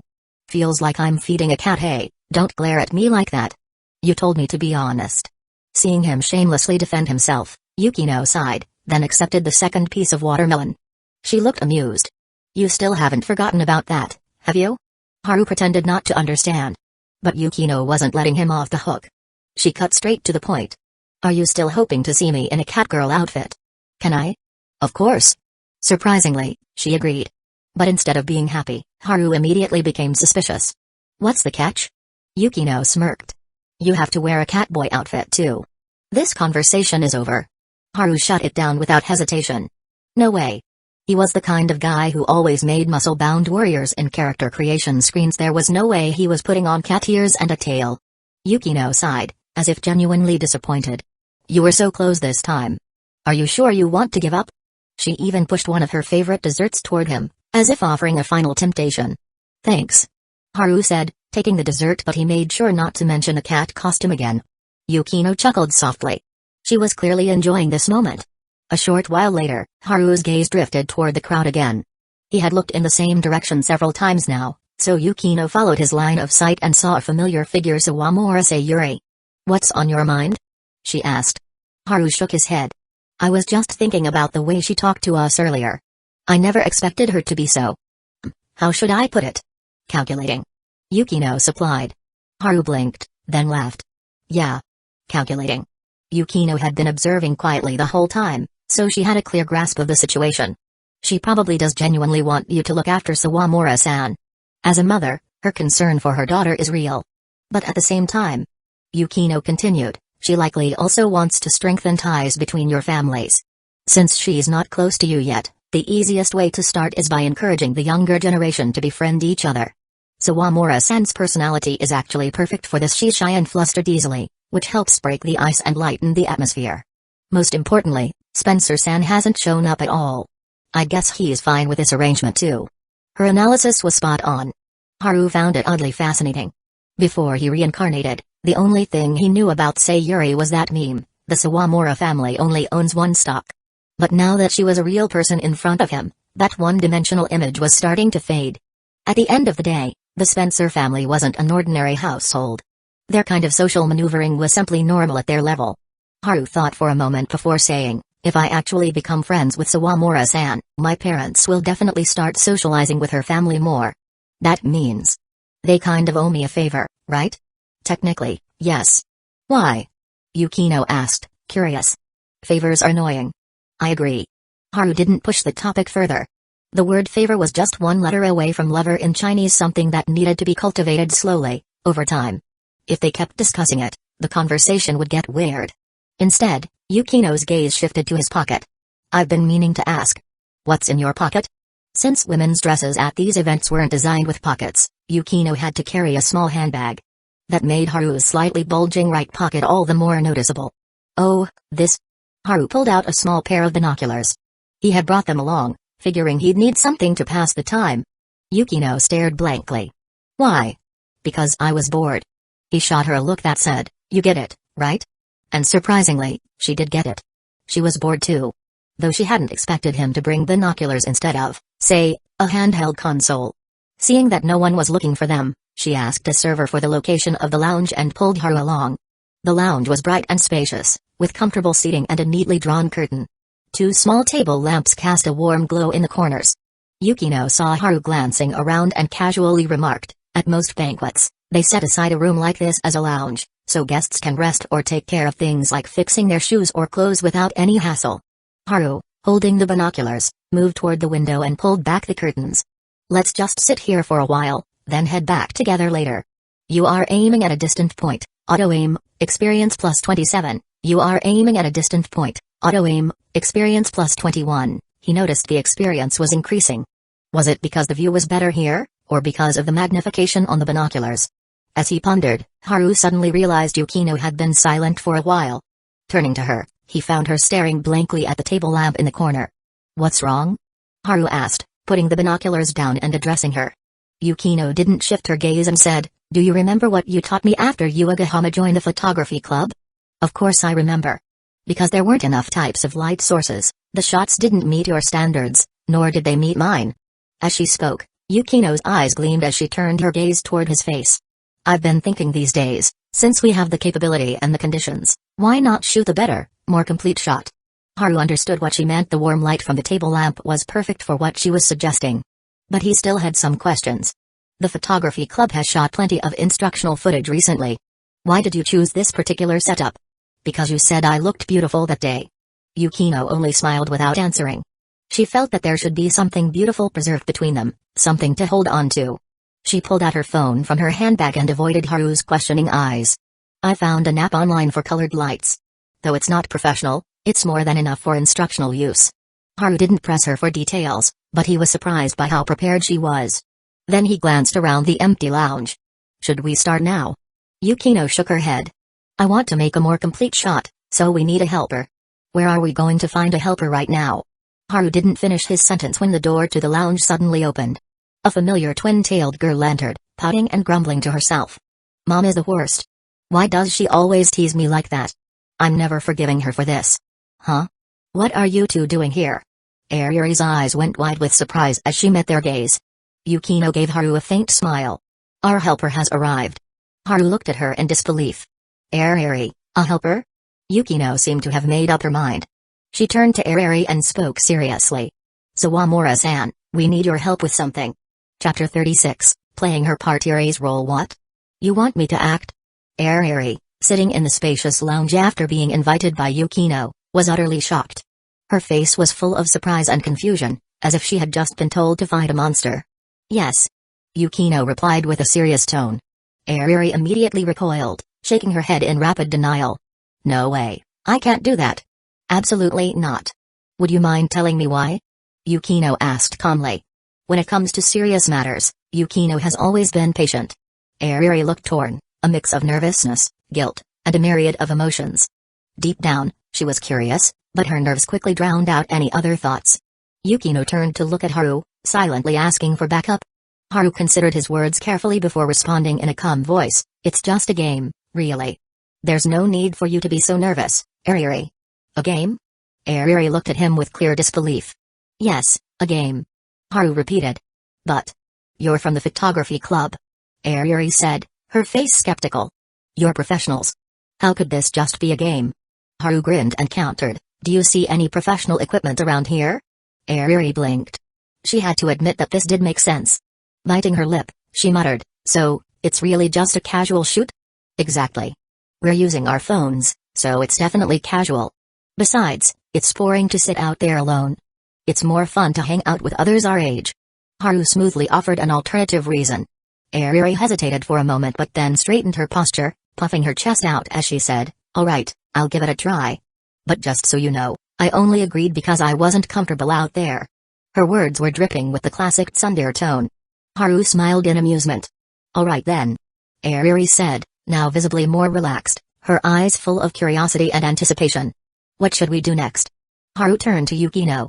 "How do you want to shoot this?" Haru had already noticed that Yukino seemed to have prepared for this moment. Sure enough, Yukino stood up confidently.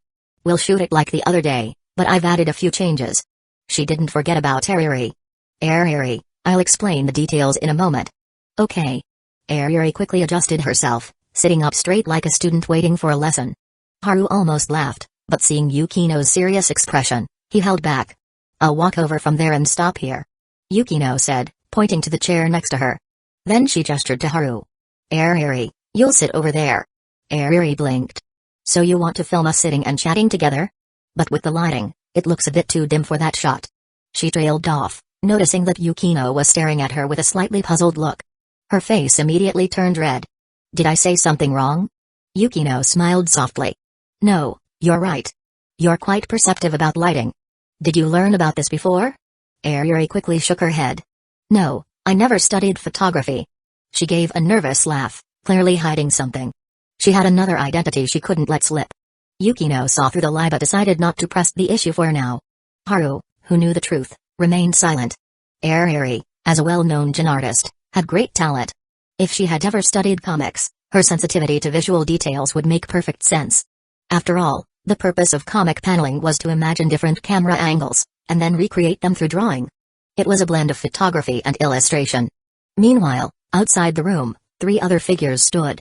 One was Yuri's mother, Sayuri, and the other 2 were Mrs. Yukinoshita and Miss Ninagawa, who had came to speak with Sayuri. They instinctively paused their own conversations and watched the scene unfold. After a while, Sayuri leaned in and whispered, "Do you understand what they're doing in there?" Mrs. Yukinoshita was about to answer when Miss Ninagawa spoke up. "It looks like we're going to have an interesting scene." The 2 women immediately turned to her. Miss Ninagawa lowered her voice so as not to disturb the young people inside. "Look at the young man, the one holding the lights."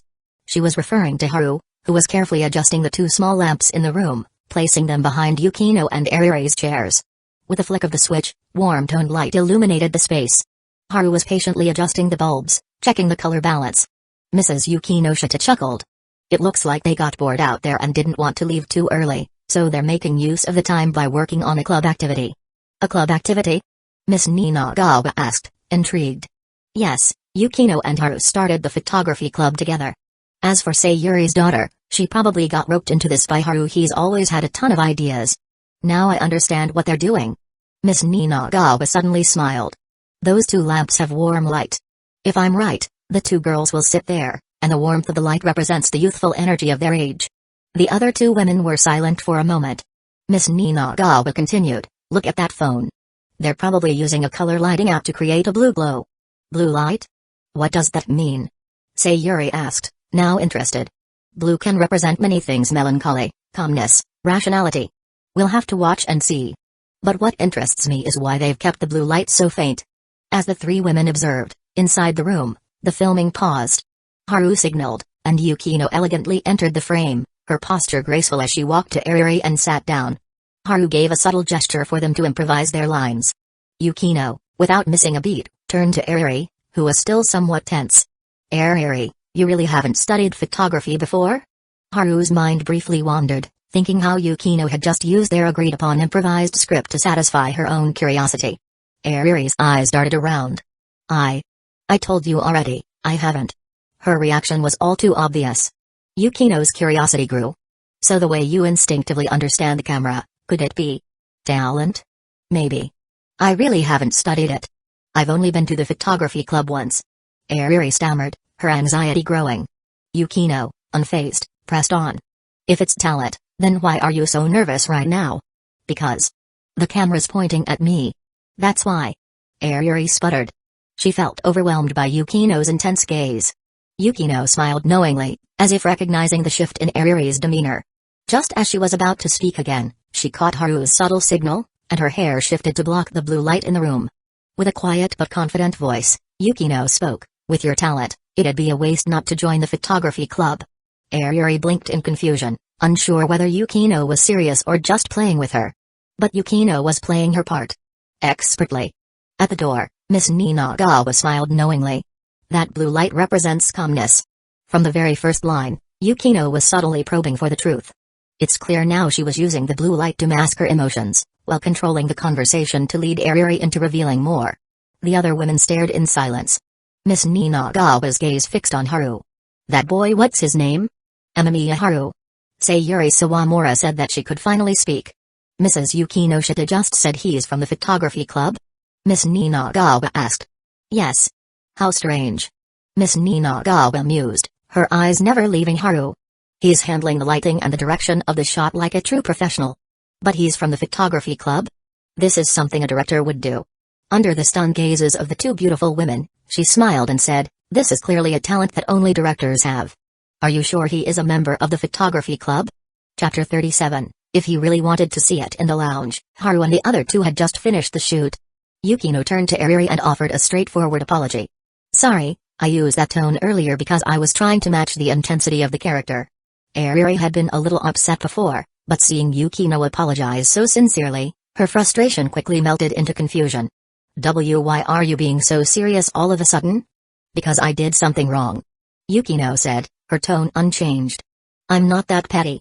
Ariri replied, raising an eyebrow. But when you talk to me like this all of a sudden, it's a bit uncomfortable.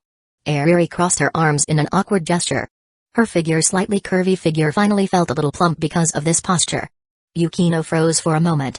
She'd just noticed another one of Ariri's charming qualities. Kind at heart. Though sometimes appearing a bit clumsy and easily flustered, deep down, she was surprisingly gentle. Ariri noticed that Yukino was still staring at her, feeling a bit awkward. She turned away and cleared her throat. Amamiya-san, why did you tell Yukinoshita-san to tilt her head just now? Oh? So you noticed? Haru was slightly surprised. Ariri had looked so tense in front of the camera that he assumed she was too preoccupied to pay attention to anything else. Of course. You said you were in charge of directing this scene, and since I'm the stand-in actress, I have to watch what you do, right? Ariri felt both guilty and smug. The truth was, she had been so nervous that she kept sneaking glances at Haru with her peripheral vision, afraid she'd mess up and be told to stop. But those details didn't matter anymore. The scene just wrapped up perfectly, so if you have any questions, feel free to ask all at once. Taking the opportunity, Haru began his explanation. His reasoning was exactly the same as what Miss Ninagawa had concluded earlier. The only difference was that he took the time to praise her. I know you're worried about not performing well, but your nervous and uneasy demeanor just now actually aligned perfectly with what Yukino's character was feeling. Ariri froze. She instinctively turned to look at Yukino, who nodded. In my mind, I was supposed to appear calm and dominant, while you, naturally, would be anxious and flustered, eventually exposing all your weaknesses. Wait, was that a compliment or an insult? Ariri wasn't sure what expression to make for a moment. But at least, she had gained their approval. Feeling reassured, She asked her next question with much more confidence. You are currently teaching. Teaching experience plus 87, you are currently teaching. Teaching experience plus 19, you are currently teaching. Teaching experience plus 863, Haru had been happily racking up experience points when he was suddenly startled by the massive jump in numbers. Whose hidden bonus was this? He instinctively turned toward the entrance and locked eyes with 3 mature women. Among them, Miss Ninagawa smiled at him approvingly as a greeting before turning to leave. Where are you going? Sawamura Sayuri asked curiously. She had assumed the director would want to have a chat with Haru. Miss Ninagawa glanced back with a grin. To grab a drink, of course. It's rare to discover a young genius. A good mood calls for a drink. Oh, by the way. She paused, then turned to the 2 elegant women beside her. Please don't mention anything I said to that kid just yet. Mrs. Yukinoshita's expression turned thoughtful. You're worried about being too pragmatic? Yes. I work in the entertainment industry, after all. If word got out that I was privately scouting an underage talent, it could cause unnecessary trouble for him. I understand. Mrs. Yukinoshita nodded, then casually asked, You think highly of him? Rather than think highly. I'd say I'm looking forward to his future. Miss Ninagawa replied. As long as he sticks to his serious approach, I'm sure his name will be known in the industry one day. A strong personal style and an old-school directorial vision like his are rare among the younger generation. Hearing such open admiration, Mrs. Yukinoshita smiled. Don't worry. I won't say a word. After Miss Ninagawa left, she turned to Sawamura Sayuri, who also seemed lost in thought. Something clicked in her mind. What are you thinking about? Sayuri chuckled. I'm starting to regret not introducing Ariri to him sooner. Never mind his talent, just his personality alone would be enough to keep my reckless daughter in check. If they were good friends, I could rest easy. Just good friends? Mrs. Yukinoshita smiled knowingly, treating it as an amusing comment. Meanwhile, as Haru stepped out of the room, Sayuri greeted him with a teasing smile. So, have you and Ariri become friends yet? I suppose. By the way, where did that lady go? Mrs. Yukinoshita replied. She had other matters to attend to, so she left. I see. Haru sighed inwardly. There goes my big experience farm. With no other choice, he returned to continue answering Ariri's questions. The 2 elegant women also took their leave. Perhaps because she was still in the beginner stage, Ariri found everything about cinematography fascinating and listened with extra focus. But soon, her concentration was interrupted by the ringing of a phone. She gave Haru and Yukino an apologetic smile before stepping away to check the caller ID. The moment she saw the name, her face fell. She quickly answered and barely had time to say hello before a familiar, excited voice came through the line. Ariri. I've got a new idea. You called just for that? I'm busy right now. She interrupted impatiently. The person on the other end seemed caught off guard. Busy with what? Why do you need to know? Ugh, we'll talk later. He's waiting for me. Click. The call ended. Akitomoya sat in his room, dumbfounded. For some reason, the street trees outside his window looked a little greener than before. That evening, at 8 p.m. Haru and Yukino were about to head home when Mrs. Yukinoshita stopped them. I need to talk to Yukino for a moment. Haru, you go on ahead. Haru nodded and waited outside. 15 minutes later, Yukino finally emerged. She looked deep in thought. But the moment she spotted the familiar figure standing under the street lamp, her expression softened. She quickened her pace and walked over. I was just thinking. If you'd really be waiting for me. I guess that's what they call being in sync. Haru didn't ask what she and her mother had talked about. Yukino hesitated for a moment before murmuring, let's go home. Sensing something off about her mood, Haru decided to joke, my place or yours?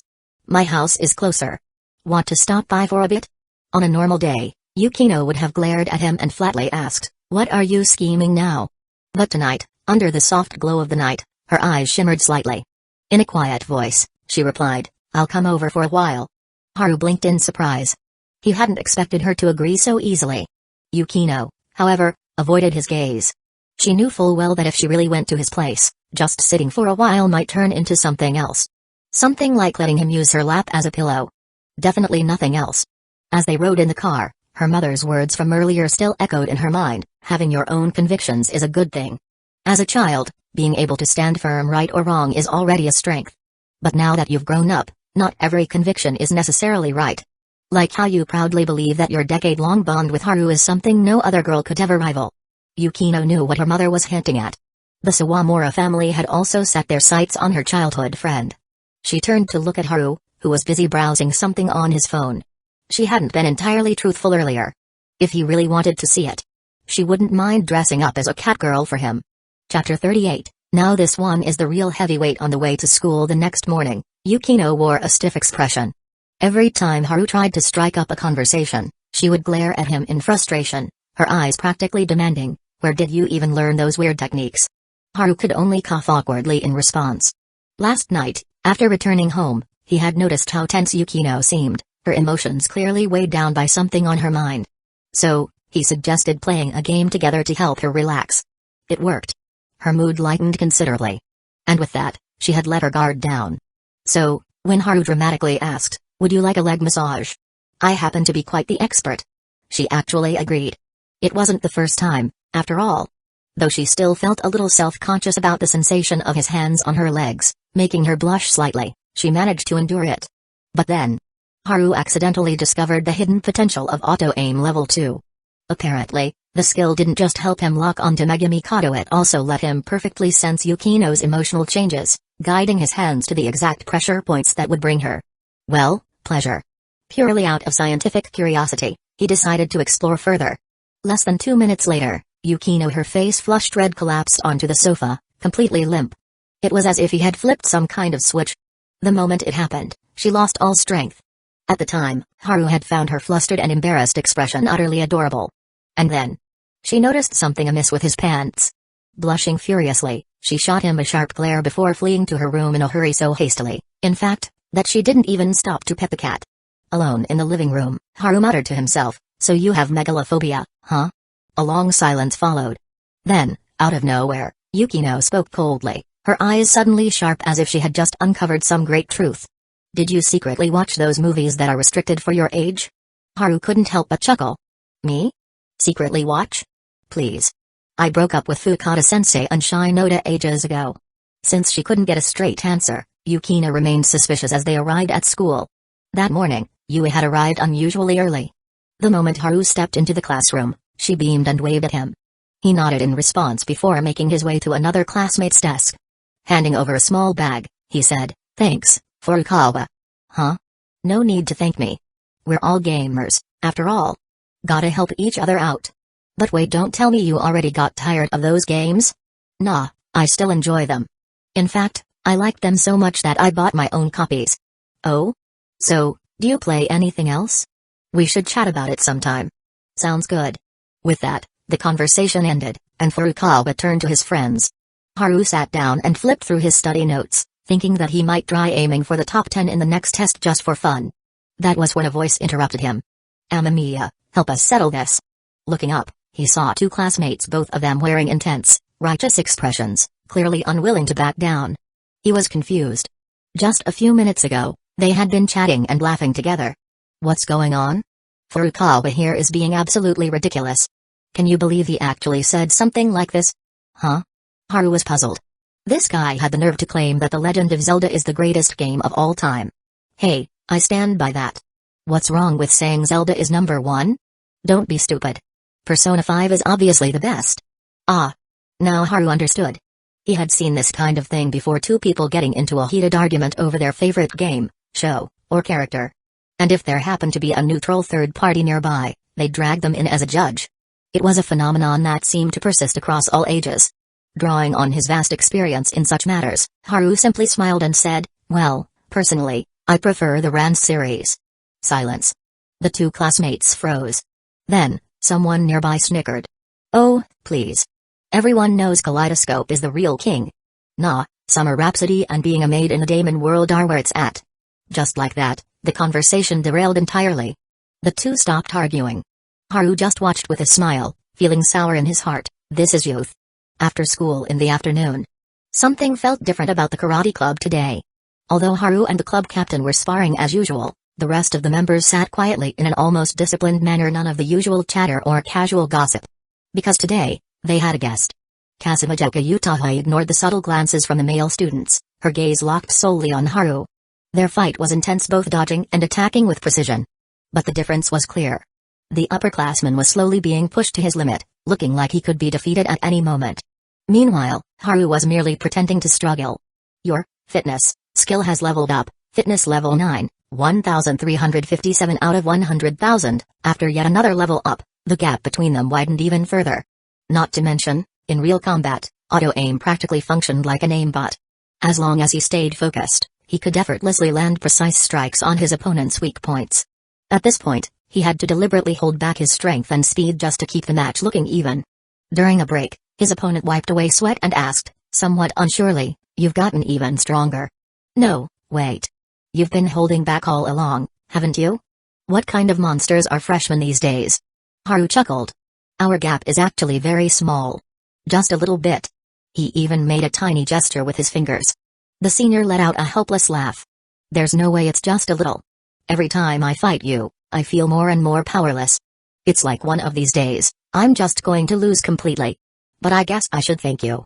My combat experience has improved a lot because of you. A man should never say he's powerless." "You've got a point. Let's go another round later." Once practice ended, Haru left the karate club, only to find Utaha naturally falling into step beside him. "So, this is how you usually spar with your upperclassmen?" She saw that he was about to speak, so she handed him a bottle of water she had prepared beforehand, then picked up a towel. Caught off guard, Haru could only accept it with a nod. "Yeah, this is how we usually train. If we have time in the evening, we'll even find a place to continue practicing." "That dedicated?" Utaha raised an eyebrow in surprise. Her bright eyes widened slightly, creating an unexpectedly alluring contrast with her mature figure and still slightly youthful features. "You're not planning to enter this year's karate tournament, are you?" "Not really," Haru replied, taking a sip of water before pausing in thought. With his fitness skill already at such a high level, participating in a tournament might actually be a great way to gain more experience points. Given his relationship with the karate club captain, joining as a sparring partner or temporary member wouldn't be a problem at all. And over the past few days, he had already learned most of karate's core techniques. His enhanced physique made mastering them incredibly easy.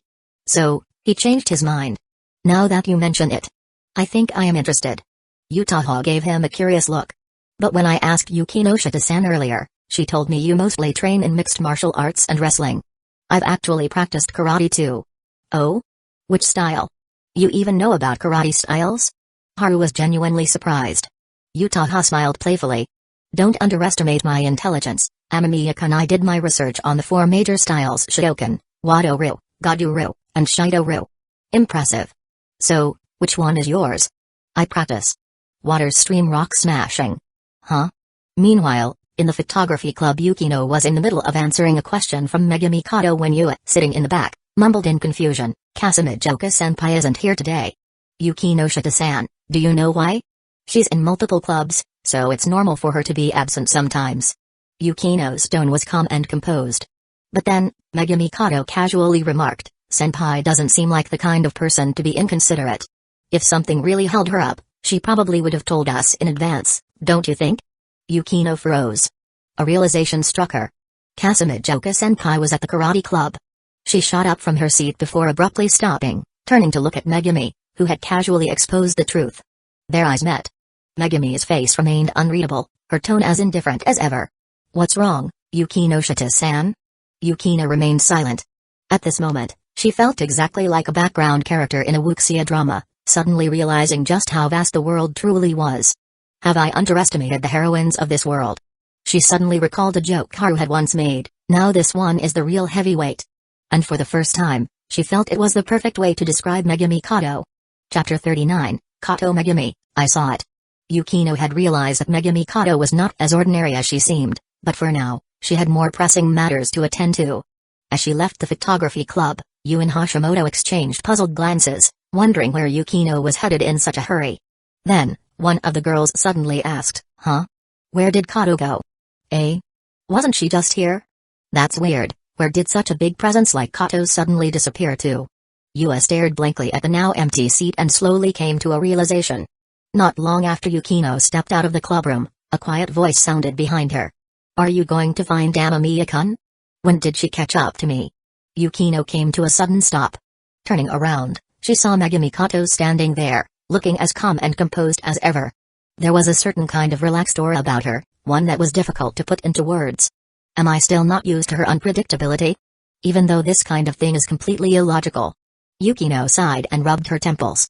For the first time, She found herself feeling at a loss when dealing with another girl. But she wasn't someone who could be easily shaken. In just 2 seconds, she had already regained her usual cool composure. "Why are you following me?" she asked. "You still haven't explained that lighting issue to me." Megumi replied. "Oh, my bad. I'll explain it to you later. You're being cautious around me, aren't you?" Megumi's sudden remark cut through the air like a knife. For a moment, the atmosphere froze. But Yukino's expression didn't waver in the slightest. "You're right," she admitted bluntly. Megumi's voice was soft. "I don't have feelings for him." Yukino raised an eyebrow. That answer was unexpected. And the way Megumi said it completely calm, as if she were just casually mentioning what she had for breakfast, was even more unexpected. The two girls held each other's gaze for a few moments before Yukino finally nodded. "I see." They continued walking. After a moment, Yukino asked, "So, the only reason you joined the photography club was because he left a strong impression on you when you were kids?" "That's part of it. But mostly, I didn't have a club to join, and there weren't many familiar faces in my class. It's rare to meet someone from the past after so many years, so I figured, why not?" Megumi's voice remained as steady and unshaken as ever. So steady that even Yukino couldn't detect any changes in her tone.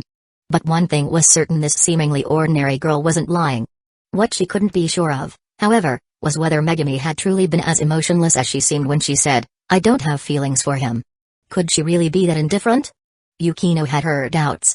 To put it in simpler terms, she suspected that Megumi was trying to win the fight with nothing but basic attacks while she herself was saving up a special move. Still, Yukino wasn't the type to celebrate prematurely. Neither of them pressed the topic any further. A strange sense of temporary harmony settled between them. Though it might only be temporary. Meanwhile, on another side of the school. "You're not busy today, senpai?" Haru walked alongside Yutaha, heading toward the club rooms. "If I were, I wouldn't have had time to stop by the karate club and watch the show." That single sentence was enough to confirm that she had completely skipped photography club today. Haru was about to respond, but she cut in first. "By the way, do you know how to bake a cake?" "That's a pretty random topic switch. I want to surprise my mom, but no one I know seems to have any experience with baking." It was a reasonable explanation. "I see. Yeah, I actually know how to bake." Haru nodded. "But if you're looking for someone to teach you, there's someone way more qualified than me. She's basically a professional." "You mean Yukinoshita-san?" Yutaha tucked a strand of hair behind her ear, her smile teasing. "I told you before, Amamiya-kun, mentioning another girl in front of a girl isn't exactly polite." "Well, she really is the expert. But if you don't want to ask her, you'll have to wait until I have some free time." Haru understood the implication behind her words. Something felt off. Her fondness for him seemed to be growing. Was it because he had given her an umbrella that day in the rain? "You don't have time tonight?" she asked. She smiled, polite on the surface, yet steadily advancing. "He obviously doesn't have time tonight." Yukino's voice cut in. Yutaha paused briefly. Turning her head, she saw Yukino and Megumi Kato walking over.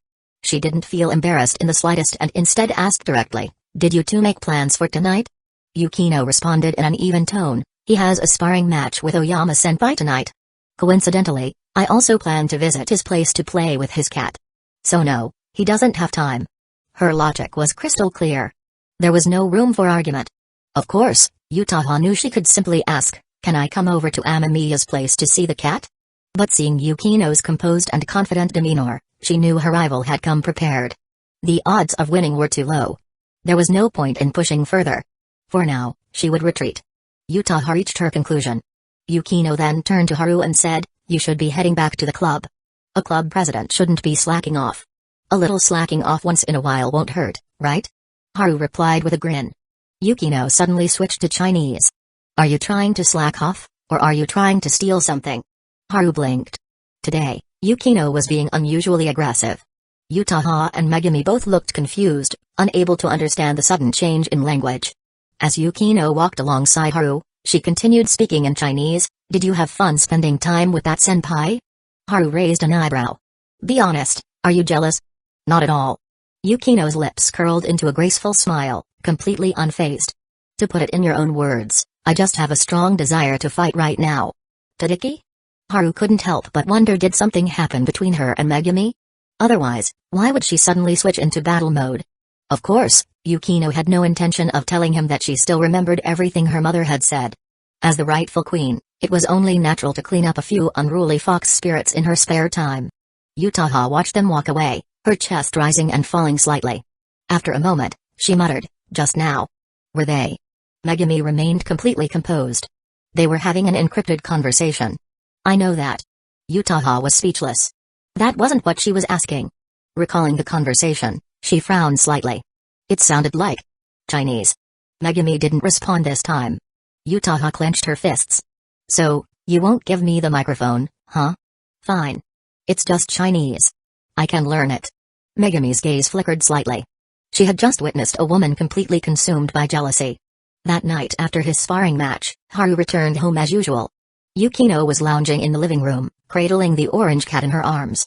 "You said you're starting filming for that short film on Saturday. Have you finished writing the script?" Haru pointed to his head. "It's all in here. I'll write it down later." Yukino didn't press the issue further, content to focus on petting the cat. "Yesterday he played with my legs and I reacted. Honestly, I probably shouldn't have come over tonight." She blushed slightly as she listened to the sound of the running shower.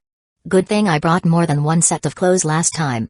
Otherwise, I wouldn't even have a fresh pair of underwear to change into." When Haru finished his shower, he headed straight to his room. Yukino didn't follow. She absent-mindedly watched the TV, her mind elsewhere. At the 9 p.m., seeing that Haru still hadn't come out, she picked up the cat and walked over to his room. She knocked. No response. When she pushed open the door, she found him slumped over his desk, dozing off in front of his computer. Yukino's gaze softened instantly. Setting the orange cat down by the door, she stepped inside, picked up a light blanket, and draped it over him. His computer screen was still on, displaying a document filled with dense lines of text. Clearly, he had already finished writing. "I'm not sleepy anyway. If he's still out when I come back, I'll wake him up and make him go to bed properly." With that thought, Yukino went to take a shower. Since Haru wasn't in the living room, she didn't bother changing into her pajamas right away. Instead, she slipped into a comfortable bathrobe, loosely tying the belt around her waist, her body relaxed and unguarded. She removed her hair wrap, letting her long, sleek black hair cascade freely over her shoulders. Stopping in front of Haru's door, she hesitated for a moment before stepping inside. She hadn't intended to do anything. She just walked over to where he slept, leaned in slightly, and gazed at his face. "I've been looking at this face for over 10 years now. And I'll be looking at it for many, many more years to come." Her lips curled into a gentle smile. But in the next moment, her smile vanished. Because a warm arm suddenly reached out. Completely unprepared, Yukino had no time to react. In the blink of an eye, she was pulled forward straight into Haru's chest. Her loosely tied bathrobe fell further open. "Ha, gotcha, wait, what the hell, why aren't you wearing anything? Let me go. Right now." Her cheeks burned bright red as she gritted her teeth. Chapter 40, The Fishing Master, Yukinoshita. 2 days passed in the blink of an eye, and soon, Saturday arrived. The dynamic between Haru and Yukino remained unchanged. The only difference was that, for the time being, she had decided not to stay over when she visited his house to play with the cat. After all, that night had been far too embarrassing. Though she was annoyed, Yukino knew it had been nothing more than an accident. She had always let her guard down around him. And that night, with him dozing off at his desk, she had been even more relaxed. Then, of course, there was the fact that he had pretended to stay asleep when he heard her approaching just to startle her. And that led to everything else. Her loosely tied bathrobe had come undone, leaving her completely exposed to his wide-eyed gaze. Even after 2 days, whenever Haru recalled that moment, he couldn't help but feel both a thrill and a sense of impending doom. Still, he stuck to his belief, small ones have their own kind of charm. On Saturday afternoon, Yukino arrived at the clubroom. Everyone was already there except for Yutaha. Haru, however, wasn't inside. Instead, he stood under a tree just outside, engaged in a passionate discussion with 2 other male classmates. The other 2 looked particularly fired up. "Yukinoshita-san." Yue greeted, following Yukino's gaze outside. Then she sighed. "Ugh, he's still at it?" Yukino picked up on the subtle frustration in her tone and asked, "Has he been out there for a while?" "Yeah, I even went over earlier to check on them." It sounded like they were arguing about beautiful girls or something. Beautiful girls? Yukino was momentarily surprised. What kind of girl could make him argue so passionately? Was there someone at school, aside from Kazekage-senpai and the others, who was a strong contender?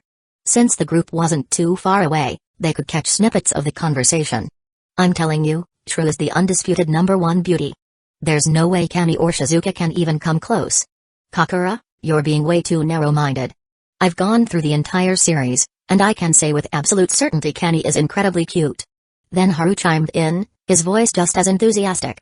Yukino's expression softened into one of exasperation. Judging by those names, this has to be about a game.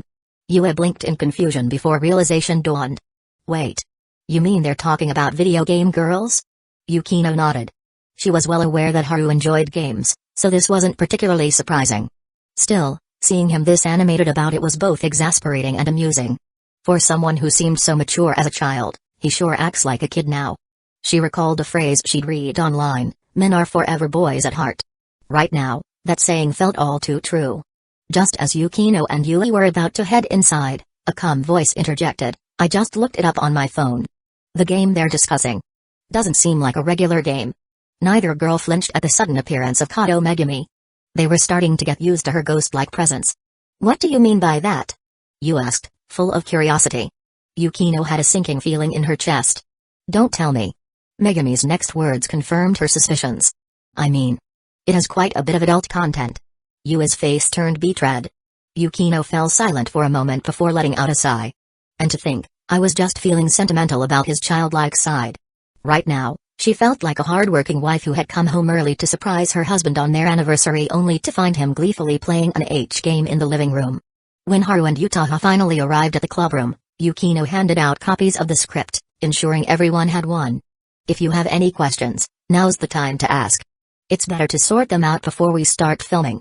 She exuded the poise of a true director. Haru, seated beside her, backed her up. I mean, I wrote the script, but you spent the whole night reviewing, editing, and refining it. There's no way there'd be any mistakes. Yukino rested her chin on her hand and narrowed her eyes at him. What's that smell? Huh? What smell? Haru instinctively sniffed the air. I smell boot liquor. She deadpanned. You do realize you sound incredibly guilty right now. Guilty of what? Shrew or Kani who's cuter? Yukino asked with deceptive innocence. Haru coughed into his fist, swiftly averting his gaze. Oh crap. He had gotten way too caught up in that debate earlier, completely unaware that Yukino had been watching from the clubroom doorway. Laughter rippled through the room. Haru narrowed his eyes at Yua. Yuagahama-san, you seem to be enjoying this a lot. Got something insightful to add? No, I think this story is great. Yua continued to giggle. Over the past few days, she had gotten used to Haru's easygoing nature, so seeing him now trying to put on a serious face didn't faze her in the slightest. Haru sighed dramatically. The club president has lost all his authority. This is painful, Yukino. Yukino ignored his antics and addressed the group. We need to select 2 female leads and 1 male supporting role for this script. Does anyone have any ideas? Yui raised her hand with a cheeky grin. Amamiya-san is the perfect choice for the male supporting role. Who asked you? After Haru snapped back, he turned to Yukino and added, Vice President, we'd like to hear your thoughts first. Seeing him continue his playful act, Yukino's face tightened slightly in annoyance. She sighed, muttering, I suddenly feel like I should try writing a script just for you. Do tell. Haru leaned in, intrigued. Yukino gave him a meaningful look. A high school student reincarnates as a sidekick after being hit by a truck in another world, becoming the hero's loyal underling. Why not a hero? Haru protested. I've played a lot of games like this. I'm experienced. Yukino smiled slightly. Since you want to play a hero so badly, I'll let you play a hero who dies right at the start. Dies? Yes, the main character of the story I just mentioned is the hero's sidekick. You're being a bit sly. Their back-and-forth banter didn't escape the others' notice, giving them a new perspective on the closeness between the two. Utaha's expression darkened. This wasn't the scene she had hoped to witness. She decided to take action. Yukinoshita-san, I have an idea. Please, go ahead, senpai. Yukino looked at her calmly, though inwardly she thought, so you couldn't hold back and jumped right in, huh? Your patience is terrible, senpai. Indeed, her primary goal hadn't just been to tease Haru. She had been fishing. The bait was the argument she'd staged with her childhood friend. And Haru? She typically used him to create a nice, little mess. At this moment, Utaha appeared genuinely focused. From my perspective, it's not ideal to play a female lead who's been heartbroken for years after losing a close friend. None of us here have the right aura for that kind of character. I propose we focus on the props and try to create an atmosphere that conveys the sadness and despair of this character. Yukino nodded thoughtfully. You're right, but... She suddenly paused. After nearly 10 seconds of silence, she crafted an expression filled with sorrow. Her gaze was captivating, full of an almost deadly allure. Her tone remained calm. I think I forgot to mention, senpai, that when I tried to catch up to someone's level, my efforts weren't only focused in one direction. Utaha froze. Yukino's words were almost an implicit declaration. I, Yukinoshita Yukino, am a genius. This look. It's incredible. You exclaimed, taken aback. Even Katamegami, who had been quietly observing, seemed surprised. Haru, however, was unfazed.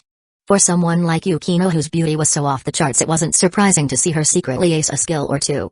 Utaha felt a sense of defeat well up inside her, but she still maintained her composure. So, the female lead has already been decided? Yukino shook her head. I prefer staying behind the scenes. But if none of you can play this female lead, I'll step in. Her tone was casual, as if it were no big deal. It was like she was the head of a sect, and none of her disciples had shown potential, so now it was up to her to handle things herself. Utaha gritted her teeth, took a deep breath, and said, I'll give it a try.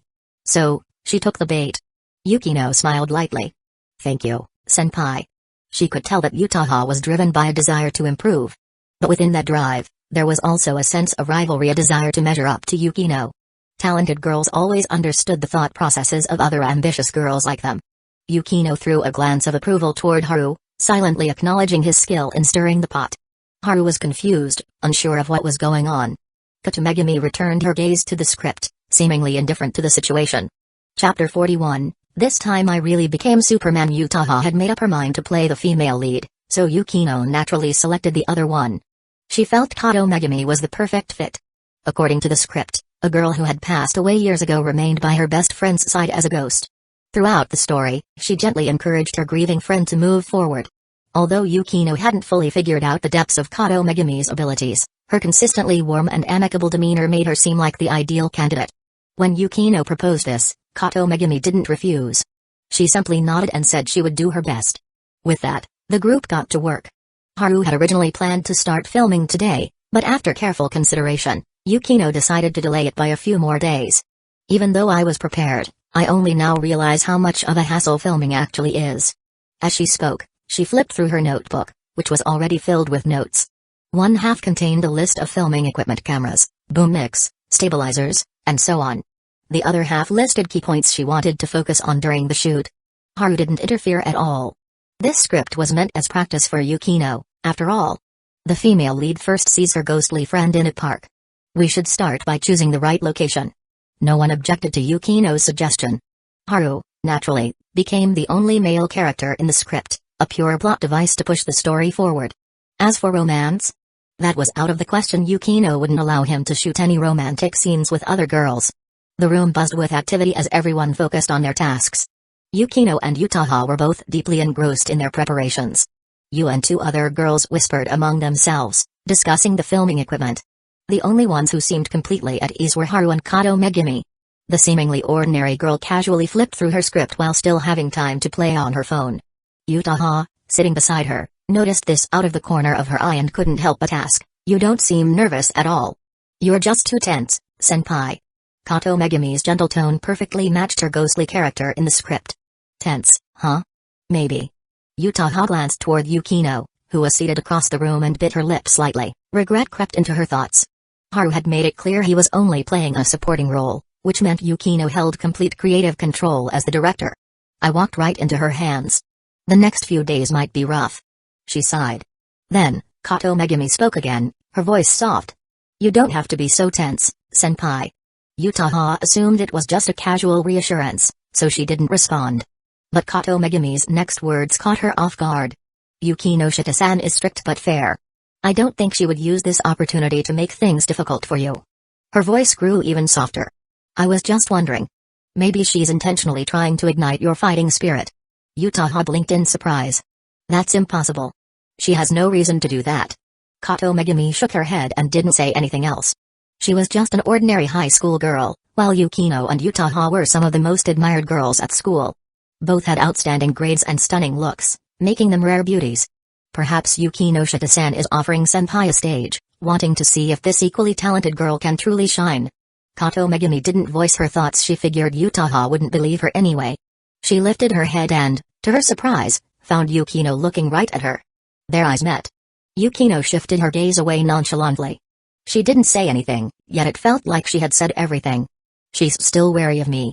Kato Megumi understood the message loud and clear. 3:30 p.m. Yukino suggested taking the two female leads to scout for a filming location.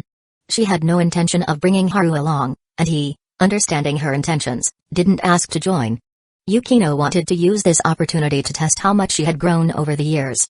If her childhood friend were around, his natural tendency to help would kick in the moment she encountered difficulties. And that wouldn't make her progress feel entirely fair. She had deliberately lured Utaha in not because of the latter's talent or to give her a stage but because she wanted to step onto that same stage and measure their abilities against each other. If Utaha was truly that exceptional, then having a worthy peer as a rival would make things much more interesting.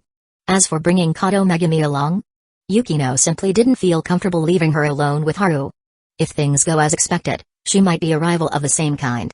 Sunday afternoon inside a training facility in Tokyo, Senior Royami sat on the ground, gasping for breath. His clothes were drenched in sweat, and his arms were throbbing from the strain. Just moments ago, he had gone all out in a sparring session, only to be effortlessly taken down by Haru.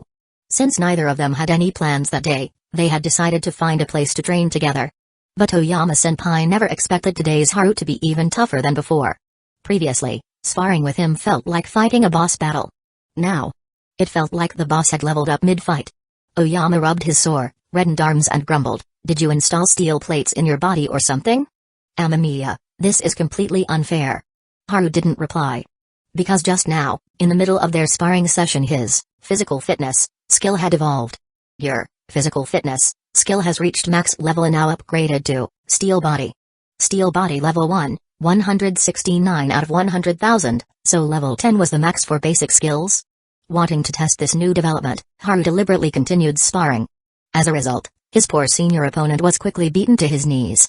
His strength, agility, explosive power, and reflexes had all improved dramatically. Most importantly, the senior had started off in a serious combat stance, but as the match progressed, his expressions shifted from focus to grimacing in pain. Haru clenched and unclenched his fists. Even after all that sparring, there wasn't the slightest soreness in his arms, let alone any pain. That was definitely not normal. "Oi, why aren't you saying anything? Don't tell me you actually do have steel plates hidden under your skin?"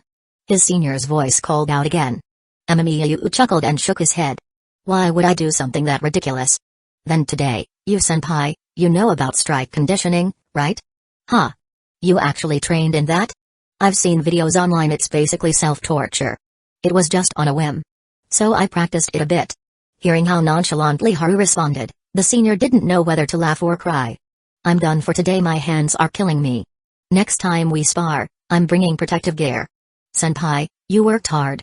I'll treat you to dinner." "No need. Sparring with you helps me improve too, this is a win-win." After parting ways, Haru hurried home. Instead of taking a shower right away, he went to his workout room. With no protective gear, he started throwing punches at a heavy sandbag. He began with light test hits, gradually increasing his strength until he was going all out. Bam! Bam! Bam! The room echoed with the relentless pounding of fists against the bag. The sandbag, like a cheap sportswear brand, was starting to fall apart at the seams. Haru looked at his hands. Perfectly intact. Not even a hint of redness. He moved to the living room, picked up a fruit knife, and gently dragged the blade across the back of his hand. Nothing. No cut. No pain. For some reason, a voice popped into his head. "Metapod, use Harden." He was, of course, excited about his enhanced physical abilities. But it seemed he had also unlocked a passive ability. This might make future sparring with senpai a bit inconvenient. If this skill levels up further, even with protective gear, he might refuse to fight me.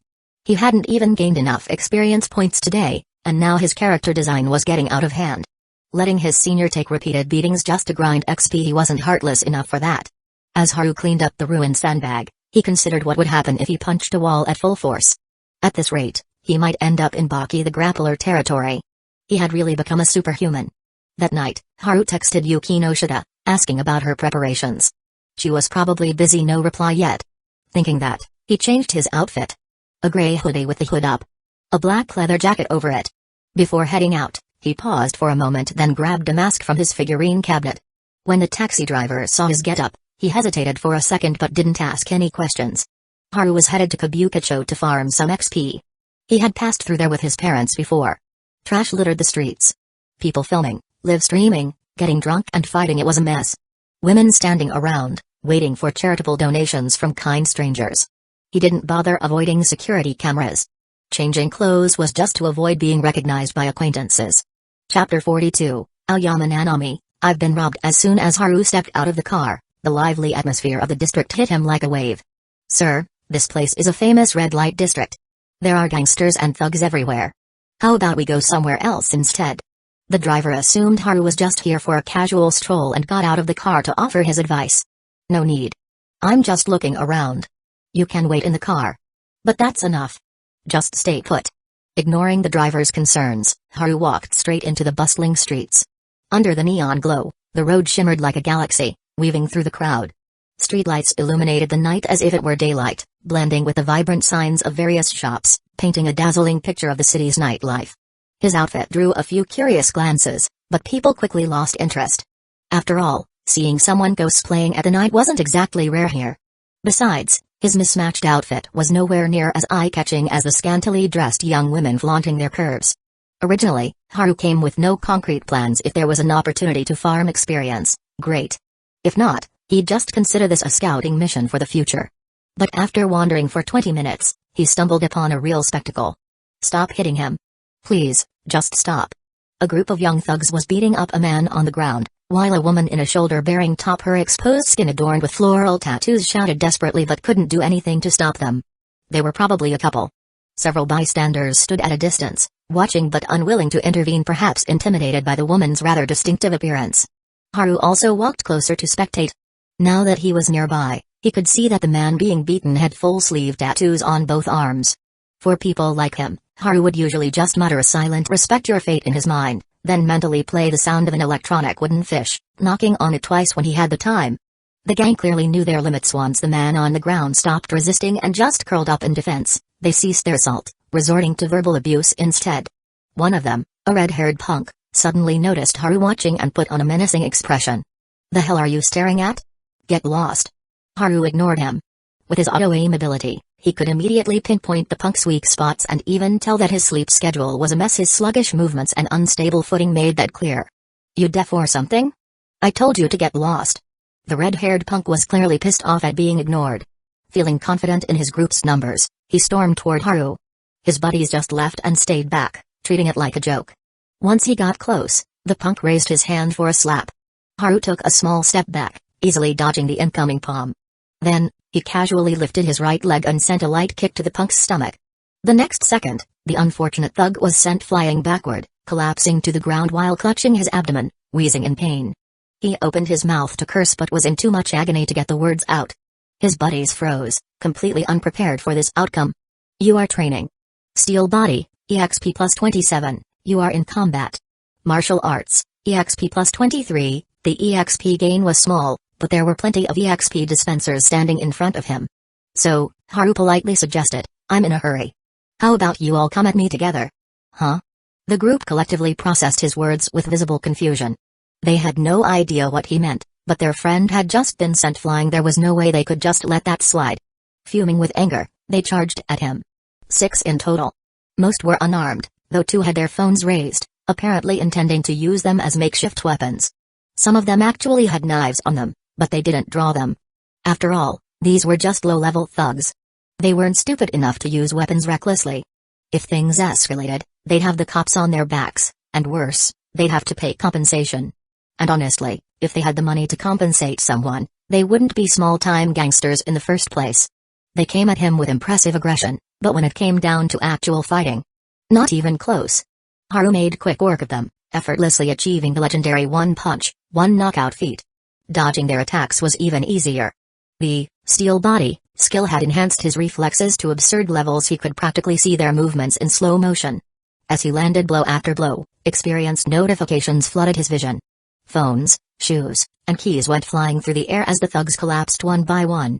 When the last one hit the pavement, Haru turned to check on the red-haired punk. That guy had already scrambled to his feet and was limping away as fast as he could. He didn't even try to help his fallen comrades, just bolted like his life depended on it. A true medical miracle, considering how he was just writhing on the ground a moment ago. Haru wasn't in a hurry to chase him down. Instead, he turned to the stunned onlookers and said, "You guys can call the cops. I wouldn't touch the stuff on the ground, Though unless you want to deal with a 2-star wanted level. With that, he took off after the fleeing redhead. Once he was gone, the crowd finally snapped out of their daze. What the hell did he just say? Have you guys never played GTA? He's talking about getting a wanted level after committing a crime. Wait. Who is that guy? Do they have beef or something? Or is he some kind of comic book hero, cleaning up the streets? I mean, look at his outfit. He's dressed exactly like the protagonist from Prototype. Oh my god, is he a full-on Chunin? And what's up with that mask? Sit down, everyone. It's time for a tale of sorrow and justice. Meanwhile, after sprinting for a full 10 seconds, the red-haired punk was panting hard when a voice suddenly whispered right beside him, "You should stop running. Save your energy."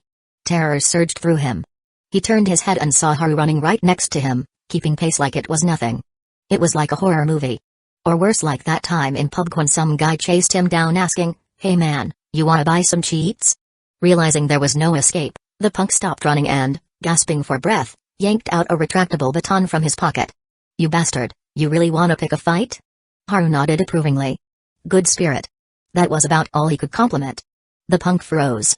Then, thinking about everything that had just happened, the ridiculous power gap, the fact that this guy chose to chase him down, he gulped. Slowly, he dropped the baton. And then he dropped to his knees and performed a full doji, bowing so low his forehead smacked the pavement. "Big bro, I was wrong. I'll apologize." Haru shook his head. "Blindly surrendering won't do you any good. Pick up the baton." "Huh? You heard me. Pick it up. Come on, man, do we really have that much bad blood? How about I bow a few more times instead?"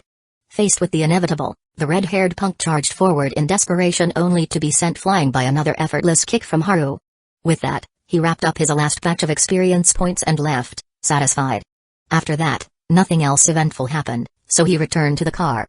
The driver, seeing him back, breathed a sigh of relief. Haru checked his phone. Yukino had replied, "I was in the shower just now. Everything's going well. Senpai is very determined. I must admit, I'm a little amused." "Haru, you're finding enjoyment in this? That's a bad habit." Yukino sent an angry panda sticker in response. Then another message followed. "My sister brought me 2 boxes of cookies today. I'll bring you one when I visit your place tomorrow."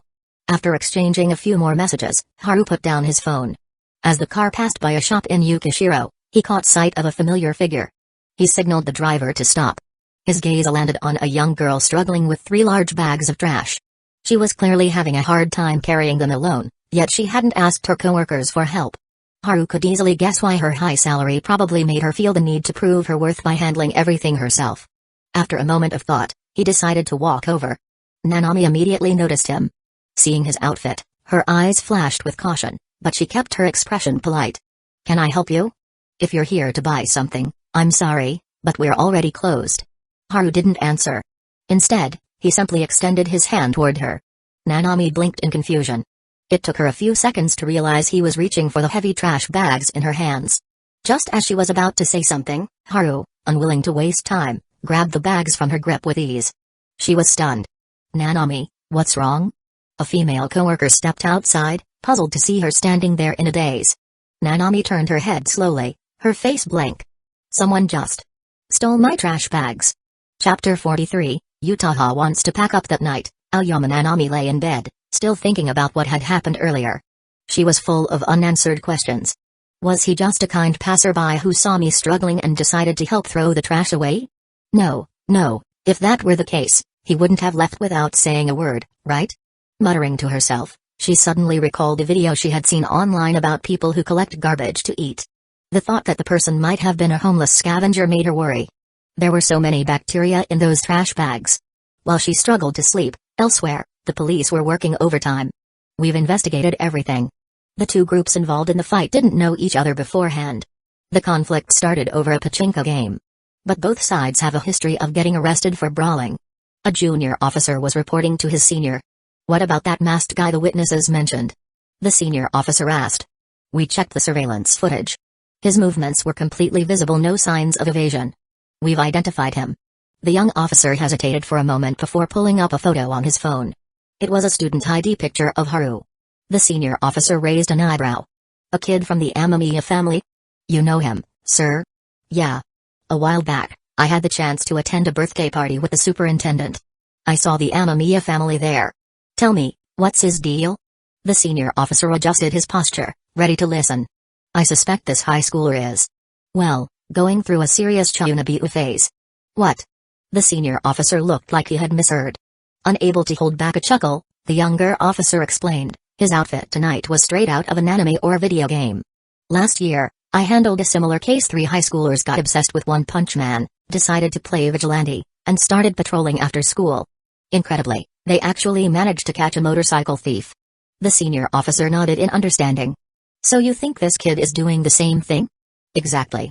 We reviewed the footage. He was just roaming around the area. Kabukicho is a messy place, full of businesses with Yakuza ties. After breaking up the fight, he simply left. That makes it pretty obvious he's most likely just another kid inspired by anime and games, out on a hero patrol.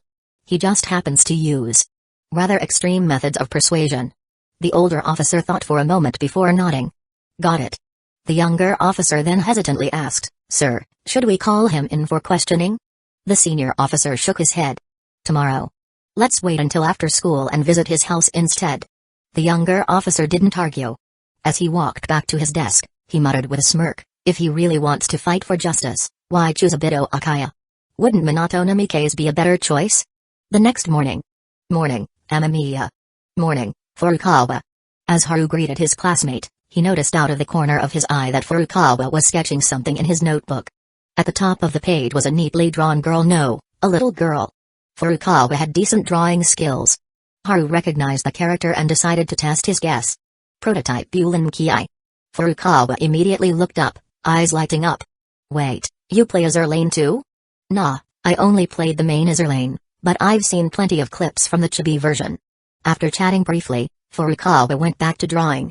Haru glanced over again and recognized another character, Scylla. Oh great, he's drawing a Kirishima Full House lineup.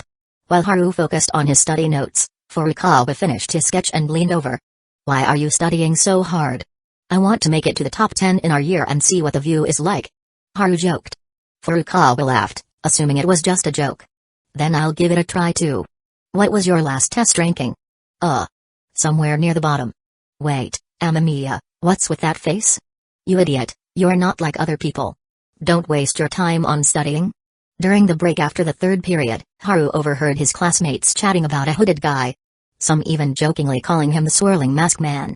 So someone really did record last night's fight, huh? Well, at least his outfit and mask served as a decent disguise. For lunch, he usually ate at the cafeteria.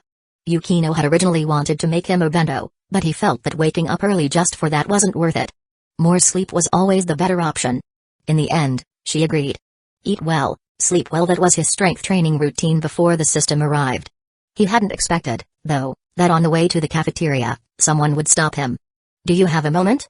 Utaha greeted him with a smile. I was just heading to lunch. We can talk while we walk. Noticing that she looked more tired than yesterday, Haru figured Yukino's overwhelming competence must have gotten to her. Maybe she overworked herself last night. Sure enough, the first thing she said confirmed his suspicions. Yesterday, Yukinoshita-san told me she not only studied acting on her own but also mastered multiple musical instruments. Haru nodded. That's true. Did you specifically train her? No. I see. So she's just naturally that driven to improve. Utaha had complicated feelings. Even just imagining Yukino's journey to this point felt suffocating. How can someone be this talented? The thought echoed in her mind. When Haru had called Yukino a talent monster with maxed out stats, she had been skeptical. But now, hearing his confirmation once again, she couldn't help but waver. Setting her thoughts aside, she got back to the point. I've been having some ideas lately. I feel like I could write something worth publishing. If you have time, could you take a look? So she's finally leaning into the literary girl path, huh? Haru understood instantly and didn't refuse. He was actually quite interested in reading her first draft. Walking together like this naturally drew attention from their classmates, but neither of them cared. As they neared the cafeteria, Haru noticed something off about Utaha's expression. Before he could ask, she suddenly stopped and clutched her stomach. What's wrong? Seeing her like this, Haru had a pretty good idea. It's nothing. I just need to rest for a bit. She forced a weak smile. The sharp, needle-like pain in her abdomen left her barely able to speak. Haru didn't waste words. He crouched in front of her. Get on. I'll take you to the infirmary. He already knew. Yukino had been in the same situation before. Back then, he had taken care of her too while calling Haruno for help. Utaha didn't refuse. She couldn't. Summer uniforms weren't thick, and as she lay against his back, she became acutely aware of the warmth and strength beneath her. She also realized just how clearly she could feel her own body against his. But she was too drained to care. Instead, as she endured the pain, she found herself savoring the comforting warmth of his back. It would be nice if things could always be like this. The thought crossed her mind. Carrying her steadily, Haru ran toward the infirmary. And in that moment, he recalled he had done this once before. Back then, it had been Yukino on his back. Back then, he had sprinted at full speed. But now, with steel body, his movements were swift yet incredibly steady. His body barely bobbed as he ran, his stride smooth and controlled. It wasn't just raw strength that allowed this, it required both endurance and skill, much like a seasoned cheetah that had spent years honing its craft on the open plains. Students around him reacted with mixed expressions as they watched the scene unfold. But none of them noticed a short-haired girl standing quietly within the crowd, her presence nearly invisible. She simply watched the two figures disappear into the distance. Just moments ago, she had been on her way to lunch with Utaha. She had seen it all the way her companion suddenly turned around and, with a brief apology, said, "Sorry, I have something I need to take care of." Chapter 44, Outstanding Individuals. Damn it. That bastard Amamiya just carried Kazekage-senpai on his back and ran off. I want to do that too. What? That really happened? Spread the word. Amamiya carried Kazekage-senpai off campus. No, pass it along. Amamiya carried Kazekage-senpai in his arms for a romantic date outside school. Yukino and Yui were having lunch in the cafeteria when they overheard the excited chatter of students who had just entered. Envy was practically written all over their faces. What's going on? Yui perked up her ears. The gossip seemed to involve Haru. She turned around and saw Yukino setting down her chopsticks, her brows slightly furrowed in confusion. Should we go ask? She knew Yukino cared. And honestly, so did she. Just as Yukino was about to respond, Hashimoto from the photography club rushed over, looking particularly gossipy. Some of the rumors are true, some aren't. I got the details. That immediately piqued their interest. Kazekage-senpai seems to be injured, so Amamiya-san carried her to the infirmary. Hashimoto reported swiftly. Injured? Yui's eyes widened. What happened exactly? No clue. I didn't go to the infirmary myself. She admitted with a shake of his head. Yu instinctively turned to look at Yukino, only to find her calmly picking up her chopsticks and resuming her meal without a care in the world. You're just going to keep eating? Maintaining a regular schedule and a balanced diet is essential for good health. Yukino replied coolly. She was composed as ever. Yu, on the other hand, was struggling to stay calm. No, seriously, aren't you even a little concerned? I am. Yui was taken aback by how easily Yukino admitted it. But her tone remained steady. Haru didn't come looking for me, which means Senpai's injury isn't serious. We can finish our meal first before checking on her. Yui was stunned for a solid 3 seconds. Then, inwardly, she marveled, this is what a main heroine's presence feels like. That effortless confidence, the composed yet graceful attitude, it was a kind of presence she could only dream of having. Like a certain comedian-turned-singer once sang, I just can't seem to learn. Still, as she and Hashimoto resumed their meal, Yukino's gaze lingered on her lunch tray, her eyes subtly flickering with thought. How did Utaha get injured in the first place? Kazekage-senpai isn't injured. There were just special circumstances, so I brought her to the infirmary. At the infirmary door, Hiratsuka Shizuka arrived in a rush, looking visibly concerned. Haru quickly clarified the situation. That's a relief. Shizuka let out a breath and chuckled wryly. I literally dropped my lunch and ran over. The rumors were getting out of hand. Haru understood her concern. Utaha was an exceptional student, one any teacher would care about. Especially someone as kind-hearted as Hiratsuka Shizuka. But why are you waiting out here? Now that she had calmed down, Shizuka finally noticed something odd. Haru gestured toward the infirmary. You'll see when you go in. She raised an eyebrow but stepped inside nonetheless. Less than a minute later, she walked out, her expression complicated. No wonder you're staying out here, she muttered, suddenly understanding. Haru remained unbothered. I could have stayed inside, but this kind of thing is a private matter for girls. At first, Shizuka was surprised at how composed he was. Then she remembered he had grown up around Yukino. He'd probably encountered situations like this before. That made her chuckle. All right, I'll go inform the other teachers so they don't worry. Phew, that really gave me a scare. She turned to leave but stopped after a few steps. Wait, neither of you have eaten yet, right? Want me to grab something from the store for you? Haru shook his head. No need. Someone will bring food soon. Shizuka blinked. Who? Yukino. Haru said casually. Shizuka's expression froze, then she turned away and strode off. TCH. These kids showing off their relationships. Haru leaned against the wall, staring blankly into space until a familiar fragrance drifted through the air. He turned his head. Done? Utaha's cheeks were slightly flushed, her smile charming as ever. Haru nodded. Avoid cold foods for now. And no coffee either. Utaha's face reddened a bit more. She blinked in curiosity. How did you know I drink coffee? Leaning lazily against the wall, Haru smirked. You've been trained by Yukino, right? If you had even a sliver of defiance in you, you'd be pulling all-nighters to study. And coffee or tea is a necessity for that. Utaha laughed softly. It was a gentle, affectionate laugh. You know me that well? Something about her tone felt different. The air between them grew subtly charged. Haru, staying calm, smirked. What? Touched by my thoughtfulness? Thinking of offering yourself to me? The moment of tension shattered. Utaha sighed in mild disappointment but quickly adjusted herself, shaking her head with a smile. Touched? Yes. Offering myself? Not quite yet. I still need to take down the final boss named Yukinoshita first. She gazed at Haru's youthful yet undeniably dependable face. The image of him carrying her steady and swift lingered in her mind. It wasn't love at first sight. Their past connection was merely the spark. What truly captivated her was the sense of security and reliability he gave her. You remember what I said, right? He asked. Snapped out of her thoughts, Utaha blushed. Yeah. I'll watch my diet. Seeing her slightly flustered, Haru spoke in a softer tone. It's not just about food. This kind of situation is best treated with Angelica root decoction. And make sure to get plenty of rest. Traditional medicine is way more effective than just coming to the infirmary. Utaha didn't question how he knew that. She simply locked eyes with him, her gaze unwavering. All right. I'll keep that in mind. Haru gestured toward the bench outside the infirmary. Sit down for a bit. He figured Yukino would arrive soon.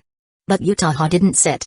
With her hands clasped behind her back, her graceful figure and long, striking legs stood bathed in sunlight.